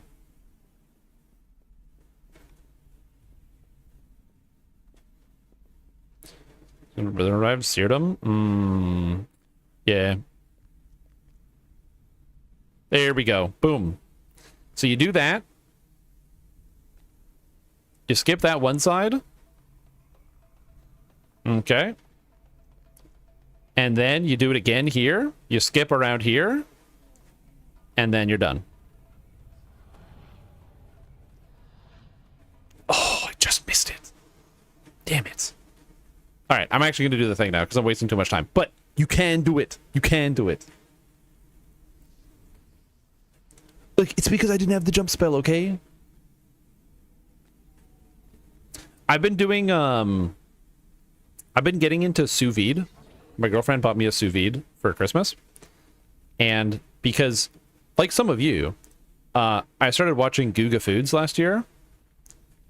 And then I started watching all the steak videos and being like, I can cook a steak. I'm a man, I can cook a steak. I'm a man, I can cook a steak.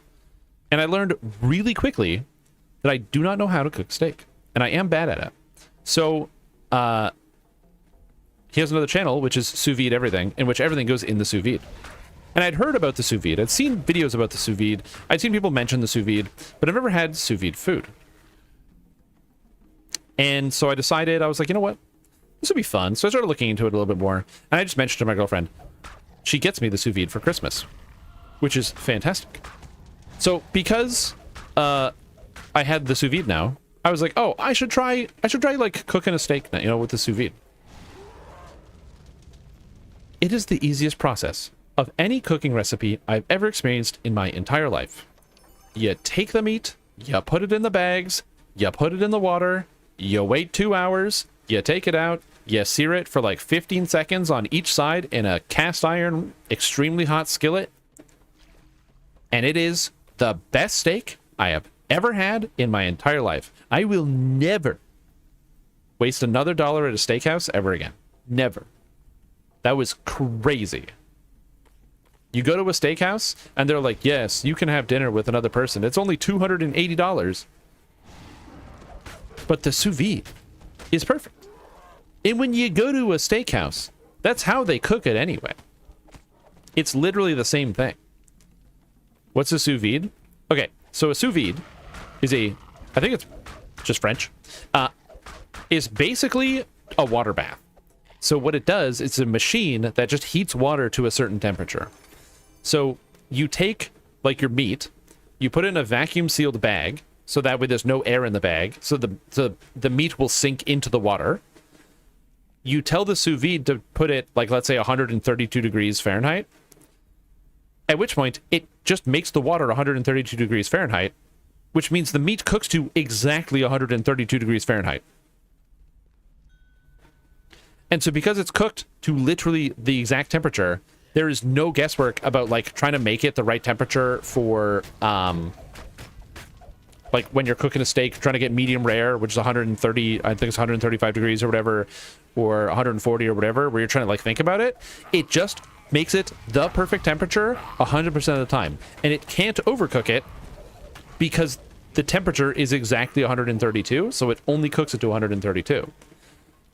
So when you actually take it out of the water bath, it does look like pretty ugly. Like, you get this, like, basically gray meat. But then if you either have, like, a grill or for me, I just use a cast iron skillet, you toss in the pan, boom, boom, really fast. And all of a sudden it is, like, perfectly cooked, medium rare, the best piece of meat I've ever had. And delicious and seared, and it's easy. There's no work. Because you just put it in the water. I've been doing it with not just like the steaks as well, because steaks is expensive. So I'm going to be honest. I have not always been cooking steak every day. I've been doing it with pork chop as well, because pork chops are really cheap. Remember the whole unemployed angle. Pork chops are really cheap, and they're not my favorite cut of meat that you can eat. But the thing is, they're really cheap. So to make them better is I can marinate them and then sous vide them, and they are exceedingly tender when they come out of the sous vide, which is amazing. The illusory ladder fades from view. Green acorn. For griller smoked to sous vide. Oh yeah, 100%. And the thing about sous vide is like, it's like, if you're an expert grill master and you can like grill every day, absolutely.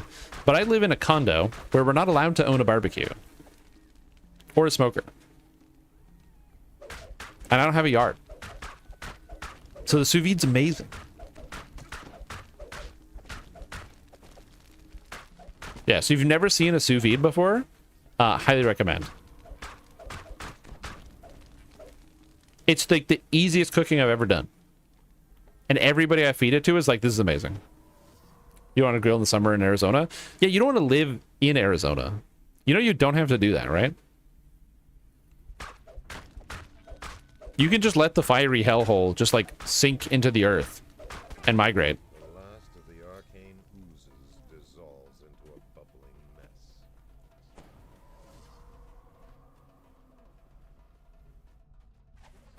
Oh, what is this build? This character. Sorry. I apologize if I was spending a lot of time talking about sous vide. It's amazing. Are we gonna get a cooking Like stream where you steak drop in the steak in between the oven and kitchen top? Yes.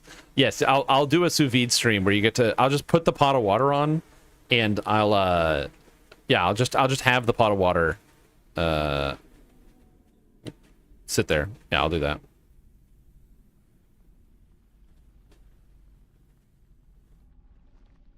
And look a sous vide. Sous vide. That's how you spell it. But yeah, this is a Dragon Disciple. I didn't answer your question. This is just a pure Dragon Disciple. I wanted to do the hybrid caster melee thing. I don't know who got the Minos Blossom. Who get Blossom? Someone did. With the quest. Return.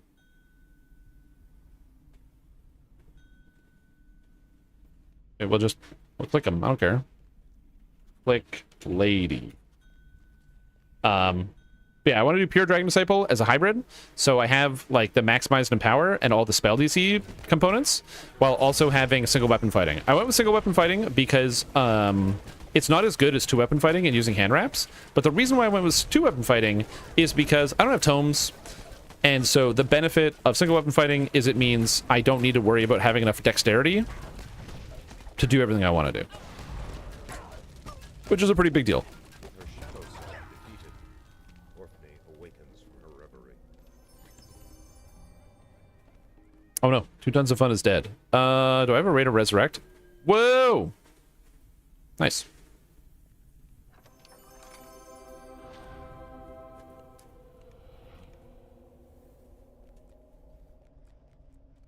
I have to deal with daylight saving time, humidity, and mosquitoes and ticks. That's true. I literally have a mosquito problem right now. Oop. Ow. So that's kind of the idea behind the build. Is I just wanted to play Dragon Disciple when it came out, and the fact that you can get centered while using a Warhammer and go single weapon fighting is kind of cool. So it gave me the option to kind of like do the hybrid spell thing. And again, generally it works. Really, the biggest failing of this character is I have no single target damage at all. This character can't fight more than one monster. If there's like 10 guys, brawl, I'm throwing down. But if there's like one guy, dude, I get one guy. I get soloed. I get one guy. Single target DBS? No, non-existent. Go do that. Also, what's up, Grimscore? How you doing? What's going on? Welcome to the test stream. You know, I'm going to be honest. I was planning on ending the test stream like 2 hours ago. This was just meant to be a test. So given the fact that it's been a lot of fun, and you guys have been fun to chat with, and the test stream, everything is working well, except for one thing. I have to fix the audio, so I'm going to keep working on that until I get it sorted.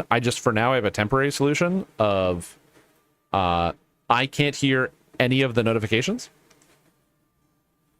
So yeah. Without Bazaar? No. Not without Bazaar. With Bazaar, dude. With Bazaar. Oh, I did have some people asking me when I come back to stream, am I still going to stream DDO? Am I going to become a variety channel? Like, what's going to happen?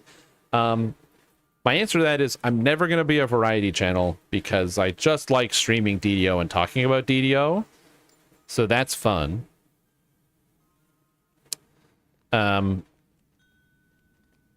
But also, I am going to be streaming some different games here and there. I would expect that on live stream to not only see DDO. Is what I would say. I only stream DDO all the time, like pretty much all the time. I focus on DDO, not just because I enjoyed it and it was fun to stream, but also the numbers really drop when I started streaming anything else. Like if I switched to another game, I immediately lost 70% of my viewership, and then it went down from there. And that was like a bit of a problem, because this was my full-time job, and I couldn't handle that. Now, it's a hobby. So, because I am going to be getting a regular job as a phlebotomist and or a medical lab technician soon.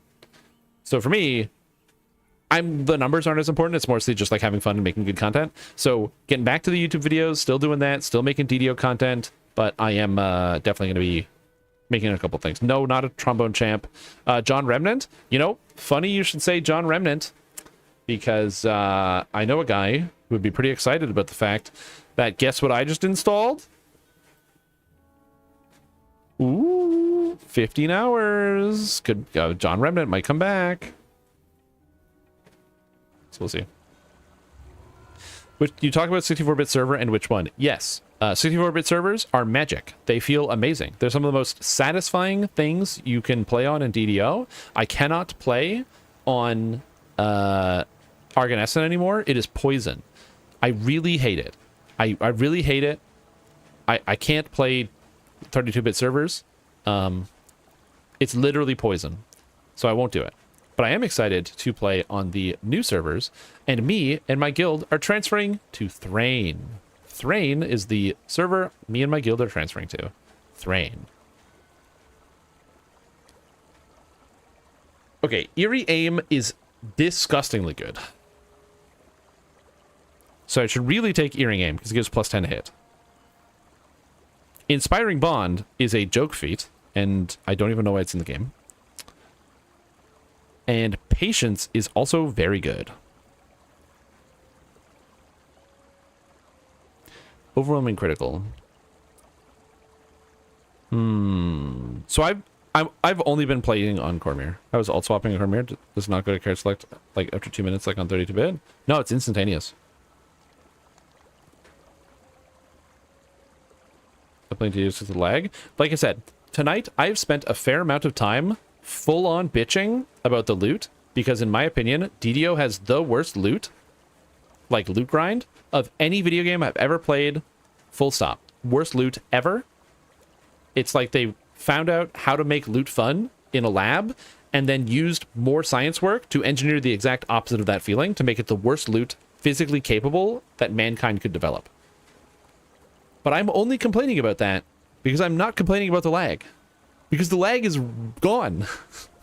And the game's really fun. We just moved what we're complaining about now. It's a good transition. Okay, I don't know. I honestly don't know what feat to take. This is a tough one. Wellspring is good. So I like Wellspring. Patience is the feat. By the way, if you have not played the game in a while, Patience is the feat.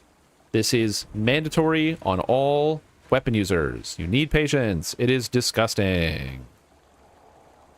That being said,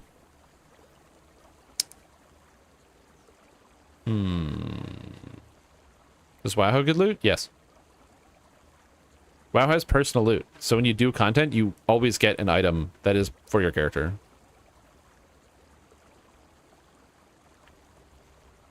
It doesn't have the same highs because there's fewer chase items, but you can gear your character. Doing your imbue. Yeah. Like, well, it's because I'm like, I think the angle here is more of a spell thing. Actually, let me think about this a little bit harder. Because, am I getting Wellspring? Where are we going here? I feel like I want to go Draconic Incarnation and pick up double. I want the double, right? The double. 2 quick ones. Sorry. I was thinking about Ryan Lockwood in the streets. I want this. And if I get this, that means we're taking pull from the Wellspring. Because it's there. So I should have Wellspring of Power because it's really good. Massive.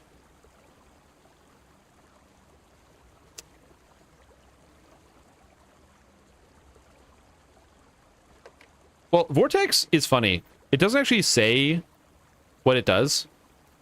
This text is so wrong, I don't even know where to start. So what Energy Vortex actually does is it turns Dragon Breath into a single target damage attack, which does its d6 plus 5 to 1 target. And then it does, after you hit that target, it then does a d6 plus 5 5 more times around you.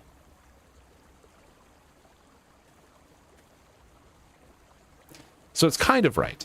But if you don't have a target and you press Red Dragon Breath, it will not activate Energy Vortex. The thing is, I feel like the burst ends up being better.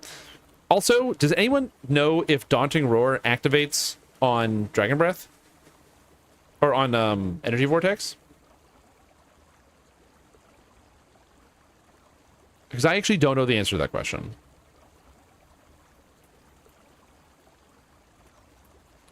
No, I don't trust you, because you told me Sneak Attack worked on Warlock Eldritch Blast.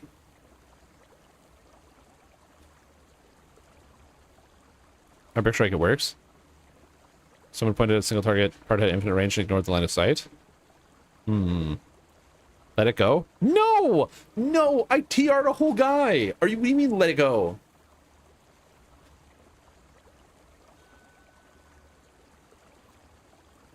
It was you started it.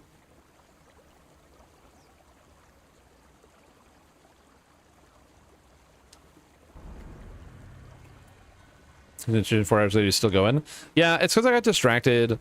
Okay, so I think the answer is pull from the Wellspring is good. Oh, also patience. As it was pointed out, so thoughts on patience. So, in my opinion, I think patience is probably the best feat in the game for every single weapon user. Pretty much everybody should be taking patience, especially Shuriken users, because it's free. That being said, there is some merit to the imbue limiting the value of patience here. Some merit. But I am a nice training user, so I do have a 14 to 20 times, or 50, is it 15 to 20? 16 to 20 times 5. So it would become a times 6, which is not as much of a damage, which actually goes down to a times 4. I forgot I'm using Night Sword Chamber. So go up to a times 4. Times 4 times 5. So that gives you a good amount of extra damage. I just feel like, in general, we're going to be getting more value out of the Wellspring. And I don't necessarily need overwhelming critical either. I think I'm going to go heavier on the spell angle, because I think it's going to feel a little bit better. The spell power also, universal spell power, affects the imbue, which is also quite good. So I think that's the angle we go. So I think we do this. And we're going up this way. I specifically want to get Daunting Roar, because it makes your breath weapons, including Dragon Breath, cause a paralyze. My thought process here is that even if your character is really not that good, let's just imagine that you don't know how numbers work, and you don't know how to really play the game, and you're like, man, I want to do R10s too. Well, the thing is, this says no save, 25% chance to paralyze enemies when you use a Dragon Breath. This is a Dragon Breath, this is a Dragon Breath, this is a Dragon Breath, and this is a Dragon Breath. Giving you access to 4 Dragon Breaths on a 25% chance basically means almost every pack is paralyzed with no save while you're there. This makes me think this character has a lot of utility. And if the Daunting Roar also works on Energy Vortex, that is an extra layer of utility. I want to try it, and I want to see how it goes. So I think that is the direction I'm going to go here to see, because experiment-wise. Also, I don't know if ticks from Energy Vortex proc Wrathful Form. Another great question, something I want to figure out. I also haven't decided whether the answer is go tier 5 and get Holy Fireball and lean even heavier in to the spellcasting element, or go Grandmaster of Flowers. The upside of Grandmaster of Flowers, I get to pick up Everything is Nothing, really powerful ability. I get to pick up MRR Camp if I want. I can pick up the crit multi on a 19 or 20. Split the Soul is just really satisfying and powerful, and so is Legendary Flurry of Blows, or Fury of Blows. But on the other side, I don't get to pick up the +3 spell DCs, which is really impactful for the character. Although I can't really use Blessed Water, unfortunately, which would be cool, but I can't really use that. And Ascendance sucks. Giga ass. There was like a time, like, this is cool. Don't get it twisted. There's some cool elements here, but for this character, it's really bad. I don't have any Cure Wound spells, which is problem number 1. I don't have any Resurrection spells, problem number 2, and I don't have Turn Undead. Arguably, I could get Turn Undead here, but it still scales off Charisma, so I still can't do anything about it. If it scaled off of Wisdom, then it'd be different, but I can't do that. So that is a bit of a problem. And the Draconic Incarnation is straight feels bad. This doesn't stack with this, so I can't use them both. They share a cooldown. Dragon Form is cool, but like this is one of those buttons I'm never going to press. I'm not using Ruin and Greater Ruin, and I'm not using any of the dot spells. So like, there's elements of things going on here. I just don't know where the tier 5 lands. I'm thinking maybe instead of Grandmaster Flowers, like just going Dreadnought and picking up raw damage, sticking action boosts, getting like more haste boosts here. I don't know. There's some questions. I don't know what the answer is.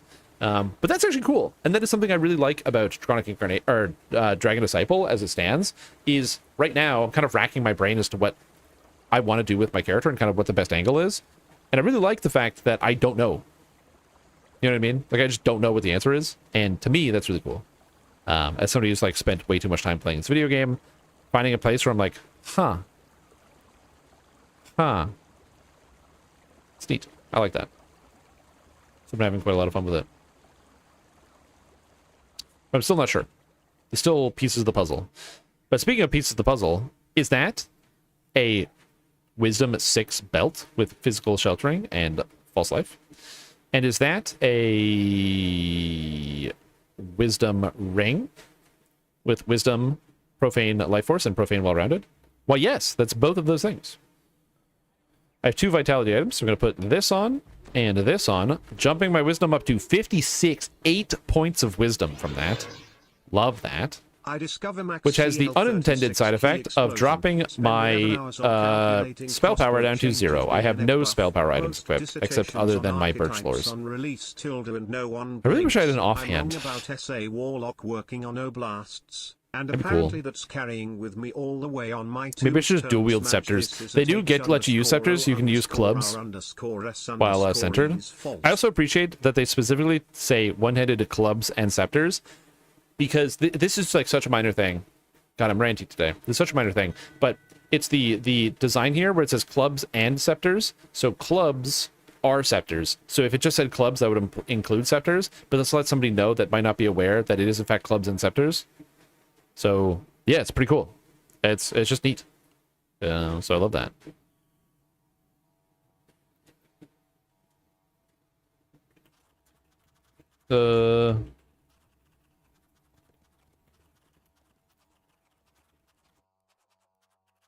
Here we go.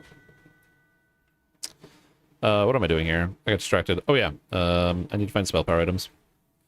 Now I need a spell power item. There's like orbs you can get that give you spell power, which is kind of neat. Like there's the Dark Sphere. I already have a Dark Sphere. Oh my god, I don't want that. Cursed Mirror, Trinket, Illusion Focus, Necklace of Tranquility. Yo. Protection Con Sheltering. Fort Con Sheltering. Double Augment Slot. What? How did I get this? Dude, sometimes you just don't look at the items you're carrying. And this is Con Concentration Resistance. All saves is kind of good. I don't have all saves anywhere. I would like all saves. Do Do I drop the con for the all saves? I have will saves here, so I don't really need the all saves. Well, I guess I don't have any dexterity save, or dexterity save, reflex save. I've been playing way too much 5e, so like, what I used to do is when I would sit at the table and I'm playing 5th edition with my friends, I would say, like, oh, make a reflex save, and they would be like, what's that? I'm like, dexterity save, make a dexterity save. But now it's the other way around. I've been poisoned by the 5th edition. My brain doesn't work anymore.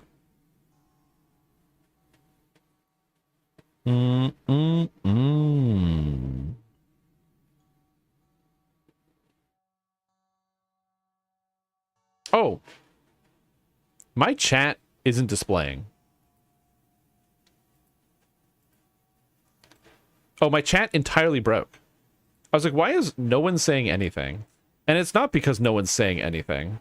People are saying stuff. My chat entirely broke. I was like, why is it so quiet? I don't know how old this chat is, but look.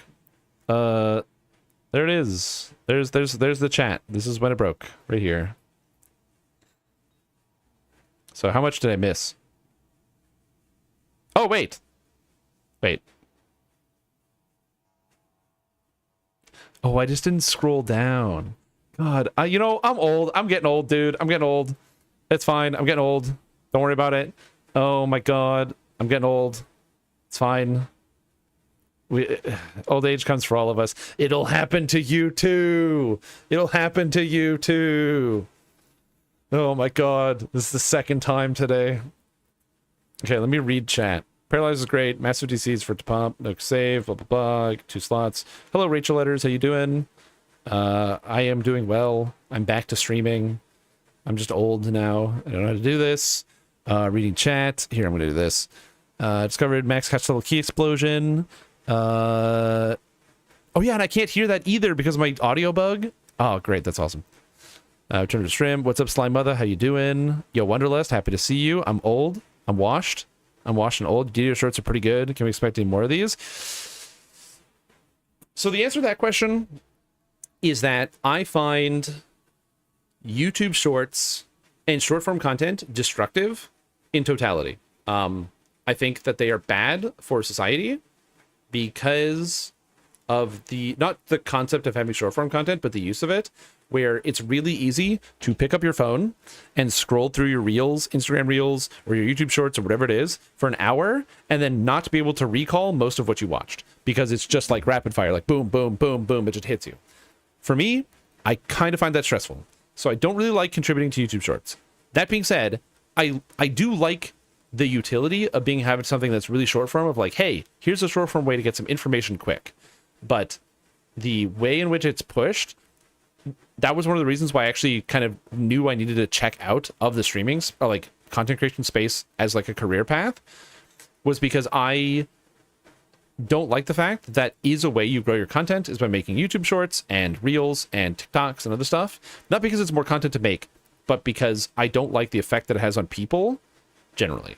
So for me, that's specifically why I didn't do I don't make more YouTube shorts. And that's actually like literally was the get off point. That's when I would realize, oh, this is my next stop. And I wanted to change career because I made YouTube shorts and the YouTube shorts got so many views, dude, literally eclipsed my main channel by like 10 times. People messaging and all being like, oh, what's DDO? I got to get into this. What is this? So like huge, massive. The outreach is massive, but it's just, I just don't like how destructive it is to people in general, so I want to stay away from it. That being said, I don't hate the idea of posting short form videos, but yeah, that one's it. Scroll to the top. Technology, thank you. You're washed. Thank you. With honors, thank you. Thank you for reminding me that I graduated with honors, and I know how to use computers. Thank you. So there's that. So there. Glad we can look through that. So like I said, and this isn't me trying to be out here and be like, oh, I'm so much better than everybody else. I'm not going to do this destructive thing. It's literally and exclusively, I'm not personally comfortable with how that content warps people's perspective of time and how also just how effective it is as a marketing tool. because you just don't even see it. It's just like just hits you in the brain. So I just don't want to do it. But that being said, I have some good shorts. So I think the closest I would get with shorts is for making them literally as unalgorithmic as possible. So making a short that is very boring, that is not like no flashy colors, no quick cuts, none of that. Just a very simple, like, here is how you do a thing, you do this, and you do this. And like that's it. That would be the closest I would get. I want to try to make it like deprogrammable so you can look through the short and be like, oh, this is just a short video. And if you want an example of a type of short form content, I actually don't mind. There's the YouTube channel 5 Second Films that is still posting videos, by the way. And they just make like short sketches that are 5 seconds long. And for them, it's the challenge of making a story in 5 seconds. And whether it's telling a joke or doing whatever, that medium is really interesting. They always do like a horror month in October, but they also do like a depressing week where they upload five videos and they're all like really depressing. And it's the classic, like, you know, or it's like for sale baby shoes never worn, where it's like really, it's a short story.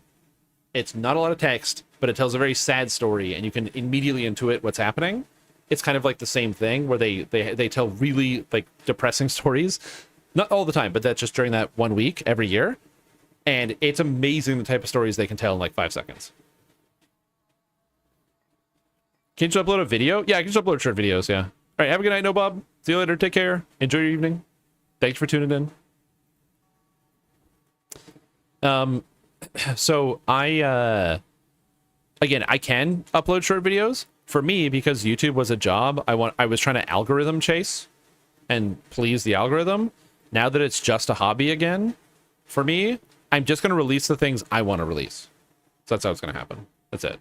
It's going to be what I want to make.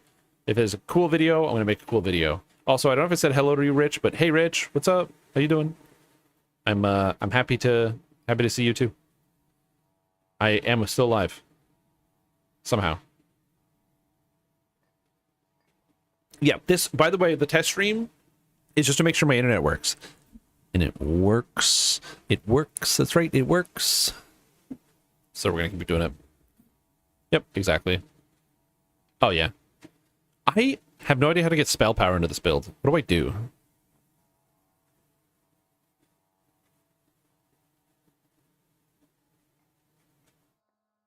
Do I farm for the stupid orb? Augment? Yeah. Yeah. Yeah. Yeah, it's augment. You know, I kind of want to, like, I wanted an orb. I want an orb. I want an orb. Yeah, 100%. Like I said, I'm having a good time. And I'm excited to make some more stuff. Like I said, for me, the next big project, the YouTube video project I'm working on, after the video for the transfer guide, the actual big YouTube project is going to be the beginner basics rewrite, where I'm going to be releasing a beginner basics for every class in the game. That's currently a goal. That's what I'm working on right now. Just so that way, because I feel bad whenever I like play like a year and I don't release a build for something, because then there's somebody who's out there who's just like, man, Barbarian is my favorite class, but like there's no Barbarian builds I can follow. Oh, shucks. And then they throw their phone on the concrete and start stepping on it. And like that's a feels bad moment. So if I can help alleviate that from like at least one person where they're like, oh, they have a thing to turn to. Because here's the thing. Other people post videos. There are lots of builds on the forums. And I am not here to make the claim that other people don't post good videos or post good builds or have other useful tips and tricks. There are lots of good information like that out there that exist. And I highly encourage any of you who are watching, if you need information, to check out and look through the forums for some builds you're looking for. There's a lot of good options for that. That being said, fucking people don't look through the DDO forums. People look up on YouTube. How game good thing. Type in keyboard. And they type like this with one finger at a time. Type, type, type, type, type. Barb good build. Enter key. You know what I mean? So it's easiest to have people find stuff in the place where they're already looking. Can you do like a quest guide? Like that is the problem I always have when I come back to the game. Oh, like what quests to do, like what thing you want to do. Is it still working? Exclamation point quest list? Oh, that's not going to work on YouTube. Yeah, I'm role playing as a barbarian. Exactly. Just type. Yeah, someone in chat, check that out. Hey, if you're in Twitch. Oh shit, does that work? Does that work? Oh hey, yo, this is my year-old leveling guide. Uh-huh. There it is. Here, for YouTube, because I know YouTube chat, you don't have it. Here you go, YouTube. Sent. But that is, I don't have a video on that. I should probably make a new one. The problem is like, oh yeah, it totally, the thing totally works. The only difference is now you basically just do all expansions while leveling. But for me, I don't usually follow that guide, and the main reason I don't is I just like to flip-flop. I just like doing this and then that and then the other thing. But yeah, that'll help you out, Rusty Marriott, while you're looking. Meta builds on the forums is likely out of date on the forums. True, yeah. Yeah, well, that's the other thing too. Okay, so think about this. There are so many websites for like really complicated characters. So I'm going to give you an example, okay? So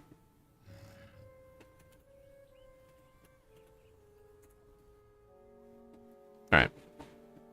So if I type Diablo 4 builds into Google, Maxroll, Mobalytics, Icy Veins, and Diablo4builds.gg. If I go to one of these websites, yeah, sure, whatever. I don't care. Get out of here. I can see all of these builds that people made for Diablo 4. Game, not that complicated. Definitely follow a build if you don't know what to do, but game, not so complicated. You can't play without a build guide. It's really not really, like, you just pick a couple uniques and then get the other uniques to go with it. And you can go to multiple websites. In fact, if I look at Mobalytics, Diablo 4, Night Rain. Why is there a Night Rain build section? That's crazy to me. Yes, the Bazaar. You don't really need that much information on builds for some of these games, but there are websites for them. And that is a huge difference, because it means when somebody is looking for something, people know about Maxroll. They know about Mobalytics. They know about Icy Veins. They know about these websites, okay? So that, I think, is a huge difference in terms of DDO, because if you're playing DDO and you don't have like good access to information, it's not like something like this where I can just like click, oh, I want Druid build, and I click it, and then there's like, it's like, look how organized this is. It tells me this information. It's got skill tree. It's got like visuals and like a GUI interface for something. We just don't have that in DDO. And if we did, if either DDO piggybacked off of Mobalytics or some of these other things and was like, hey, we combine whatever, blah, blah, blah, and then we get files to upload and you can like do stuff and customize it on the website, that would be insane for sharing builds. Because anybody could share anything at any time. You could immediately transfer information from one person to another. Because on a website like this, if I go to like Diablo 4, you can see the meta builds. These are the best builds in the whole game. But then also you can see community builds. Some guy made Dino Nightmare. Is it good? I don't know, but it's called Dino Nightmare. Maybe you want to play that. You know what I mean? And that's like a tool like this would be insane for sharing builds. Something where you could very easily like go and take something. It's also helped out by the fact that a lot of these games have third-party tools. So an easy example is something like Destiny 2. If you want to follow like a build for this game, like if somebody has this build Rocket Copter, I don't know what this is, but if you want to play this, you can just rip it out of the game. There's a program that takes your in-game stats and puts it on a computer. It puts it on the website. DDO has no tool like that. If I'm in-game and I have my stats, it's like I have to like a caveman use my fingers and open up the builder and type out all the numbers and make sure I check off all the past lives. The amount of time you would save if I could just like go boom and pull it off. Here, I'm going to give you an example. And this is if you're out here and you don't know how to, if you want to have a job, okay? Or like if you like want to prove that you can be a good web developer or something like that, and you want a personal project, you want to take this on, I'll show you something cool. Check this out. I'm going to go to PoE Ninja. This is a website that tracks character builds in Path of Exile. These are all the players. And if I want to know anything about them, I can just click their character, and I have all their items here. I have their stats, I have their information, and this has a built-in tool that I can click a button, and now it's in the builder. And I can scrutinize everything about it. This is madness. This exists. You can just do this for this video game. That's crazy. Obviously, something like this for DDO would be way too much. So I think something like this, a lot of people wouldn't like. A lot of people don't like seeing their information. Yeah, like My DDO. Yes, exactly. My DDO used to exist where you actually look up the whole player base. I think a lot of people would not like this for that exact reason. People don't like their stuff being seen. But just if it's the opposite, where I could like see somebody else's, where I could like post my information instantaneously, where I could take my character out. So even using that example, so path of building. So this is the opposite. There's nothing here. This is a brand new build. There's no data. There's no details. But I can click import. I can take here's my account. I can hit start. And then I can grab my character from Mercenaries League. Arthritis is my Bane is my main character. And then bada bing, bada boom. I imported it. And there's everything. If I could do that with the DDO builder, that'd be insane. And then if I could take this same information. Quest completed. And check this out. You know what you can do with this tool? I can go into the export function. I can generate a build, and I can make a shareable version. So now I have this URL here. I can copy it, and I can take that URL, dump it in here, and boom, there's my build. I'm an Animate Guardian Elementalist. That's so wrong. That title is so wrong. That's really funny. But now it's on a website, and you could just see it. You can just read it. So yeah, if there was something like that for DDO, that would be huge. And a way to aggregate information. Because here's the thing, I'm not the only person that makes character builds, right? Lots of people make character builds. But all of these other games, whether it's Destiny, Diablo, Path of Exile, there's like a tool that reduces the friction between putting stuff together. So between you wanting to share your information with somebody. In DDO, we literally have to write everything down and tell somebody else. So like when you look at a build, so like as an example, so if I go to where's the thing? DDO, there it is, DDO. Oh my god. So if I go into the build repository, right, and I go to Archmage Illusionist, I had to type all this into a program by hand and get all this information in here every time. And when you want to put the points in, you got to do it every time. And when I want to do the gear, I got to do it by hand every time. So as opposed to it just like click a button and it translates on there. You know how many times there's like translation errors because I'm putting something together and I click the wrong thing. It's not something I'm proud of, but sometimes I have translation errors where I click the wrong thing. So yeah, a tool that could just go from game to something else would be insane. That being said, as Dorak says, there's no API for that. And so we literally can't do this. But that'd be really cool if the character information was there. So I'd love to see that. Unrelated, but Void Sphere Space of Rending.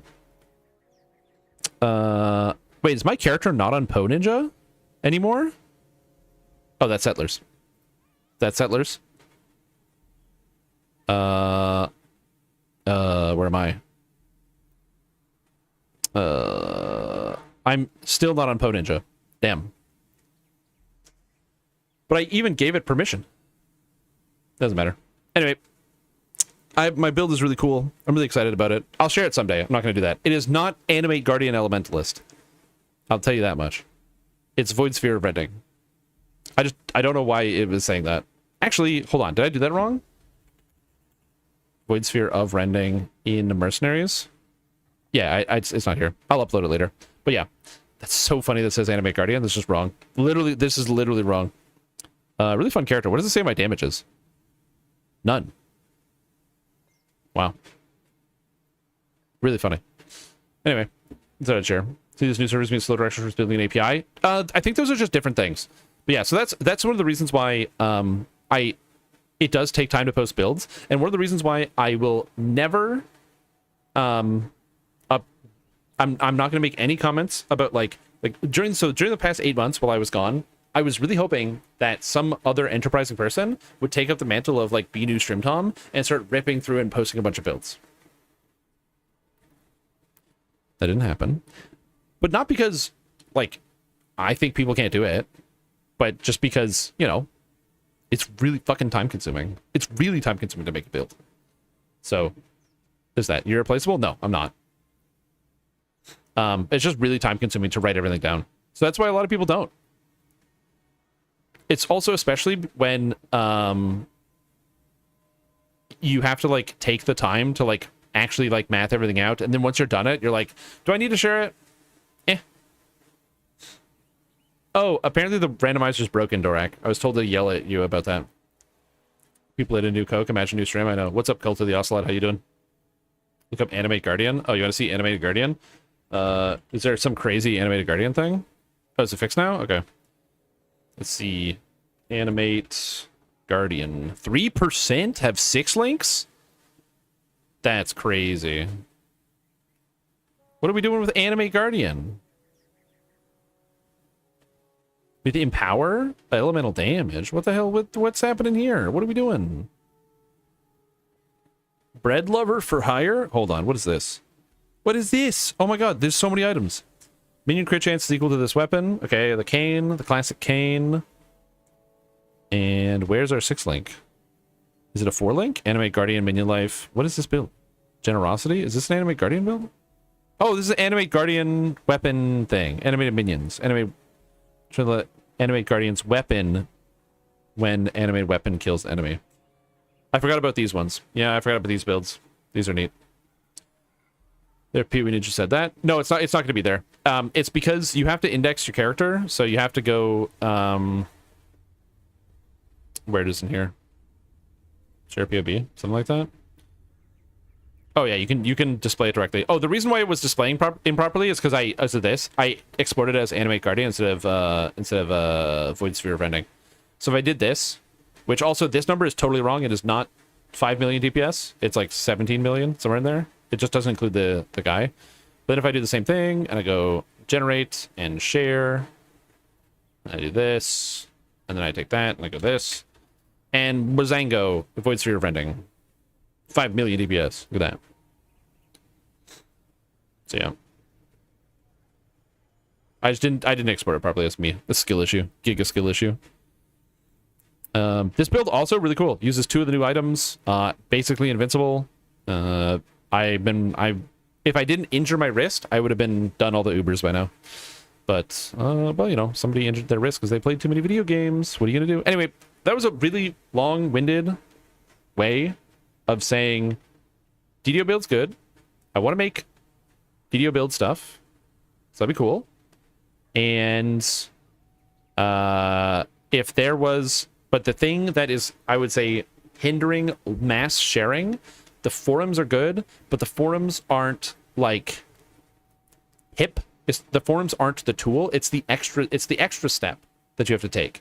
Because to get the build out there, you have to download a program, manually put that shit in, then manually export it, then clean it to make sure it looks good, and at the end of the day, it's ASCII. Right? We don't have, there's no visuals. Whereas if you had like a tool on a website where you could rip your character direct from the game and post it on a website, and it would load 3D images, or not 3D, but images of all of your trees that would be built out using the software, the amount of builds people would share would be massive. It would also really quickly simplify the meta. Because if you could do that, then people would actually seed a lot more information. But, it's fine. Forums are very hostile to build posts whenever I check them out. Yeah. That's I don't know. I think that's a problem of, like... I can't say that... I'm trying to think of the best way to put this. I've experienced that myself as somebody who posts builds and is not perfect about it. There have been many people that have referenced me as basically being like, either saying that like I'm destroying the game because my builds are bad, or I'm like making the game worse because I'm making people like play bad because I'm giving them bad ideas. And it's like, even if that's true, bad ideas are better than no ideas. But like, I think that There is the essence that a lot of people have, is like the crab bucket, where like none of the crabs can get out of the bucket because when one crab tries to get out, the other crabs pull it back down. It's kind of like the same thing. People would much rather tear somebody's build down than like build up somebody's build. And that's not, I don't think it's a case for all people. I just think that's a case for like certain mindsets and places. Also, not looking for a glaze sesh, don't worry. I was just like real things I've read from real people. And it's something that's understandable, but yeah, not ideal. Also, what's up, Mystic Oracle? Thank you for the like and subscribe. Anyways, I think I've done everything I wanted to do in the test stream, so that's good. So the stream has been tested. But there is one more thing I wanted to do. Because I'm like tired. I had a bunch of stuff to do today. Which is I want to show you guys a game I've been playing. So we're going to do that. Remember when I said I'm not going to do variety? I'm not. But I am going to share with you a game I've been playing. Because I don't know how many people have seen it. So this is cool. So we're going to do that. Try new things and enjoy it. Yeah, that's good. That's good. So let me swap it out here. Hey, what's up, Float? Pig Surfer RPG. There is a pig involved. What's up, Float? How you doing? And don't worry, there's, like I said, there's gonna be more builds coming. The builds, they be coming. No, the game I want to showcase and talk about is this game, The Bazaar. This game I have played a lot. Okay, this is easily my most played game of the year by no small margin. I really love this game. So I'm going to show you what it is. I'm going to change up my stream information so it changes to The Bazaar. But yeah, there is no more DDO for today. But we can still, if you want to sit here and hang out. But I'm going to be streaming more DDO in the future. Don't worry. I just, my test stream is over. The Bazaar. In the future, I am going to be doing more streams in which I stream a game and then I might stream another game in the future. But yeah. Yeah, Float, it's nice to see you. How you doing? Hey, Juggernaut, what's up? How are you? Yeah, I haven't streamed in 8 months. And MojoFett, you guys came in at the wrong time. I haven't streamed in like 8 months, and then I have faster internet. Also, my modem is right back there, my new modem. You can't see it, it's under the piano. But, yeah, it's pretty sick. So we'll see. Your stream today is over in 12 minutes. That means more DDO. True. Yeah, I'm going to show you guys The Bazaar in case you've never seen it before. This is a really, really cool video game. It's also free. So I can easily recommend it. And it's basically like a card game auto battler that has a lot of like interesting mechanics and other stuff. I'm a big fan. I fucking love this game. It's so fun. So I'm gonna show it off. Also, because I post about it all the time in the Discord. Also, this video game was made by Reynad, who is ex-Hearthstone live streamer and tournament winner. So it's kind of interesting. He literally, in like 2017, or I think it was 2018, was like, fuck Blizzard, I'm never playing Hearthstone ever again, I hate this video game. And then he was like, I can make a better video game. And I'm going to be honest, this game is nothing like Hearthstone. But it's a way better video game. I love this video game. Really, really fun game. I'm just showing the interesting cinematic because the art's really pretty as well. So if you've never seen it before, it's very cool. A couple of reasons why I like this game, other than the fact that it's just fun. The art design, the world building is really, really pretty. Is there audio? There should be audio. I think I'm just talking over the game. And when Blizz gets the finger and outdone. Yeah, like I said, it's very different. This is most comparable to like Hearthstone Battlegrounds because it's kind of an auto battler. But yeah. It's a lot of fun. I will explain it in much more detail when I actually get to show the game. But for now, I'm just having fun. This opening cutscene's great. On the YouTube channel for the game, they also showcase the art development and a lot of the art for the game, and it's really cool. They have like kind of like a voiceover where a guy like reads out like some element of the story. So the gist of this game, and the best way I can describe it, is you pick a character and then you go on a journey through the bazaar. Every journey through the bazaar has several hours where you can go to shops and buy and sell stuff with the money that you have, and then you try to win a fight with somebody. The game is asynchronous, so you can play this for a little bit and then stop. It's a PvP game, but you can play and then take a break, and then play and then take a break, and then play and then take a break. You don't have to do all of it in one go, because each run takes, like, depending on how fast you play, 45 minutes to an hour. And yeah, there's a bunch of different characters, and they all play very different. Every character has like 100 base items, and then they add new items to the game, or new cards. And the way the cards work is there's like these 3 card packs that I have. Each one adds 10 new cards. Every month there's a season pass that comes out, and it's like free. So as you play the game, you unlock the new card packs. So like number 10 on the season pass was a new card pack for one of the characters. Rank 30 was another card pack for one of the characters. And once you unlock the card pack, you can play with it. And if you don't play and you don't unlock the card pack, you just get it for free at the end of the month anyway. So this game is pretty good with the free to play. So you can just like have fun and have a blast. And then there's 2 modes. There's the ranked mode where you can win cosmetics and stuff. And there's the normal mode where you can't win any cosmetics. The ranked tickets, you get 1 for free every day. And then you also earn them through play. So if you're like a totally free to play player, you just do the 1. Now, here's the thing I want to showcase. I have played this game a little bit. This game came out this year, and I have 375 hours in it because I really like it. I really like this game. So I'm going to play a little bit of Bazaar, and I will show you why I like this game. It's very fun. WoW players come back to DBO with open arms? Yeah. So I'm going to do a simple run, and we start with character Vanessa. She's generally an aggressive character. She likes to like kill you quick. That is not terribly the way that I play this character, but that is usually the way that you play Vanessa. So I'm gonna do a little thing. I also have not streamed this game before, so I don't know what the flow is like. So we'll see here. I also don't know where my camera should go. I think I can just put my camera on the side here. So I think I can just like kind of resize and kind of go here. I don't think there's anything on the side of the screen. So every run, when you start, you have your income, so how much money you get every day. You have your bank, which is how much money you currently have. So the day just started, so I've got 8 gold at the start. And then every day has 6 hours. Your goal is to get 10 wins against other players. And we have your prestige. Every time you lose prestige equal to the day number. So early losses aren't that punishing. Late losses are very punishing. But early losses can be punishing because if you don't have a good build or you don't have good items, then when you get to day 8 or 9 to sink those last wins, you might be in trouble. So there's that. So when you start the game, you can pick how you want to start, which is like controlled randomness. Also the one from Mars. What's up? How you doing? You missed the 6 hours of DDO, but glad to have you here. You can either start with more money to make more decisions. You can start with a random enchanted item, which gives you a small selection of items that have superpowers on them. But there's huge RNG. It's fun, but there's a lot of RNG. Or you can start with a skill. Skills are these little dots on here, and they apply to everything you do, and they can be very, very good, and you get a selection of them.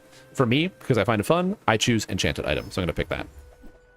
So then it gives me 3 items in the game. So these are the different cards. So you can kind of zoom in. You can see like the little art. You can see this is like a honing steel for honing a blade. It's got like a little bird back there, and because it's a honing steel, it makes a weapon on your board gain damage. Cool. Really straightforward. A lot of these items make sense.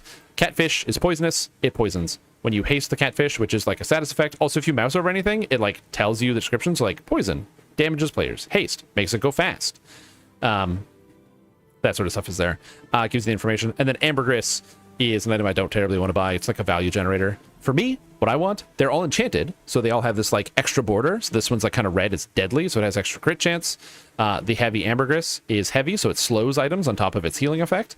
And the honing steel is shielded, so it shields as well. That's one of the things that makes the game kind of cool, even though every character has 100 items. And then there's also like 3 item packs per character currently, so there's like 130 items.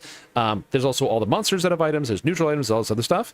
Then each item basically has 10 or 11 different enchants, basically making it so that there's like thousands of options all the time. And because of the way the game is designed, you don't get to choose what you play. So if you've ever played like a TFT or something where you are, trying to make a certain build, the Bazaar does not let you do that.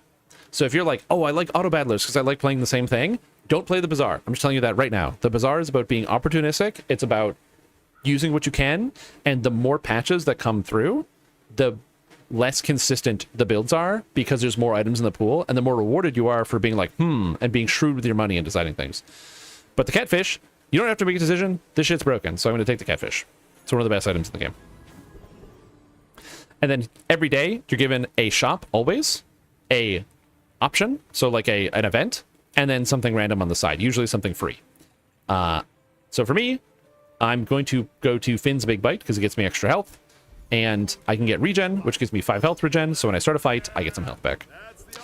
And then I get to pick somebody to fight. There's always monsters you can pick. Each monster has different items and things. Whenever you fight a monster, you get an item or a skill from the monster. So in this case, I'm going to fight the Bananable, and they have their little voice lines. Some of them are really irritating, like the Bananable, but look how cute he is. He's a banana who eats bananas. Isn't that cute? He's a Bananable. Yeah, it's weird. And then this is how the fights go. Hands off. Very easy on the wrist, so I've been playing a lot of this recently. And you kind of just watch as stuff happens. So there is RNG involved, but it's all programmed. So as you can see, my catfish is stacking poison on this guy. Poison just deals damage every second. And his banana is healing him, which reduces the poison whenever the banana goes off, but not by enough.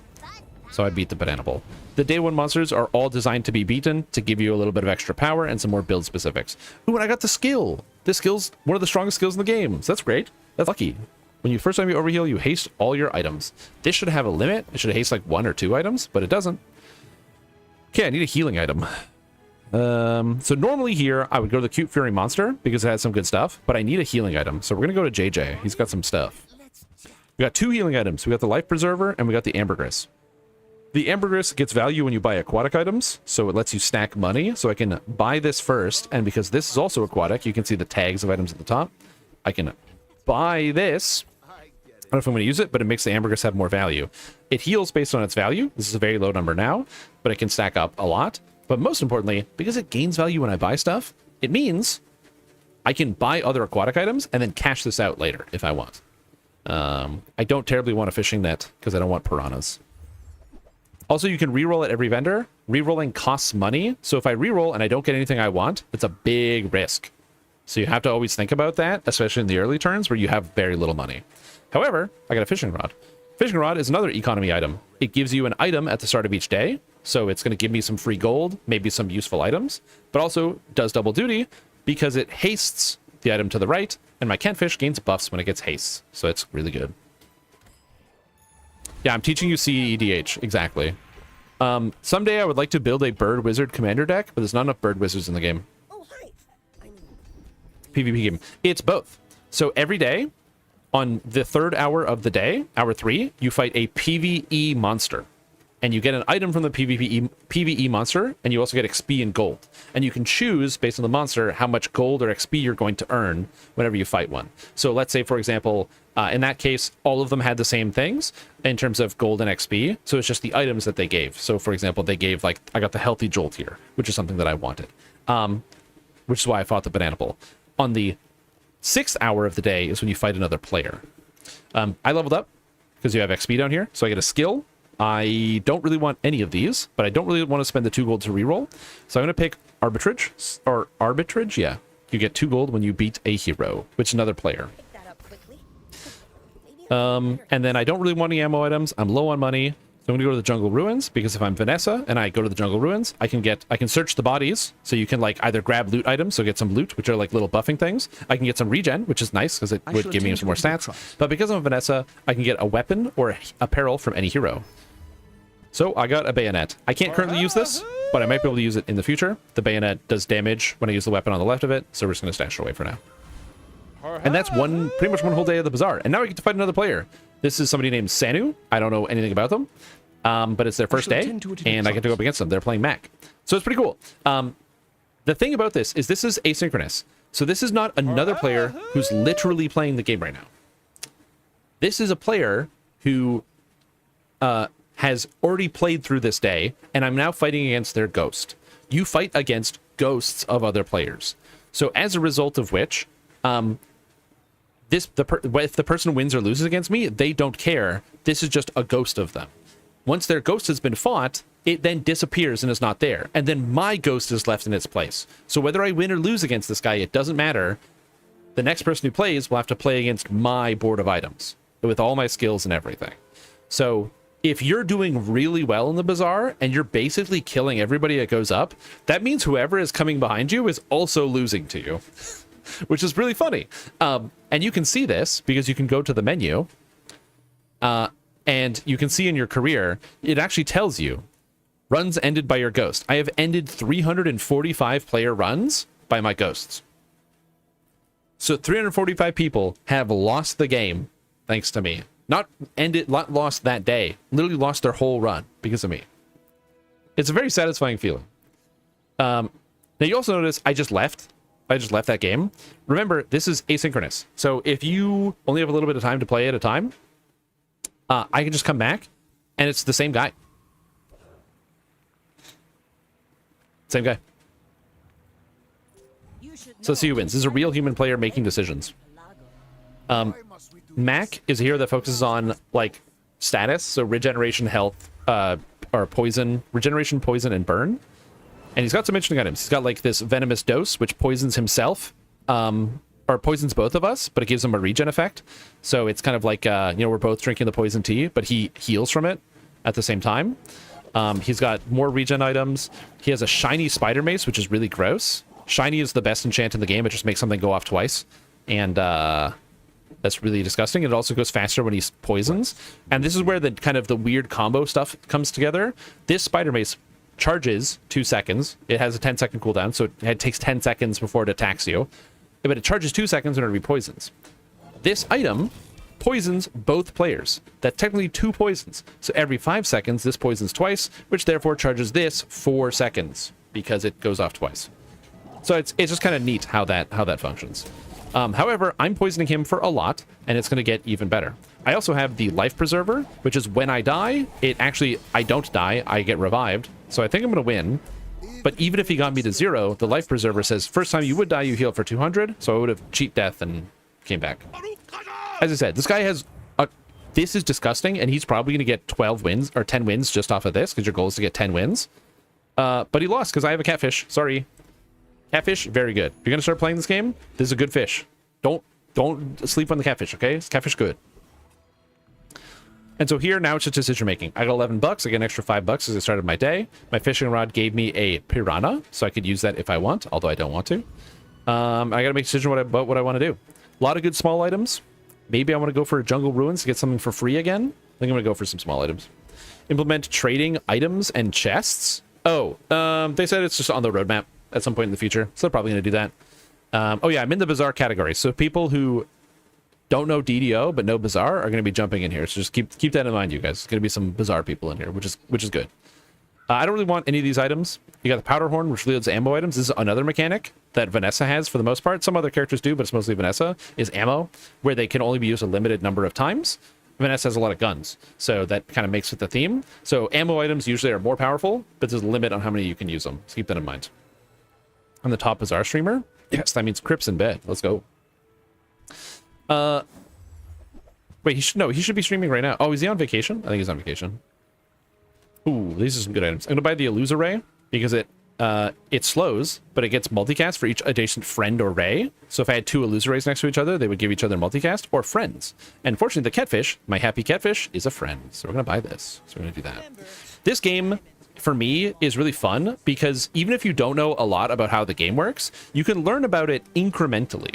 You can just take it one little step at a time. I'm going to do this, and then I'm going to do this, and then I'm going to do this. So even if you're just learning the game, you can just buy one thing. And if you, like say it says lost crate, you find a lost crate. Well, it can't be bad. So if you don't know what it does, you can just click it. Or you can take small aquatic item. So that's one of the nice things about the Bazaar. It kind of eases you into it because you can you're buying one item at a time, one thing at a time. It does get really crazy. Also, if you're wondering what that person is referring to with the trading and implementing items and chests, so in this game, I'll actually show this off. I'm not trying to sell you on the game. I just have fun with it, but I just figure I should. You have these chests, so they do have loot boxes, but treat this more like a card game. So I have a loot box here. So this is one of the loot boxes I have. I'm just going to open it real quick. Whenever you open up any loot boxes, you're going to get whatever items inside that is cosmetic. So this is a card. So this Nitro is an item for Dooley, one of the characters. it already exists. But this is the Season 4 card visual of this item. So you can see it's got like the gas coming out of the Nitro. It's got a little bit of a shine to it. So the regular Nitro is just a flat card. This is like a shiny version of the card now. It's like a special version. But the card also has a number, 28971. That means this is the 28,971st mint of this card. Now, if those of you who play card games know what that means, what if you're a collector? What if you want number 1? What if your favorite number is 13 and you want all the 13s? As this game is the Bazaar, they will also have trading of these things. So that means that either A, if you're looking for a specific collectible, you'll be able to trade for it if that's something you wish to have. Or, similarly, let's say you want a skin and you didn't get it from the loot box. Well, guess what? You can just trade somebody else for it by trading one of your skins. So if I have like a skin here, let's say, because I've been playing since the beginning, somebody decides they want Play Hard Pygmalion. They want this skin. It's 80,000, so a lot of people have this one. But maybe somebody plays soon and they never got this when it first came out. In the future, you'll be able to trade with other players and be like, oh, I have a spare. But what do you have that I don't? So that's why you can have multiple copies of the same skin. That's why I have like 2 of the Shrewd Investor Pygmalion, 84,000 and 57,000.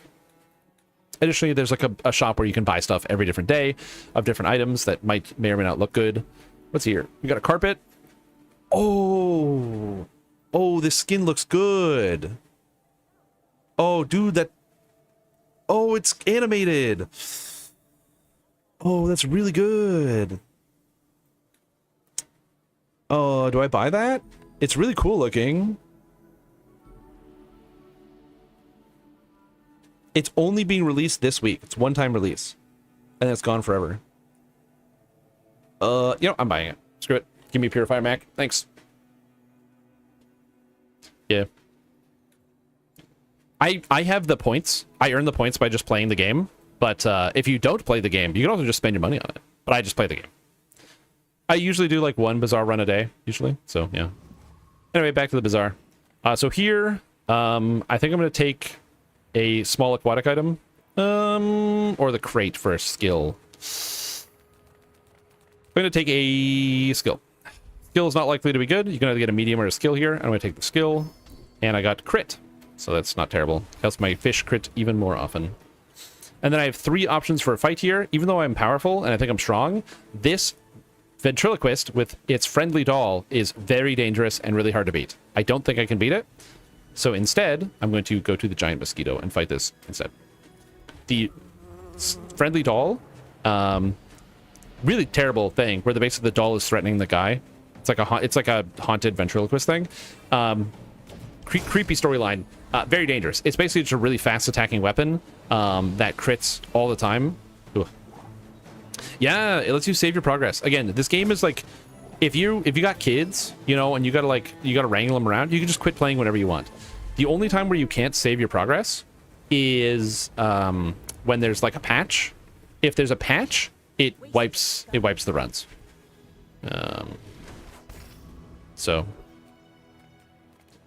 Also, this game is it's balanced very frequently. There are balance patches all the time. So like, this is not a thing where they like let the game stagnate for like months. There's a big balance patch every week, and whenever there's new content coming out, they usually do a patch literally every day to adjust stuff. So it's pretty sweet. Oh, another mechanic. Have you played an auto battler before? If you get 2 of the same card, they upgrade, and it'll even tell you. If I upgrade the Illusoray, it goes from slow one item for 1 second to slow 1 item for 2 seconds. I'm gonna buy that. And then I can get Mr. Richardson, which is a great name for this card, because you know exactly who this is. This is Mr. Richardson. And he shields 10, and it says when you haste or slow, you gain 5 shield. I have haste here, and I have slow here. So I'm going to buy Mr. Richardson, which now means I don't have a lot of money. So I'm going to need to be a little bit more shrewd with my spending, but it is not too bad. And now that I leveled up again, I can either get something for free, a bronze item, a 2 gold and a bronze loot item, which is a buffing item, or $8 redues. I'm going to take that, because $8 is $8, man. And then I get aquatic vendor. I have mostly aquatic items. I have the ambergris, which gets scaled every time I buy an aquatic item. So aquatic vendor sounds really good. I also have Mandala, who transforms an item. So I could take my fishing rod and turn it into any other medium item.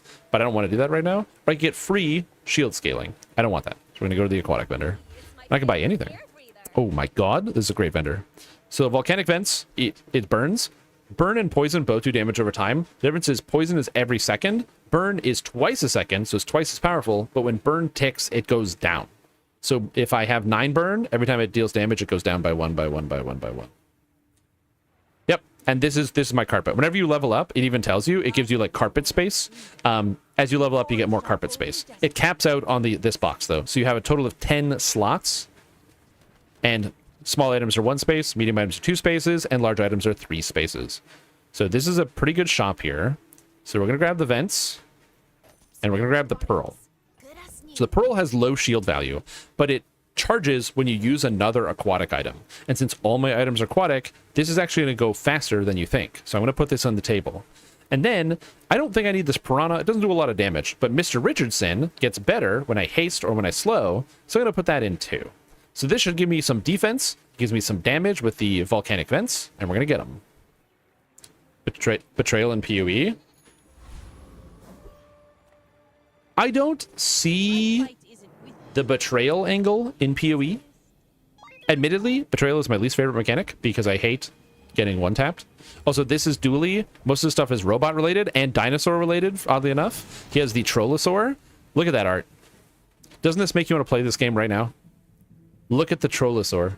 It is straight out of like 2009 Trollface memes. Honestly, Dooley should have like a card for every single like Rage emote from Rage comics. That'd be great. Which is literally. This item is dangerous. Most dinosaurs have what are called destruction effects, so he destroys items. So when either player falls below half, he destroys one of my items for the rest of the fight. So that's where you have to be careful about this guy, and a lot of dinosaurs in general. So if he just, for example, if he destroys my catfish, I'm probably just going to lose. If he destroys anything else, I'm probably fine. So now we watch and we wait. And I can't do anything. I can't influence the game, but there's still like the watching of like, okay, what's going to happen? The RNG is happening. Somebody's hitting half. I went to half, but he didn't destroy the catfish. He destroyed Mr. Richardson, so I lost my defense, which is bad. But now his Uzi's out of ammo on the left side, so we can't use that anymore, and my poison got him. Just like Magic avoid the dino players, but I'm a dino player. 4-color dinosaurs is my favorite deck. It's an amazing combo deck, dude. But yeah. Anyway, and then I won. Start the day. I have my arbitrage, so I got 2 extra gold. I got 5 gold for my income, and now we start again. And I have a lot of small items. There's a lot of good small items. I got a second catfish. So usually, if you go to a shop, you don't see the same item, but I just duplicated this catfish. And duplicate items are very interesting. Yeah, it's the bazaar. It's free, and I really like it. Ooh, and I got the mantis shrimp. The mantis shrimp is not only a cool animal, because it punches so hard in real life that it literally separates the oxygen and hydrogen underwater and causes explosions, but also, it scales when you slow. It's a slow item itself, so I have lots of time to slow. So this is probably better than the volcanic vents. So we're going to take this. And then other than that, I don't think I have anything else I want here. I don't want to spend the money on the reroll because I don't have a lot of money myself, but maybe it's worth it if I get some more aquatic items. I think I will actually do the reroll. If I get a Zorcid, I'll be pretty happy. And I did not get a Zorcid, so we're done. There's a dagger that gives gold, so if it doesn't do a lot of damage and it's slow, but every time you stab, you get money. So you have to make the decision if you can handle it. Why don't I throw a couple battles? No, I'm not going to throw a couple battles to make it interesting. What are you, silly? This guy sells skills. The skill vendor is very good. Also, you'll notice everything has a border. So this guy has a gold border. That means rerolling at him is more expensive. So if I don't like what I see, rerolling is really expensive. So I'm just going to go with the non-weapons instead. Early game skills aren't very good. And then we're going to do that. The jellyfish is okay. It increases my poison. But instead, I'm going to take the star chart.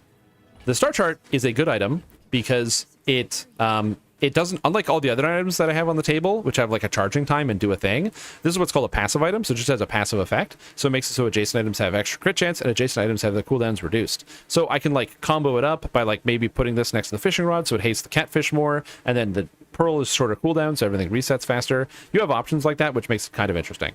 I'm not going to do that. I actually bought it for a separate reason. Vanessa, the character, gets a bonus at a certain event when I have a star chart. So I'm actually going to use it for that purpose. And I think for now, I don't need the pearl. I also don't need the catfish, but the catfish is okay. We'll just do this, I think. Get a little bit of extra poison. The first guess, when first tries, the odds are in your favor? Yep, probably. Life preserver ring. What if you fall into the ocean for hours and need somebody to prep up your strength? Oh, my character is a sailor. I don't have to worry about that. So again, I'm faced with the decision of who do I want to fight. This character is pretty hard and has a lot of damage. They have a gun and they're on hover bikes. Frost Street Challenger has some icy stuff, which could be good. And this guy is not that strong, but he has a ticket. A ticket is something they added in the last patch, where if you get the ticket randomly, then you can go on an adventure into the jungle and find legendary items. We're going to do that. We're going to fight this guy to try to get the ticket. Right here. So yeah, like I said, this game is very fun. It is also the thing where your first few games, as you're learning, you might lose a lot here and there, but as you get better at it, you're going to be picking up pieces, picking up the puzzle, and there's just something really, like, to me, when I see an opponent and they just have a crazy set of items where I'm like, how did you even get that? Or somebody has a combination that I've never seen before. I have put almost 400 hours into this game, and I still see new things happening all the time. And look at this, panic. First time you fall below half, reload an item and charge my ammo item, which is this. Cool. I can reload my shrimp now. All right, now I have B1 and B2, which lets me upgrade an item, or I have the aquatic vendor. This is tough. The aquatic vendor is very likely going to sell me something I can upgrade, and I won't need to go to B1 and B2, which is guaranteed upgrade an item. But B1 and B2 can only spawn once per run, and it doesn't cost any money. So I think against my better judgment, I'm going to upgrade the catfish. Because I don't want to lose on the next day. You could upgrade the fishing rod, but I think the catfish here is going to be the play, because it's deadly, it's going to give me even more damage, I think it's more impactful. And now we can upgrade the fishing rod, because I get another upgrade because I leveled up to level 4. Whee!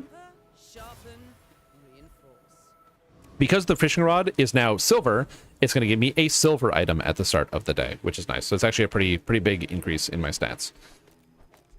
Now what do we want to do? It's either put in the volcanic vents or put in the star chart. And I'm thinking that the volcanic events is probably the play, or maybe it's just the life preserver. This is where it gets tough. I don't know the answer. You're also going to notice that I have all this extra space to hold items. I could just sell everything and get the money now, but something you learn about the bazaar is that it's oftentimes better to, like, hold on to stuff, because you never know. Like, what if I get an item that scales off of burning effects, and now I have a burning item I can use? Or what if I really want to reduce the cooldown? Or, like, you know, you can kind of, like, play it by ear. So I like to keep all my items until I have to get rid of them. Here, the only weapon I think I want right now is either another mantis shrimp to upgrade it, or a fish called the Zorsid. Both would be very nice. Or I could get a small friend, of which I have almost all of the small friends. So I'm going to take a small friend because I think all of them are good for me. I'm missing Old Salt Claw and Zorsid and the Yeti Crab. So I'm going to try the friends. And I got the catfish. So I have upgraded catfish. Double catfish is interesting. I don't know if I can use this. Maybe if I get a water wheat. So now the other thing is they actually give you stats about this. So I can see that this guy has no wins. It tells you how many wins he has. Which means, because I have 2 wins, my build is good. I'm probably going to beat him. You can kind of use that information to change up your game plan. In this case, I probably could have subbed out the life preserver, because he's probably not going to kill me quickly. And I still think he's not going to kill me quickly. He's got the Oni mask, which is when you crit, your burn items gain burn. So he has to crit me to charge up his items. He's got 2 fast-hitting weapons, but they do basically no damage. They don't even affect my character. And I'm just going to poison him out, so he can't really do a whole lot. And he has no healing, so that's it. He does have some crit. He's got 10% here and 15 here, so it's not like he isn't critting. And the Fiery Cutlass is now scaling because he is critting, because every time he crits, his Cutlass gets more damage. But unfortunately for him, he scales too slow, and that's another win for the Shrimp Tom. So like I said, this game is quite fun. Another thing I like about this game is even if you're losing, this guy's build is cool. Like, this is a cool combination of items. And so this person's probably having fun with just this. Even if you're losing, I find this game is still fun because the builds themselves are just fun. So So here, weapons is also an option, small weapons is an option, but I like taking the Mountain Pass. The Mountain Pass is an event where you basically, you aid a caravan and it gives you a random outcome. So I'm going to click the Mountain Pass and aid the caravan. Ooh, and they gave me some loot. Cool. I also got another Mr. Richardson. I have 2 duped items. I don't know how to think about that. That's not a very common thing that happens. But whatever. I'm going to make some space, get my loot. And I got a wing, which reduces cooldowns. I have a stone, and I have a gland. I don't know what to do anything with this yet, so I'm not going to do anything. Oh, and I didn't sell it because there's Barcoon. Barcoon is a treant, but also he sells medium and large items, and he buys small items for extra value. So by saving my items, now I'm going to make more money. And on top of that, not only does he like that, he really likes it. So if I sell this, he's never going to resell this. Dude, he loves it. He's a happy guy. So we're going to get rid of the volcanic fence here. I don't want it. I'm going to sell the sharpening stone. Because I don't want it. So if you TR, what does past life give catfish? That's a great question. What past lives does the catfish get? Fantastic. I'm going to buy the elemental depth charge. I really like this item. It has 1 ammo and it has multicast for every aquatic item you have. And since I have all aquatic items, it's pretty good. So I am going to buy this. If I reroll, the only item I think I want is a water wheel. So I think it's worth it. So I'm going to spend the 4 gold. I didn't get the water wheel. I did hit the Sea Dog Saloon, which is actually very interesting, and I completely forgot it's an option. Don't worry. This is basically an auto battler card game with like money as a resource mechanic. So this item here is really good. It's the Sea Dog Saloon. It hastes an item and it slows an item, and it recasts for every friend I have. These are obviously the different friends in the Sea Dog Saloon here. We got one of the parrots. We got these guys hanging around. So since I have this friend, this friend, this friend, and this friend, this one and this one scale off of haste, and this one scales off haste or slow, and I have a duplicate of that same friend, the Sea Dog Saloon scales me really, really well. So we're actually going to buy it. I'm going to get rid of the Life Preserver. And I'm going to get the Sea Dog's Saloon, which is now going to go off 7 times. It won't always buff the catfish, which is the big worry about this. So I'm tempted to, like, maybe remove one of the catfish and put in the fishing rod so I can guarantee the buff on the catfish, because it's quite important to the build, until I can get something guaranteed. But the defense here is going to scale, because this hastes and slows. So this goes off at 7 seconds, 6 times.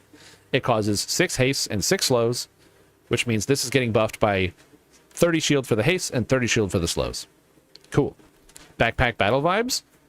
If you understand backpack battles, you will understand this game. It's very, very similar. Similar concept. For me, I prefer the Bazaar over backpack battles, and I will admit a lot of that is simply the aesthetics. I really love the art design, the music, the voice lines. Like, a lot of the art design of the Bazaar is like really well done. It sucks me into it. The fact that they do like story-themed trailers for every new expansion that comes out. So now this charges up and it goes off. Boom, all of a sudden we're hastening everything. This is 90 and 90 on the defense here. This is already scaled up to like 20 extra burn. He's got lots of poison and we beat him to death. Hey, what's up, Axel? How you doing? Thank you for joining in on the test stream. Oh, my title is still test stream. For those of you wondering, I moved. I didn't have good internet for 8 months. I got good internet installed literally yesterday, and now I have great internet. So I tested it out. We're now streaming on YouTube and Twitch. I can do all of that. Back to the DDO grind. I'm excited, and I'm excited to get back into it. But for now, I streamed DDO for a while, and I said I was going to stream Bazaar before the end of the day, so that's what we're doing. I did soak him. I kind of want to I don't really want any medium items. I guess I could get a catfish. Or not a catfish, a pufferfish, which would be kind of good. Or I get a slow item. I'm going to go with a medium item. Welcome in, hon. I didn't get what I wanted. Unfortunately. I did get a horse, though. The horse is really good. Because the horse reduces the cooldown of your other items. And it's a friend. But I think I am going to buy the horse. If it's not right for you, bring it back. So now I can't guaranteed buff the catfish, but I'm more likely to hit the catfish because it's going off more often. And the horse reduces the cooldown of everything. And it's a friend. Sea Shadow reduces the cooldowns of my other items by 8%, but whenever it activates, its own cooldown goes up. So it's like good at the beginning, it gets worse the longer the fight goes on, but it also kind of gets better. Yeah, the saloon's great. This is how you win. Listen, haven't you ever had a life-changing experience at the saloon? Come on. Come on now. I don't really love any of these skills, but I don't have enough money to reroll, and I don't want to sell anything, so I guess we're just taking she. And small item shop is probably where I'm going right now, because I'm still looking for some small friends. And I did not get what I want. I shouldn't reroll, so I'm not going to. I need to keep the money. And yes, I'm going to Thrain. Thrain is my new server. Yes, and now I'm against Dr. Gigglenuts. He has 2 wins. Who will win? I have a better skin than he does, so maybe I'm going to win. And whoop goblins. This guy didn't fill out his board, but he does have a shielded catfish, which can be very dangerous. He also has the Yeti crab, which buffs the catfish again, and he has more haste items than me. There's a possibility I just lose based on his catfish scales harder than mine, but I have other items. But damn, did he just crit with the shield and put on like 500? Oh, it's the catfish that applies 230 shield. Yeah, I just have to poison him, and I don't think I can. I think I just kind of lose here. Maybe? Hold on. Hold. Okay, we tied. That was crazy. I applied more shield, but he didn't have anything that was going through the shield. I did. My burn was actually a big deal. I had a lot of burn on him. So I had 136 burn. So he was taking basically 136 damage every half second. But the shielded catfish, remember when I said this is the best item? This singular item basically staved off my whole board of crazy stats. This is a crazy build. I still beat him, but this is a one-man army. The catfish is insane. Because even though I had lots of shield, it doesn't matter. The poison completely ignores that.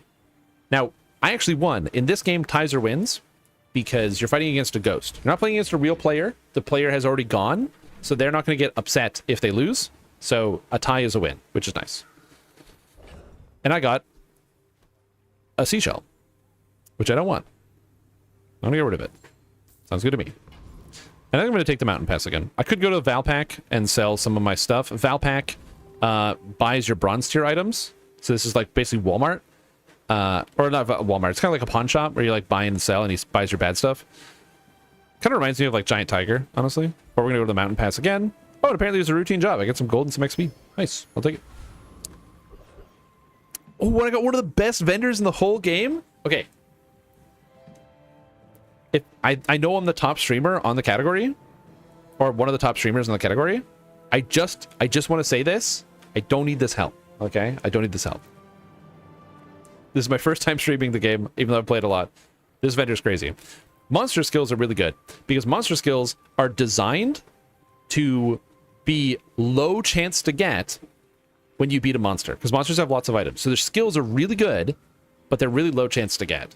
So this guy just guarantee sells you one. Unfortunately for me, all these skills below. So I really hate this. So I'm going to reroll because I don't want any of these items, any of these skills. Purifying Flame. When you gain regen, a burn item gains burn. Unfortunately, I don't have any regens on Vanessa. When you use a weapon, it gains 3 crit. Or when the first time you use an item, haste a weapon. All of these are unfortunately really good. Like this one is so good on some characters. But really, all of them are bad for my build. So I'm going to take Rush and be pretty upset about that. But it's fine. Damn. I was so excited and I got brought right back down. That's the Bazaar for you. Here, there's actually a lot of interesting options. I can fight the mod squad, which gives me the most gold for beating it, but I don't care much for the skills. I can fight the Kyber Commander, which has a chance to give me a ticket, but I don't care for anything else on the board. Or I can fight the Sabretooth, which is a chance to give me a Diamond Shiny Fang, which I could turn into something else. I'm going to go with the Kyber Commander, because I like getting tickets. Also, actually, Counter-Strike is really good. And the wings are good. Reduce cooldown. Go, my pony, go. Get him, Sea Shadow. Yeah, the fact that I can't guarantee the catfish getting hit. Yeah, so like I said, this game is fun. It is, there's a lot of RNG involved, but I don't know. I really enjoy it, and I have been playing a ton of the Bazaar, and I'm going to keep doing it. This is fun. Like I said, it's just it's a very satisfying video game. It really also satisfies like the desire to like create a build. Again, as somebody who plays like a ton of Dungeons and Dragons Online, I really enjoy the build aspect of this game. I think I'm going to sell the rod here. I don't want to sell the elemental depth charge, which I know is stupid, but like the depth charge plus the Yeti crab is probably better than the Sea Dog Saloon, so I think I'm going to sell this. Which feels wrong to sell my econ item, but whatever, it's fine. And I leveled up, so I can get silver loot, silver ammo, or silver tier. I'm going to take the loot.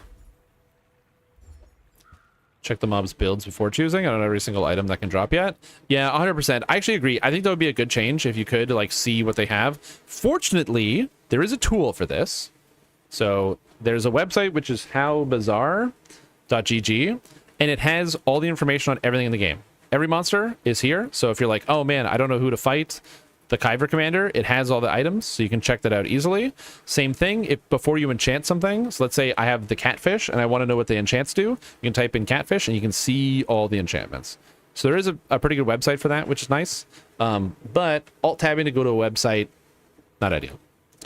Now this is why I got the star chart. So I can go to here, the docks, and because I have a star chart, I can just work there as a navigator, and I get more money and XP. So that's what I'm going to do. And then non-weapon items is great for me. I have a lot of those.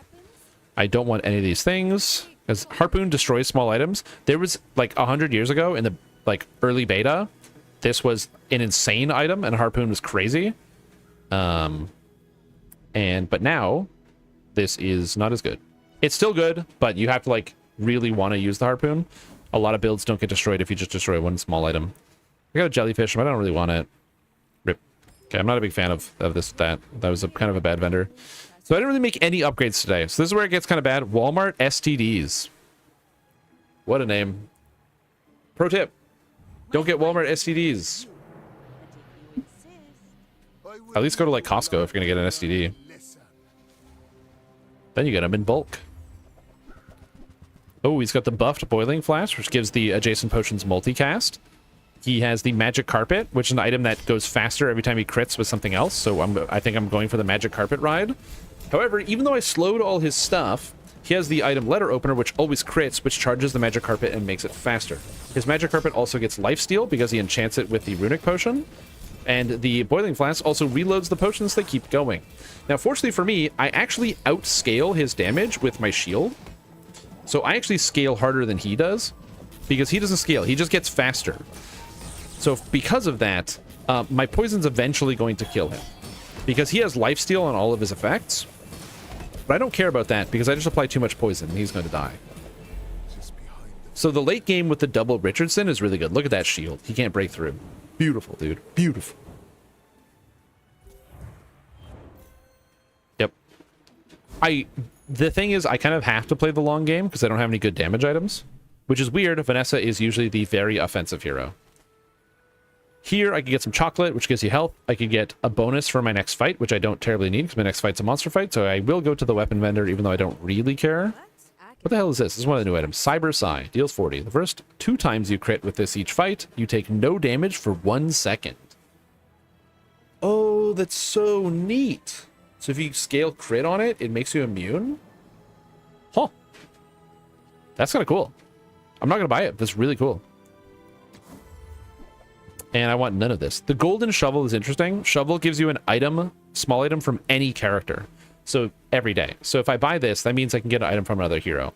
The thing is, I have a lot of items I would like to upgrade and find. I still have items I'm missing. So I'm not going to spend my money because I have more shops to go to. So even though I could spend the 16 gold now, I don't think it's worth it.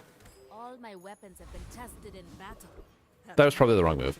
And then, even though I said I need to go to shops and buy stuff, I'm still going to go to the docks, because going to the docks, I have the star chart, which gives me more XP. And for me, I prioritize getting as much XP as possible, because if you over-level, you just have more health and more opportunity.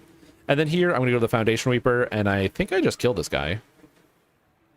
I think so. Oh, wait, maybe I don't. Ooh, this might have been a bad move. This guy is regen. I need to scale the catfish. Hold on. Do I win? Because he scales regen with the Ouroboros statue, so every time he poisons, he gets 6 regen. And he has the ectoplasm where he heals based on the poison he puts on me. I need to scale the catfish. Hit the catfish. Hit the catfish. Hit the catfish. Oh my goodness. Oh no. I am not hitting the catfish. This is bad. Oh my god, I've only hit the catfish one time. I'm not losing though, which is good. Oh my god, I hit the catfish again. Let's go. Oh, I hit it again. The only reason I didn't, like, entirely lose there is because I got to below half, so it reloaded my Mantis Shrimp, which was out of ammo, and then I just immediately slammed him for, like, 1 billion. Cool. And I got, when you poison, you gain crit. Neat. So that is the only problem with this build. I can't direct the haste onto the catfish, so even though the catfish is really strong, that is a bit of an issue. First time you use a large item, adjacent items gain crit. Oh, that's cool. I like that. This is a large item. So now I can put this next to the fish. I can put the shrimp over here, and now these get crit when the Sea Dog Saloon goes off. Cool. Here, I should go to Nautica. I want aquatic items. These are all aquatic. I need aquatic items. But Pearl's Dig Site can have anything. So we do Pearl's Dig Site. The dunes? Where shall we I start? don't need another deadly catfish. Go away, video game. That is really funny. The odds are super low. Super low to see that. That's crazy. Anyway, I don't want any of this stuff. That's wild. I'm going to cheer devices the Green Magician guy.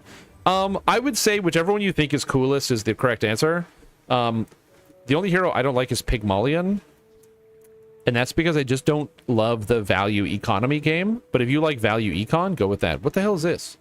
Use a weapon, your shield. Okay, the 28-hour fitness on Vanessa, though. Is that good? It's a pig item. I don't have any weapons. I don't have any scalers. I mean, I could do it. I like the plasma grenade. I don't know. I'm gonna re-roll over this. Or I could just take this now for 12 bucks. Nah. The heavy orange Julian. We got the flashbang. I don't love any of this. I'm kind of sad now.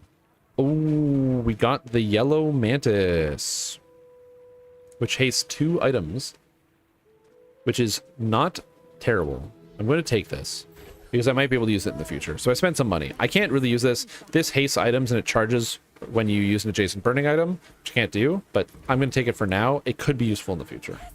So we're going to go to the non-weapon vendor. I got a lot of non-weapons.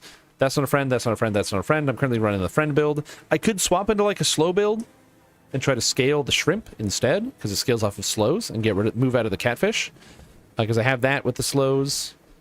The problem with that is my mantis shrimp is bronze. This is probably replaceable, so I don't think I'm going to scale that way. So we're going to just go. And I get a free Richardson. Nice. Double scaling. Let's go. Yeah, I think you should go with whatever's the coolest. When Mac first came out, I thought I was really, really going to like Mac. I thought he was going to be like the greatest character ever. And I actually really just didn't like him that much. I found I just kind of hated the playstyle, so I never really played a lot of Mac. Nowadays, I actually play Mac a lot more, and I play him like much, much more. Also, what the hell is this? Oh, Life Conduit still locked. Upgraded Idol of Decay. So I'm dead. So this is also what Mac does. You know how I'm putting 11 poison on this guy? I have 55, and he has 57 regen. And now I have 170 poison. So unfortunately for me, my build is kind of slow. But, yeah, he has some really wild scalers. So I'm in a bit of a bind here, where I don't really do anything right now. So my build was kind of good, and I have some defense. Poison goes right under my shield. I don't really do anything. I gotta fix it somehow. How do we fix it? I should go to a shop, but I really like getting XP. But we have to go to the shop. Curio sells neutral items. Neutral items are just like random junk for the most part, but he also has wild stuff, like the rocket boots, which haste adjacent items, but when you sell this, your leftmost haste item gets +1 haste duration. And this hastes 7 times for 2 seconds. Well, if I buy this, and then I sell this, now this hastes 7 times for 3 seconds. A huge increase in the duration of haste. Haste makes everything charge faster. Very, very good. I don't really want anything else on the table here, so I'm not going to buy it. I'm just going to roll. And I don't really want any of this. The only thing I think I might want is the icicle, but even still, I don't think I want the icicle. So I'm going to say pass. There's a lot of weird stuff in here. Sometimes there's build around items, sometimes not. It really depends on what you're doing. Again, there's some neat stuff here. Ooh, relic guy. Come on, give me some good relics. Figurehead's interesting. Dino Disguise makes your adjacent items dinosaurs and repeats It's cast for every dinosaur you have. Earrings. I don't love any of these. Maybe if I had like a piano to turn this into a friend. I don't know. I feel like I should not roll here.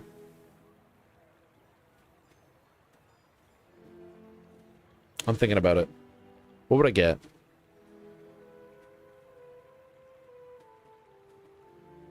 Maybe there's like a burn relic I could get.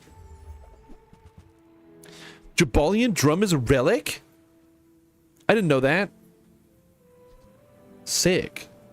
Jabalian drum of Vanessa sounds really, really broken. Also, Sands of Time is super good if you have relics, which I don't have.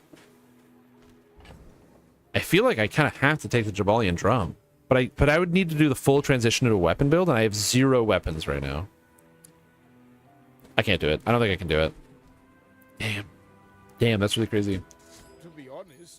And this is sometimes what happens, where right now I should be playing more opportunistically. Maybe I should have bought that, because now I literally do nothing, which is a huge problem. I don't even think I can beat the treasure turtle. I'm gonna try to beat the treasure turtle. I think I'm gonna swap out one of my Richardsons for an extra catfish in the hope that I can scale a little bit more damage. But yeah, I don't have anything. The treasure turtle doesn't directly hit you, it poisons you.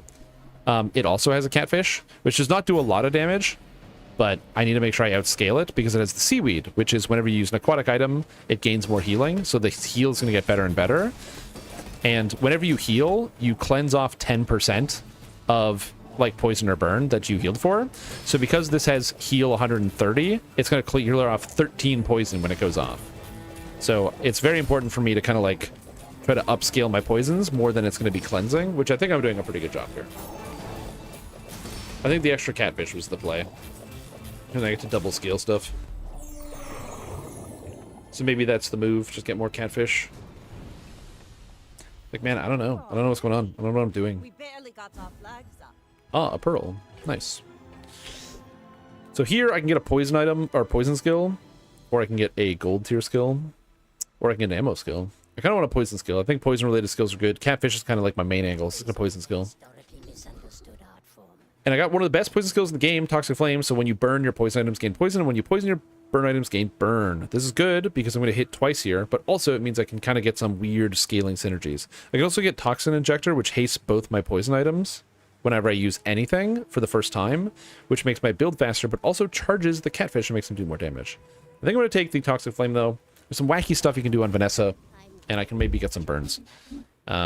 Speaking of wacky stuff, I'm going to go to the docks and get some more money and get some more XP.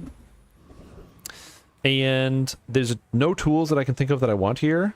So I'm going to go to the Mountain Pass.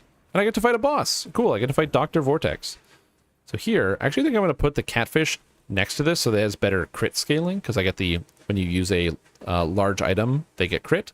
So I get a higher crit chance and go from there. Again, that's why I said this game is cool. There's like these little micro optimizations you can do, little things, and I like the fact that I've never had this board right here. I've never had a board that looks like this. So it's always going to feel different every single time you play and every single time you kind of, you know, run into the bazaar. Did it haste none of the catfish? Oh my god, it's doing it again. It hasted none of the catfish.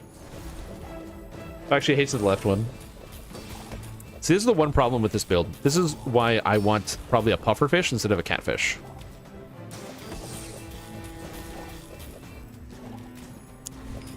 There's a bit of a problem. Fortunately, I did poison him enough, so it's all good. Goodbye, Dr. Vortex. He also has one of the best skills in the game, Neophiliac, which when you burn, freeze, slow, poison, or haste, you charge an item, which is really good for getting... for getting started. Oh.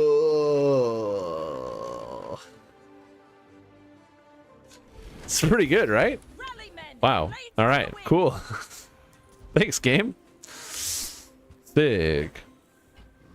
So because I went to all those XP events and I got that fight, I'm now actually a level ahead. So my opponent is level 8, so I'm 1 level ahead of them, so I have way more health than they do. Which is pretty good. I think I'm going to stick with my damage strat here. I'm going to make some space and go from there. Yeah, all right. Well, sometimes you get lucky. Sometimes you get lucky, and that feels good. Of a legend on Pelago. Go ahead, underestimate me. It makes this more fun. All right, so what does this guy have? He's got some poison stuff. See, this is what I want. I want the pufferfish. The pufferfish is when you haste this charges, he's going to kill me 100%. It's just literally the item that I need. This, it's like the catfish, except it's already got the scaling, or it's already got higher stats, so then it just goes off. Unfortunately for me, I am giga dead, and I can't do anything about this. But I am getting lucky in some ways. And that's the thing about the Bazaar that's also interesting, is this build is crazy lucky, but also kind of not. It's like weird how it kind of comes together. To be fair, I'm not hitting a lot of shops, and that's something I could do better. I get blinded by the like, oh, I've got resources, but like I should go to some shops and see if I can buy something that can improve my build. I hate these items. Is it time to full swap into the slow build? Do I just get the dock lines and skip the sea shadow? Like, what is the answer here? I have a slow item and another slow item, but then the mantis shrimp is bronze. Maybe I should have brought the shovel many days ago. Whatever, I'm going forward. This is probably the losing play, but whatever. Okay, aquatic vendor, save the day. Give me something good. We upgrade the mantis shrimp. That's good. We buy the chum, because the chum comes with a piranha. So I can sell both of these, and it just juices up the hamburger, so I have more money. I don't want the dive weight, so I'm going to re-roll.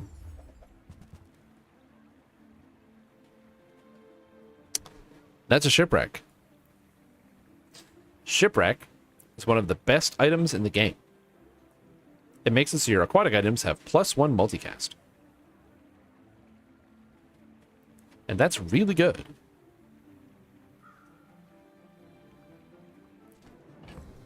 Remember when I just said I wasn't getting that? I was getting lucky in some ways and not other ways?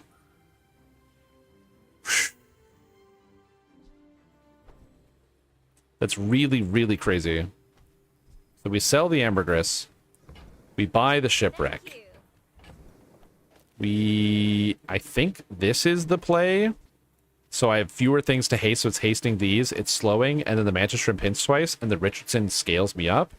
It's either I go do that, or I go no defense, balls to the walls, and I'm trying to scale the mantis shrimp as hard as possible, but I don't think that's as good as this. That's crazy. There's also better versions of this, but this is good. This is good. This is good. This is good. This is good. This is a good setup. Yeah, Oasis Guardian? No, I think I want to go Cosmic Rock. I want to get the cooldown reduction items. Or Cosmic Wind when you crit haste an item. Or the Feather. So now everything goes off twice. Technically I lost charges on the Sea Dog Saloon, but it kind of got charges back because it's aquatic from the shipwreck. So now it's charging everything, and now it's like this 25 poison is now 50 poison. You know? Boom. And now this hits twice, so the mantis shrimp is doing double the damage. So you can see the damage scaling is already happening. So the Richardson barely did anything here. It makes me wonder if it's even worth it. It didn't really shield me a whole lot. I just got the cooldown reduction, which is really gross. Oh my god. Oh my god, and then I can buy enchanted items, or I can go to the Monster Ranch. Oh no. Dude, there's so many good options. This is a really lucky day. If I go to the Monster Ranch, I can get more cooldown reduction.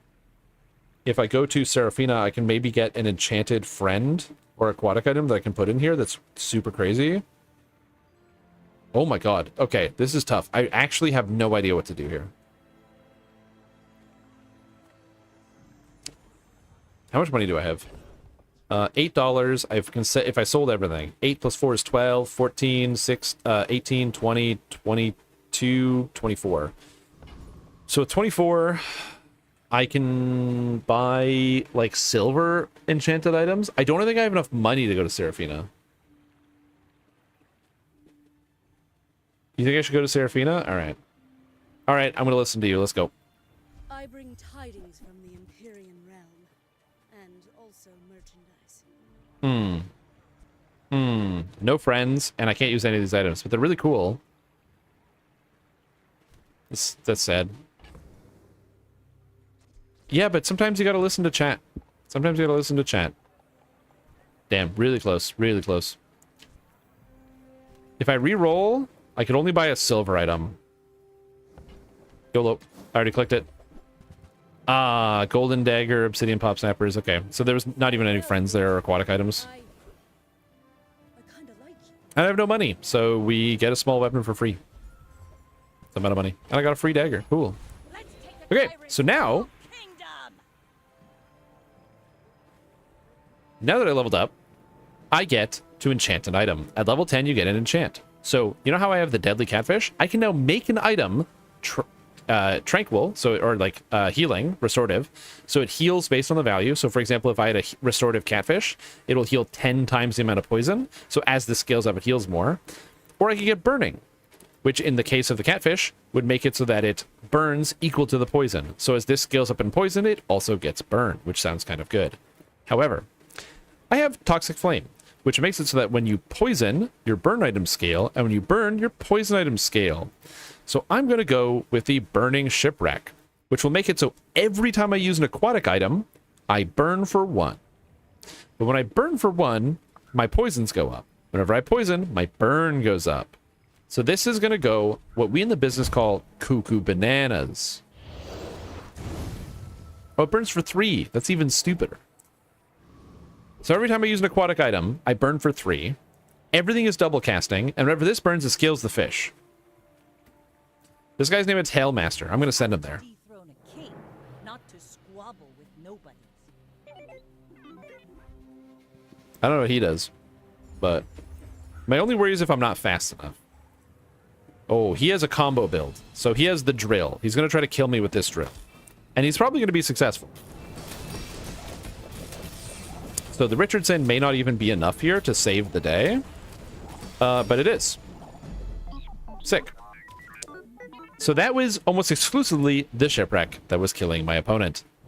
Basically, as I was using my items, the damage was scaling up on the shipwreck. This guy's build is crazy, by the way. The whole point is he has the power drill. The power drill charges whenever you apply any status to anything. And then he has the DJ Circuit Breaker, which hastes all of his friends. 1, 2, 3, 4, 5, 6 friends.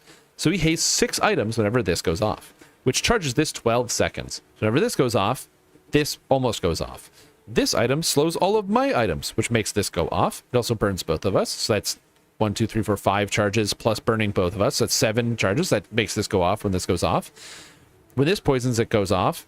This hastes and burns. This burns, and it charges when an adjacent item hastes. This item hastes 6 things, which means it charges this 6 times in the 6 seconds. So basically his build is like automatic and it just blasts the power drill. My only saving grace, my build's way crazier than his is. Only saving grace, but that guy's killing people.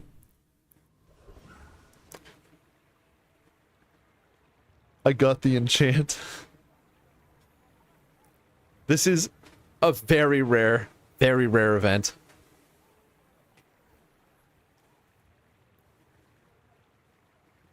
It just puts a random enchant on an item. It could be any enchant. There's the common enchants and the rare enchants. The common enchants are the ones that you get from, like, that level up, where I could get, like, burning or restorative. The rare enchants can be, like, freezing, so it freezes an item. Or shiny, so it gets extra effects or doubles. Ooh, I got heavy! So heavy Sea Dog Saloon doubles the slow. So now it slows for 4 seconds. Hilarious. Absolutely hilarious. I don't even want any weapons. We're just going to take 200 health because 200 health is good. And we're going to kill this Void Knight. One downside, I do need to upgrade my Sea Dog Saloon, and I have not been able to do that yet. So I do have to work on that. That is important. But this guy's going to die. His whole thing is he has this, the Scythe, which deals damage equal to 1/3 of your health. And it always crits, because all lifesteal weapons have a 100% crit chance. So therefore, he does 2/3 your health always, and it has lifesteal on it. So he heals up. Fortunately for him, he dies anyway. You also notice he has a special border. Because he is, I think this is like a legendary creature, he gives extra XP and extra money. Also, his items and skills are really crazy. Like Desperate Cleanse. First time you fall below half, I remove all freeze and slow from all my items, and I cleanse half my poison and burn. Really crazy skill. Thank you, video game. Now we go to Kev. The old Pet Rock. If it's your only friend, you gain crit chance. If it's your only friend. The pet rock. I don't want any of this stuff, so I'm just gonna pass. Fail, my boy. No, I get a skill. The only skill I could possibly want is cooldown reduction, so we're gonna go to Zane to try to find it.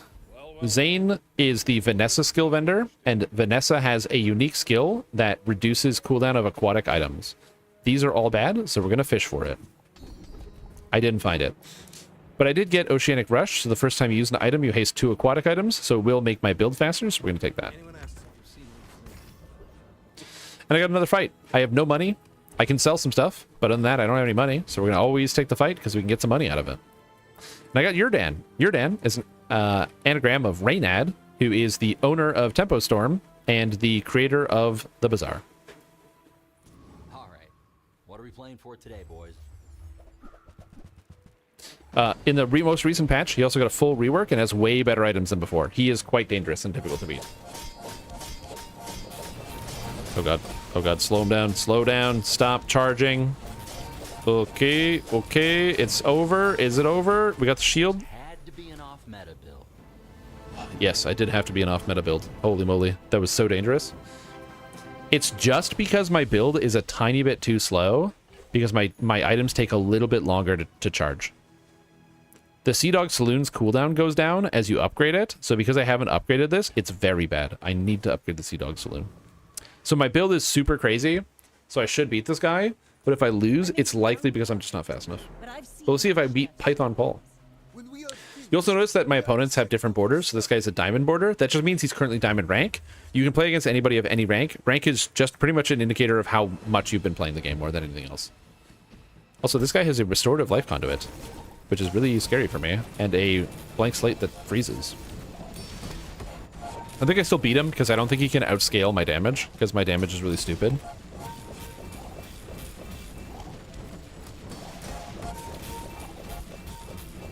Maybe he can. He's really trying to outscale my damage.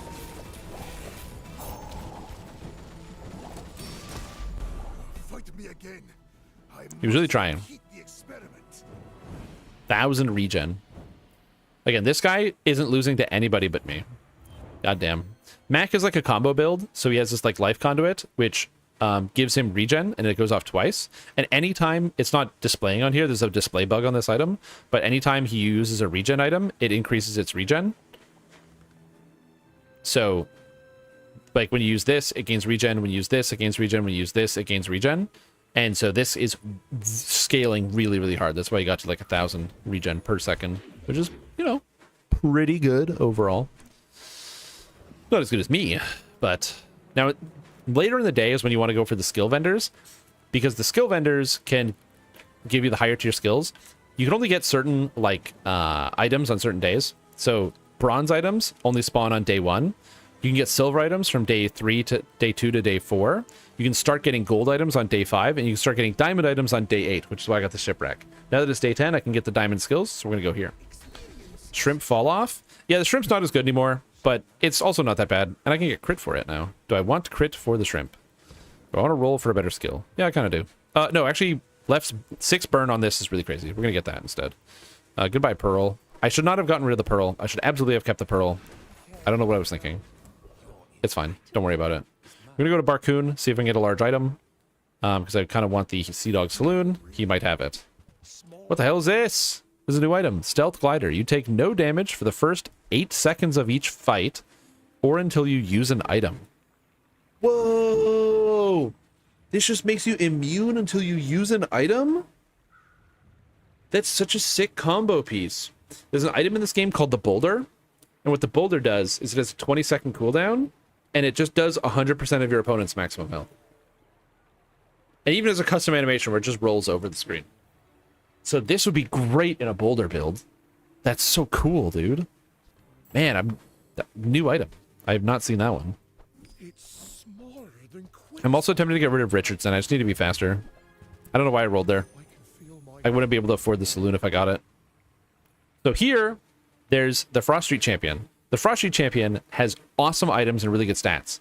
Fortunately, he has an Iceberg, and the Iceberg makes it so every time I use an item, it freezes, and then he beats me to death. So we're gonna go with the Trash Titan.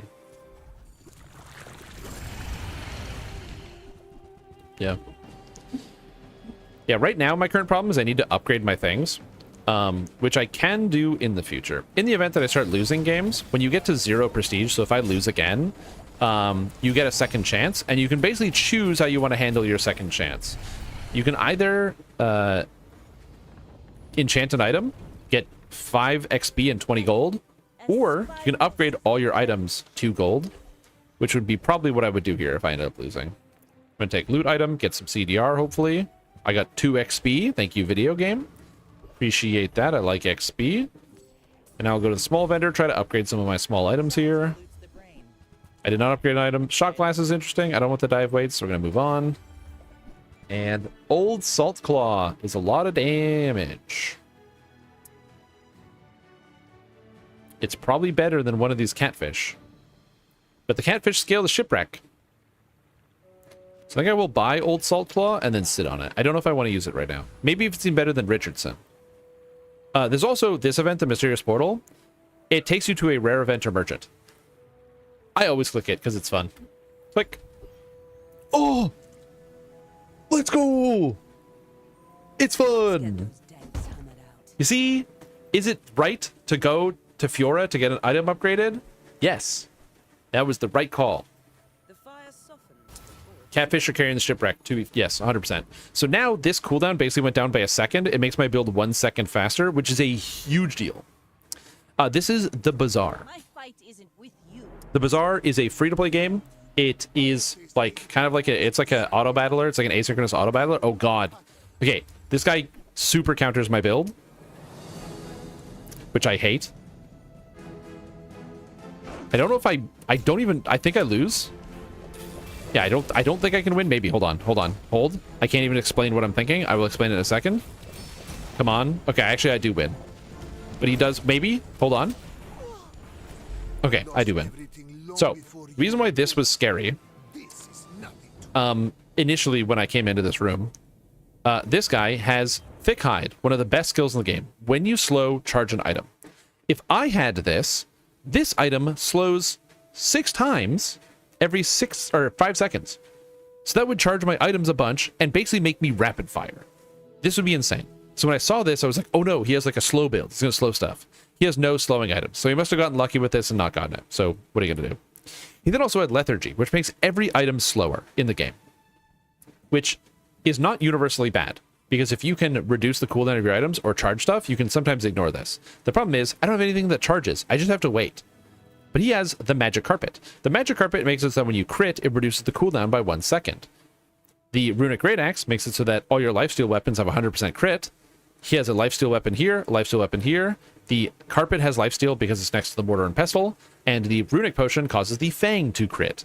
Which means that even though the Carpet's cooldown is increased by 1 second, every time he crits, its cooldown goes down by 1 second, eventually getting down to 1.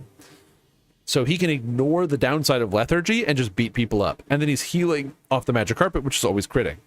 Unfortunately for him, my build is really stupid crazy.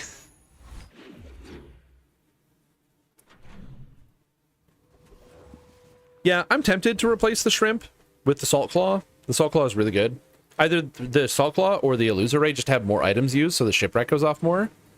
I'm not sure. Honestly, it's difficult to say. I'm going to take a small friend. I have no medium items I want. I'm going to take a small friend. My build is too good to start messing with.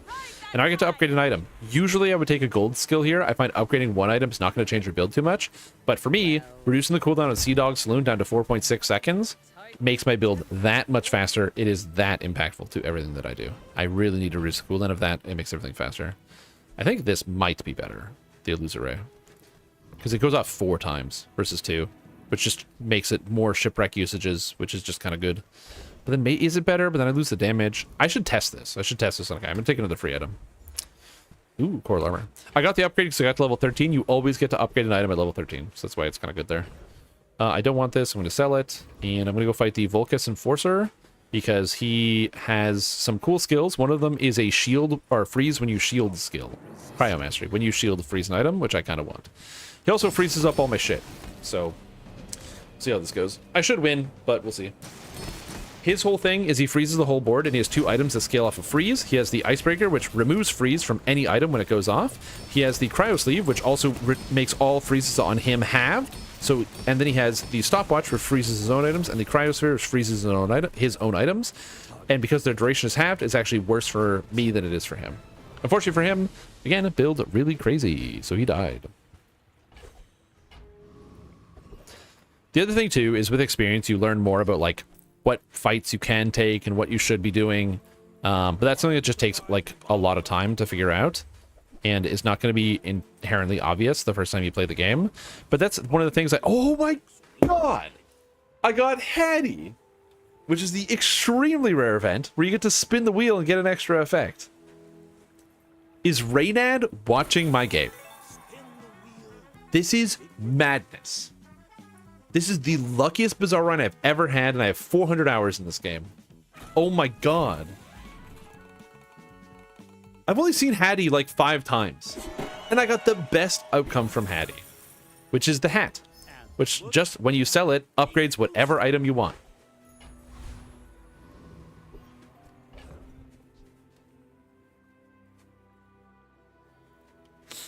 Actually insane. You know what? We're gonna go with the Salt Claw, and we're gonna try to kill this guy. Now this Seems good. will inspire the crew. I may be young for a captain, but I've Literal seen madness. their storms. I've never been this lucky in this video game. This is the run. But what is Dooley doing? He's got a combo build. He's got some freezes. He has a shielded ballista, which is going to go fast. I have the bug where the tooltips are staying on screen. I love that. He shielded my most impactful item, my slow item that removes his entire board.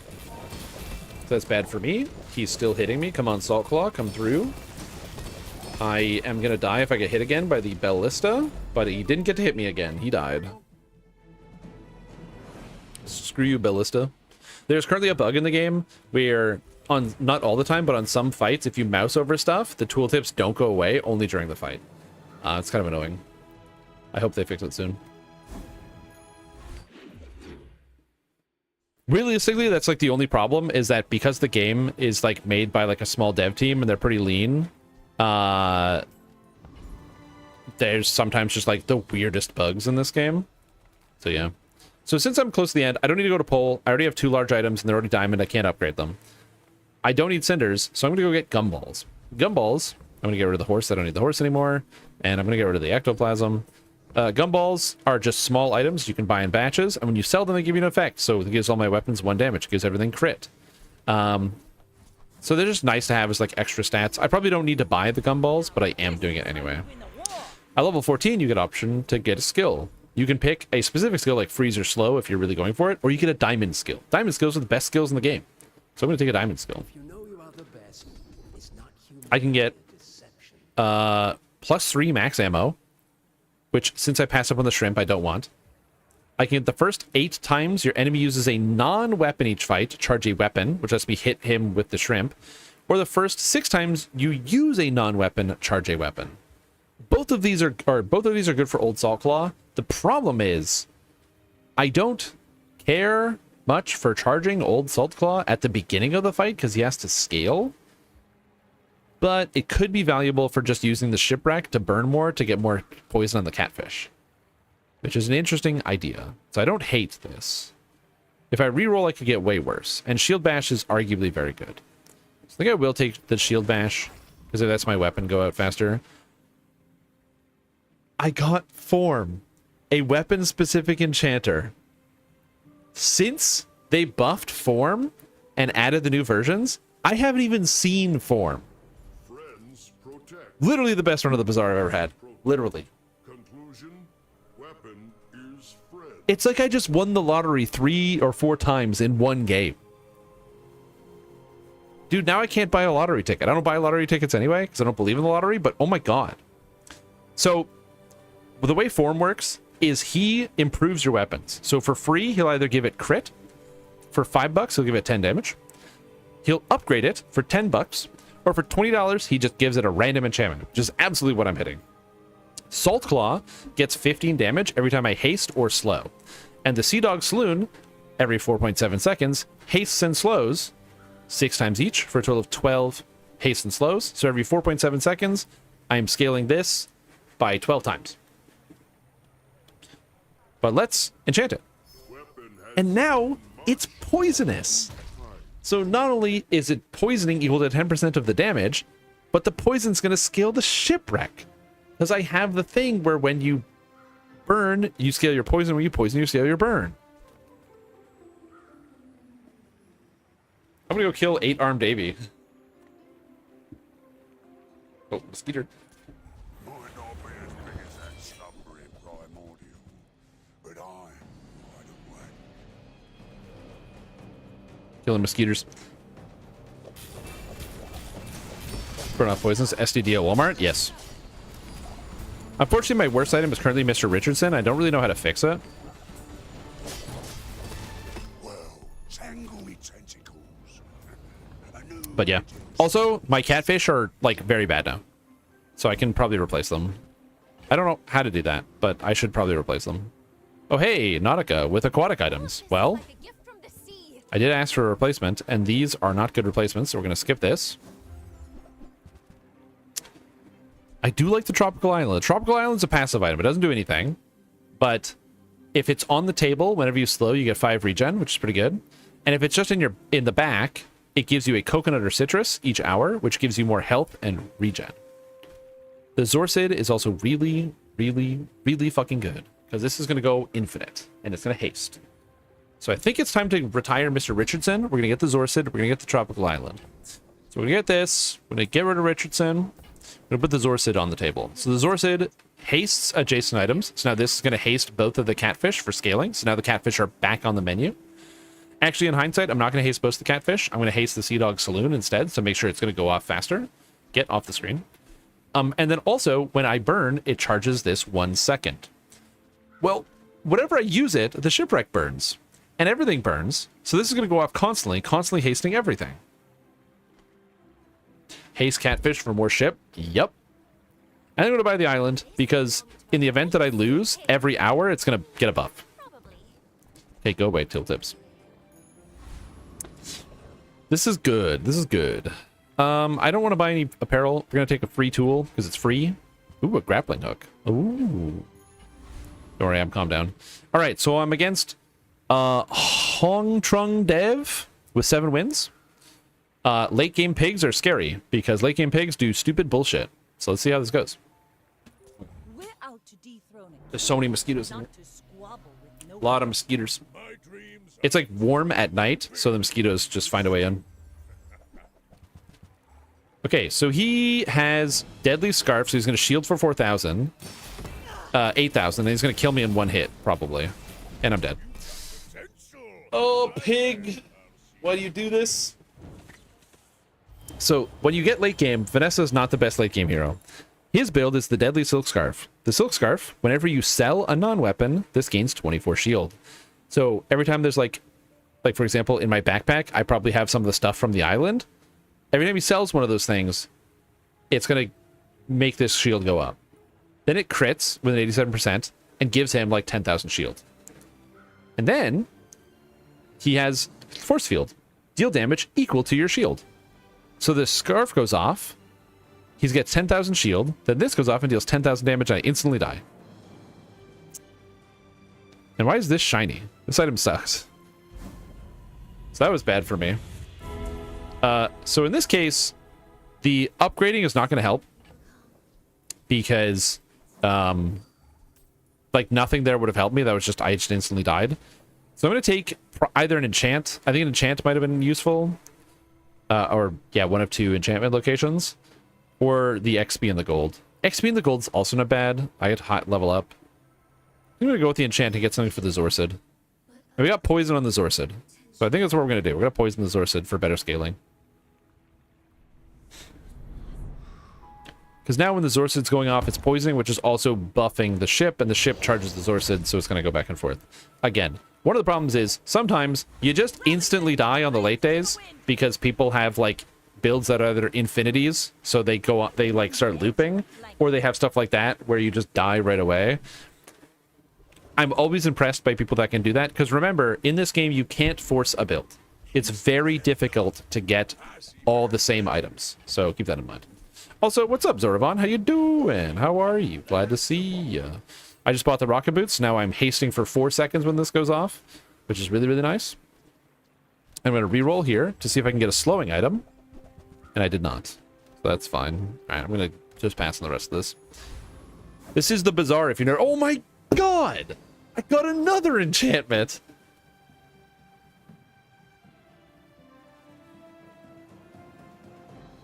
I've never seen so many enchantments in one game. You know what? And I'm probably still going to lose to the next guy. That's the best part. Here you go, catfish. And for safety's sake, we're now going to buff the catfish with the haste. So I'm getting more defense. After a few thousand years, That's some bullshit, dude. oh, Davy knows what he's about. So we're gonna murder 8-arm Davy. Because now when anything goes off, it's charging the Zorcid. The Zorcid's now hasting the catfish, which goes off to give me a bunch of shield, and we're good. Rip and juice and Mage Blood cards, so some of us can profit off this RNG. Yeah, true. I should go gamble some apothecary cards. Yo, what's up, Cyrus? How are you doing? Just have to ask? Yes. The reason why I have test stream, I got the octopus. The reason why I have test stream at the top is because I just moved. Or not, I just moved. I moved 8 months ago. I just got new internet, and I wanted to make sure the internet was functioning. So I did a lot that I wanted test stream so people knew that it was like the internet's going to be going on and off a lot today, and like don't have an expectation that there's going to be like a whole full live stream, just like going to be going on and off. I ended up streaming for like 8 hours. But yeah, we're back. We back. So now I have internet and I can do it again. All right. A shiny swashbuckle? This is one of the best Vanessa items. I can't use it, but that's really crazy. Oh. I don't even know what to do with this. This is too much. Oh yeah, I don't need this anymore. I can sell this. Thank you for reminding me. Let's see here. What else have we got? Ooh, a hatchet.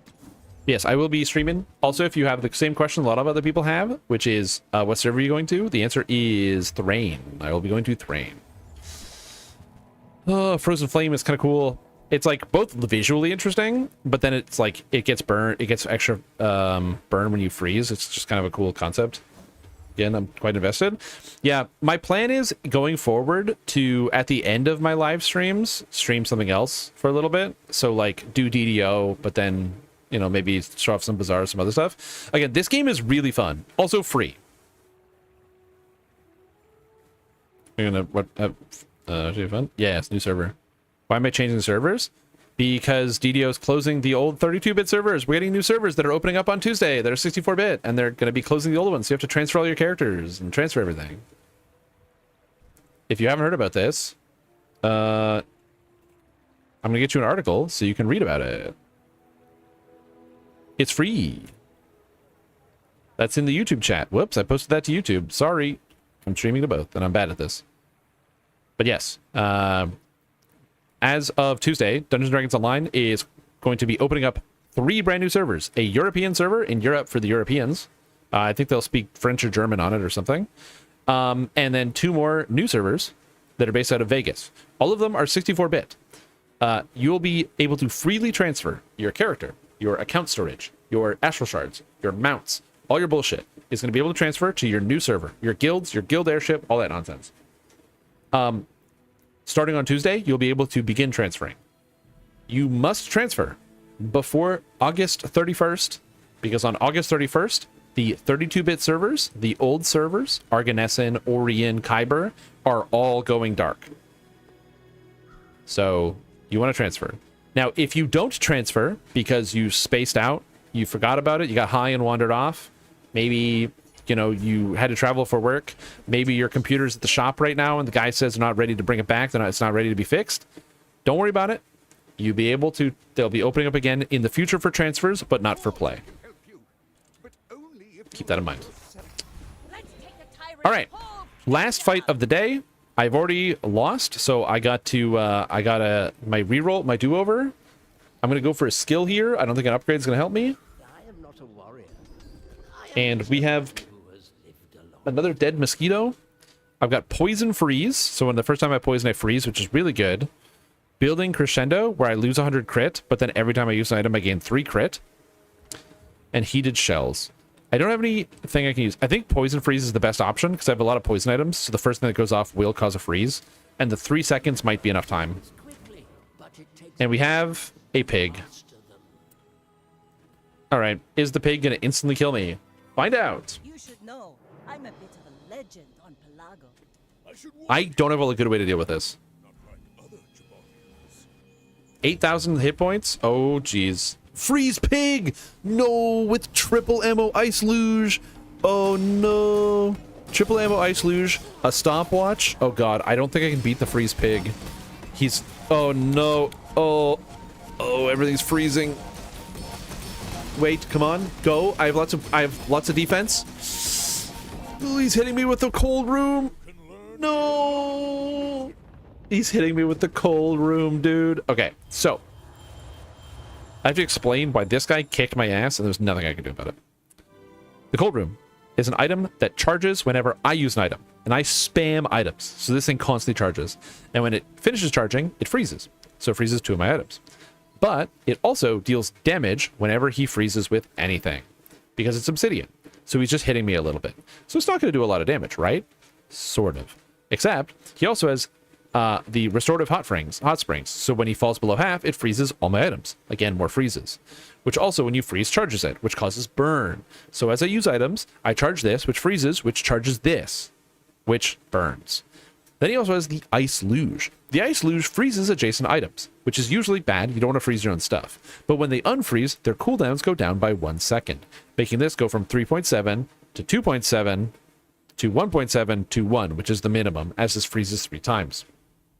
But he also has the stopwatch, which freezes all items in the game for 2 seconds. Because he freezes all items, even items that normally can't be frozen, like the fiery shipwreck, because it has no charge, so it doesn't normally freeze. It says, like, all the items, or both players' items, it'll even freeze this. And because he's freezing all my items, not only is he launching the hot springs 1,000,000 times because it's charging fast, but also he's charging the ladle. The steam ladle gains 6 burn when you freeze, so this thing burned me for a lot.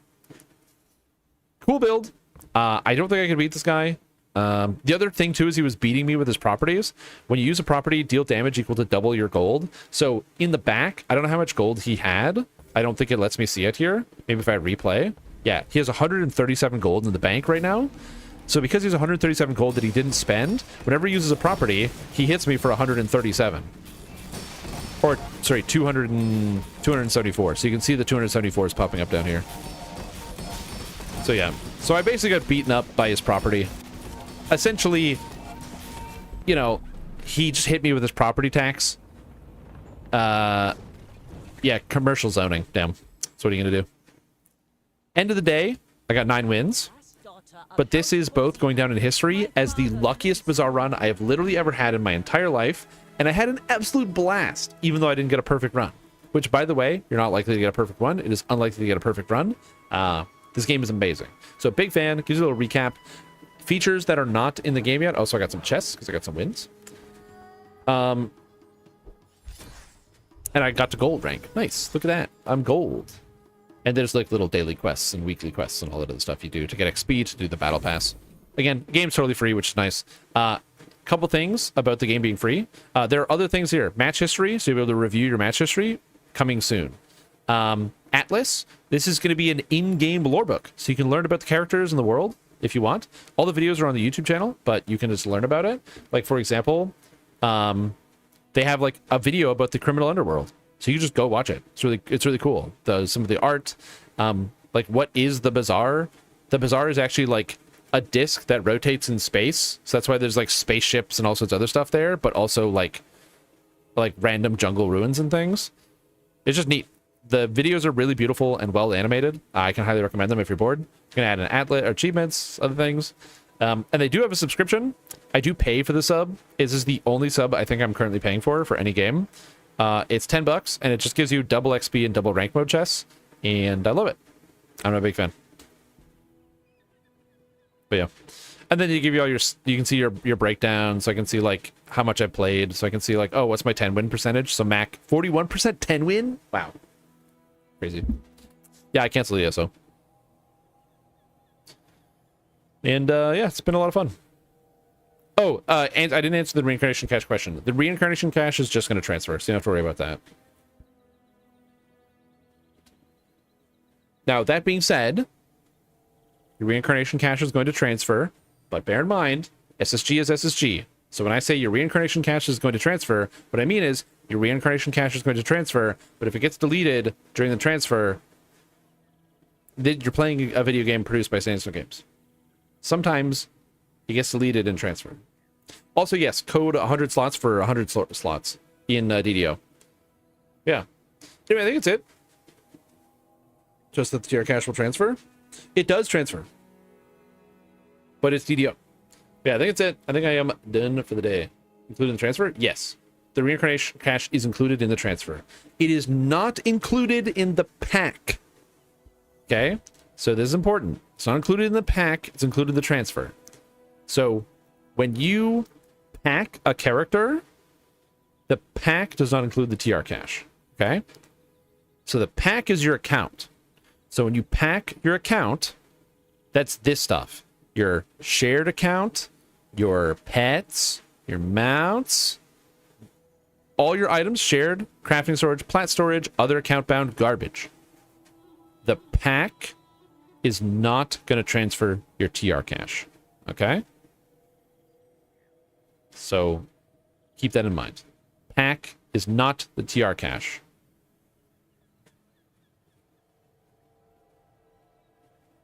That's it. The pack is not the TR cache. And yeah, human error. Your reincarnation cache transfers with your character through the transformation wizard and is neither packed nor unpacked. You do not need to remove items from your cache. DDO has become so inconvenient. I actually disagree. I think it's really easy.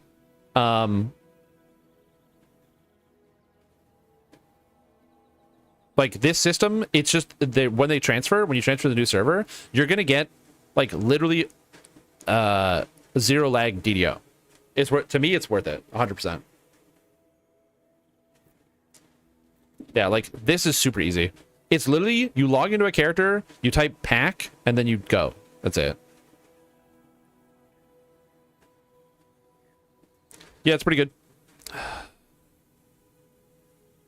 Now, bear in mind, when I say no lag, during the transfer period, the game is going to lag out a bunch. So take a good 2-week break, okay? Take a good 2-week break when the new patch comes out, once you transfer. But then after that, yeah, we're going to have no lag. What about the points on tree situation where you can lose your character or something? I've never heard of what you're talking about. And I play this game a lot. Monster Manual is not going to transfer. They're actually redesigning the Monster Manual. So the Monster Manual isn't transferring. So you have to claim anything in it, claim before you transfer. So if you have like creature companions and stuff, claim it first. And they're also going to be redoing the Monster Manual in the future. But in the interim, because they're not transferring the Monster Manual, the hit point bonus is actually just going to be available all the time. So you'll be able to see the hit points in every monster forever. They're just making that baseline in the game.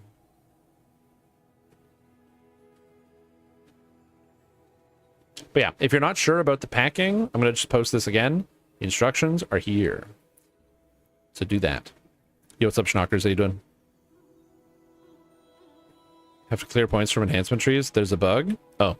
I probably missed that somewhere in here. I don't know if it's in here with the character transfer tool, but I don't know. Oh, yeah, favor trees. Okay, so this is because the favor stuff. Stuff that's unlocked through favor is server specific, and they don't have a solution to this problem yet. So let's say you didn't buy Vistani Knife Fighter, you bought base Ravenloft, okay? And then you played Ravenloft, and you unlocked Vistani on your character. When you transfer to your new server, you will not have Vistani unlocked. So your character will be locked if you spent points in Vistani. So if you have content that you unlocked with favor, a tree, and you do not own it, that character will be locked. So yes, if you have points in Inquisitive, Vistani, Harper Agent, Falconry, Horizon Walker, or Fate Arc Illusionist that you earned through Favor Grind. Unspec those points before you transfer. And then after you transfer, just earn it again. Or buy it. That's annoying. I can imagine it's annoying. I am at a point where I just own all of these. So, yeah. No. They did say, please note, we will be offering a solution to this issue in the future, and we encourage players to consider that a free solution will be available soon if they are thinking about purchasing access through the store. Which is to say, if you're like, oh, is it so I just have to buy this now? They're forcing me to buy this? No. They are going to have a free solution in the future. So before you just go, well, I'll just buy Falconry, you can also just transfer your character and wait it out for the free solution. Yeah, you also have till the end of August to transfer. So you can also just wait. If anything, if you're not playing DDO a lot right now, waiting for the dust to settle until like the first or second week of August is probably the play. Yeah, if you're not playing DDO. You said you're playing Path of Exile anyway. So yeah, you got some time. Again, this is not going to be too bad. Not going to be too bad. I can't play Path of Exile right now because my wrist... I killed my wrist playing Path of Exile because I'm stupid because I played 14 hours a day for 10 days straight. Yeah, Night Rain's good. I like Night Rain. Good game.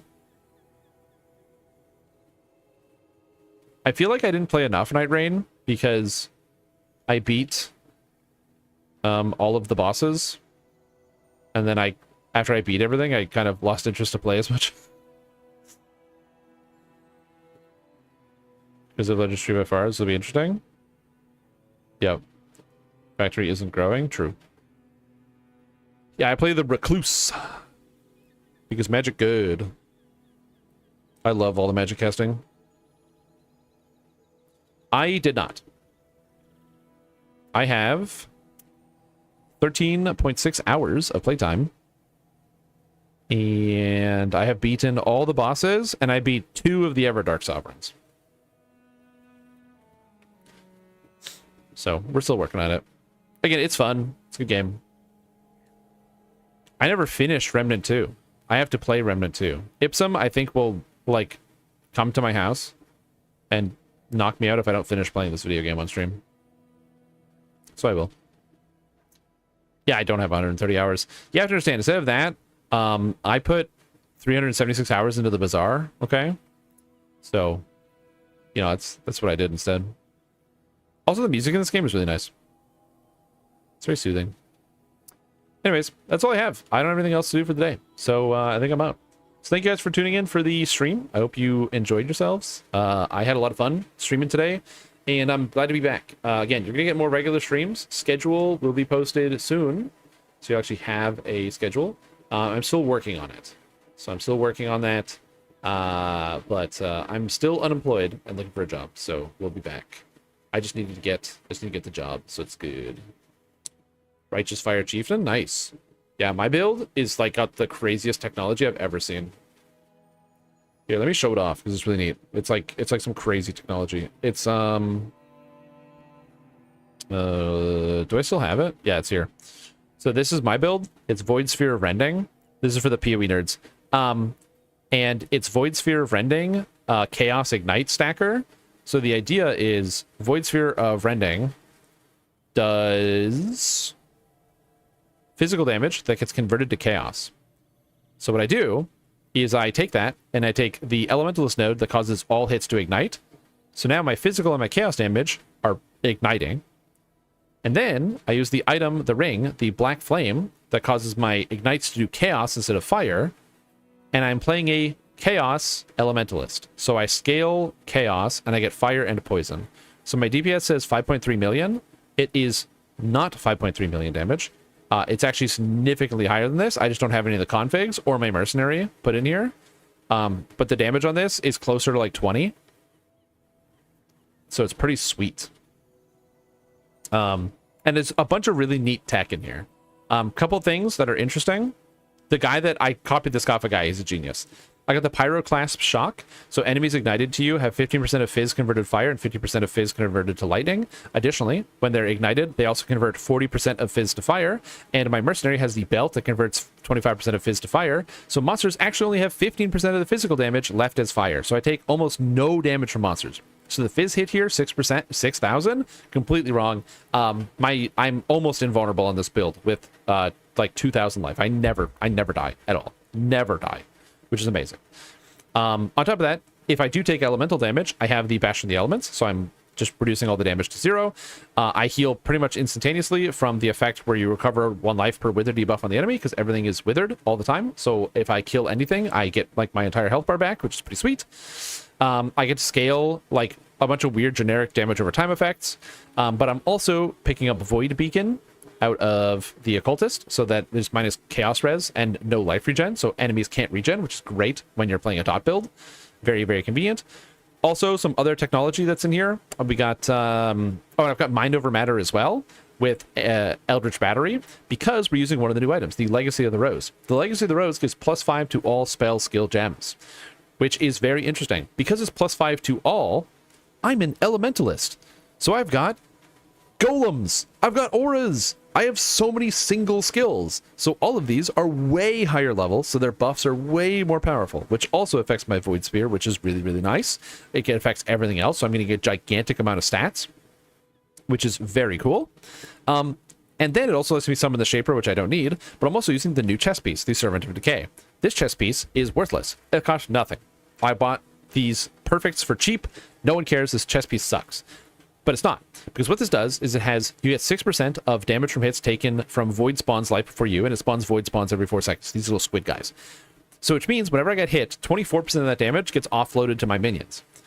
So I'm taking even less damage. One of the reasons why I'm invincible. And also for each guy I have, I get 6% of non-chaos chaos, which is literally just 24% more damage in total, which is huge. And then it's also, I was double corrupting them because they were super cheap. So I'm just literally shoving them into the grinder. I double corrupted, I don't know, like 30 of these.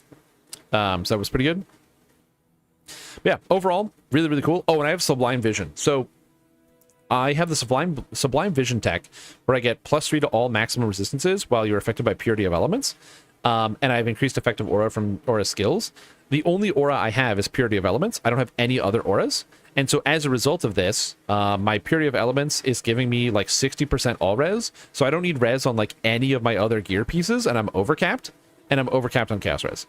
And I'm affected by auras because I have mercs that give auras. So I have a mercenary that gives grace and malevolence, which saves the entire day.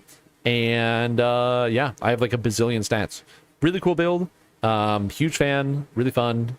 And I can do basically anything with it. The only thing I can't do is finish all my league challenges because my wrist hurts.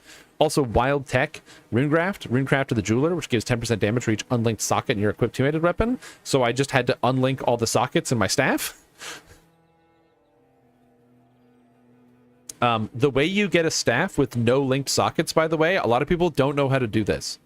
To get a 6-link where you don't have any links in it, is you have to use the Benchcraft one at a time. So you have to Benchcraft it to 2 sockets, then Benchcraft the third one, and as it adds a socket, because the Benchcraft just adds 1 socket, it doesn't change the links. As long as you do it one at a time, it will slowly add no sockets. So that's how you get a 6-socket item with no links. So you can have the Runecraft of the Jeweler, so you have 60% more damage for that one. But yeah, overall, cool build. Having a lot of fun with it. And it's good. Yeah, Elementalist to get buffed. Almost everybody's playing one, but this one's neat. I have another build. It's a self-burn cast on damage taken where you ignite and then you hit yourself. It's basically a word loop, but it's an ignite looper. And I want to get some stuff for it, but I need a mercenary. I need a Fallen Reverend to make it work. So I am still searching, but no wrist. No wrist. All right. Now I'm actually going to go because my throat hurts because I've been talking for too long. So thank you guys for watching. We had a fantastic time. If you liked what you saw, make sure you consider following the channel because I stream DDO. So if you liked any of what you just saw, guess what? It's just DDO, baby. Suckers. Get wrecked. Should have liked DDO more. But yeah, thanks you guys. I had a lot of fun today. We're gonna have real stream and not just test stream later. Thank you for tuning in. I appreciate everyone who helped me test stuff, for who answered all the when I asked questions about how things looked or what they did, and it's been good. It's been a good time. Thanks everybody. I appreciate it. You're all fantastic. Man, I haven't streamed for 8 hours in a long time. My throat hurts.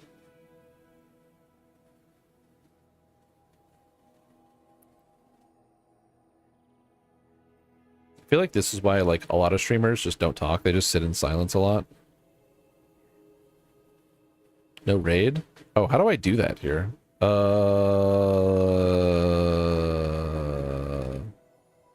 I have water. We'll raid next time. I currently don't know how to do that with my current setup. So we will do it next time. We'll bring it back. Okay.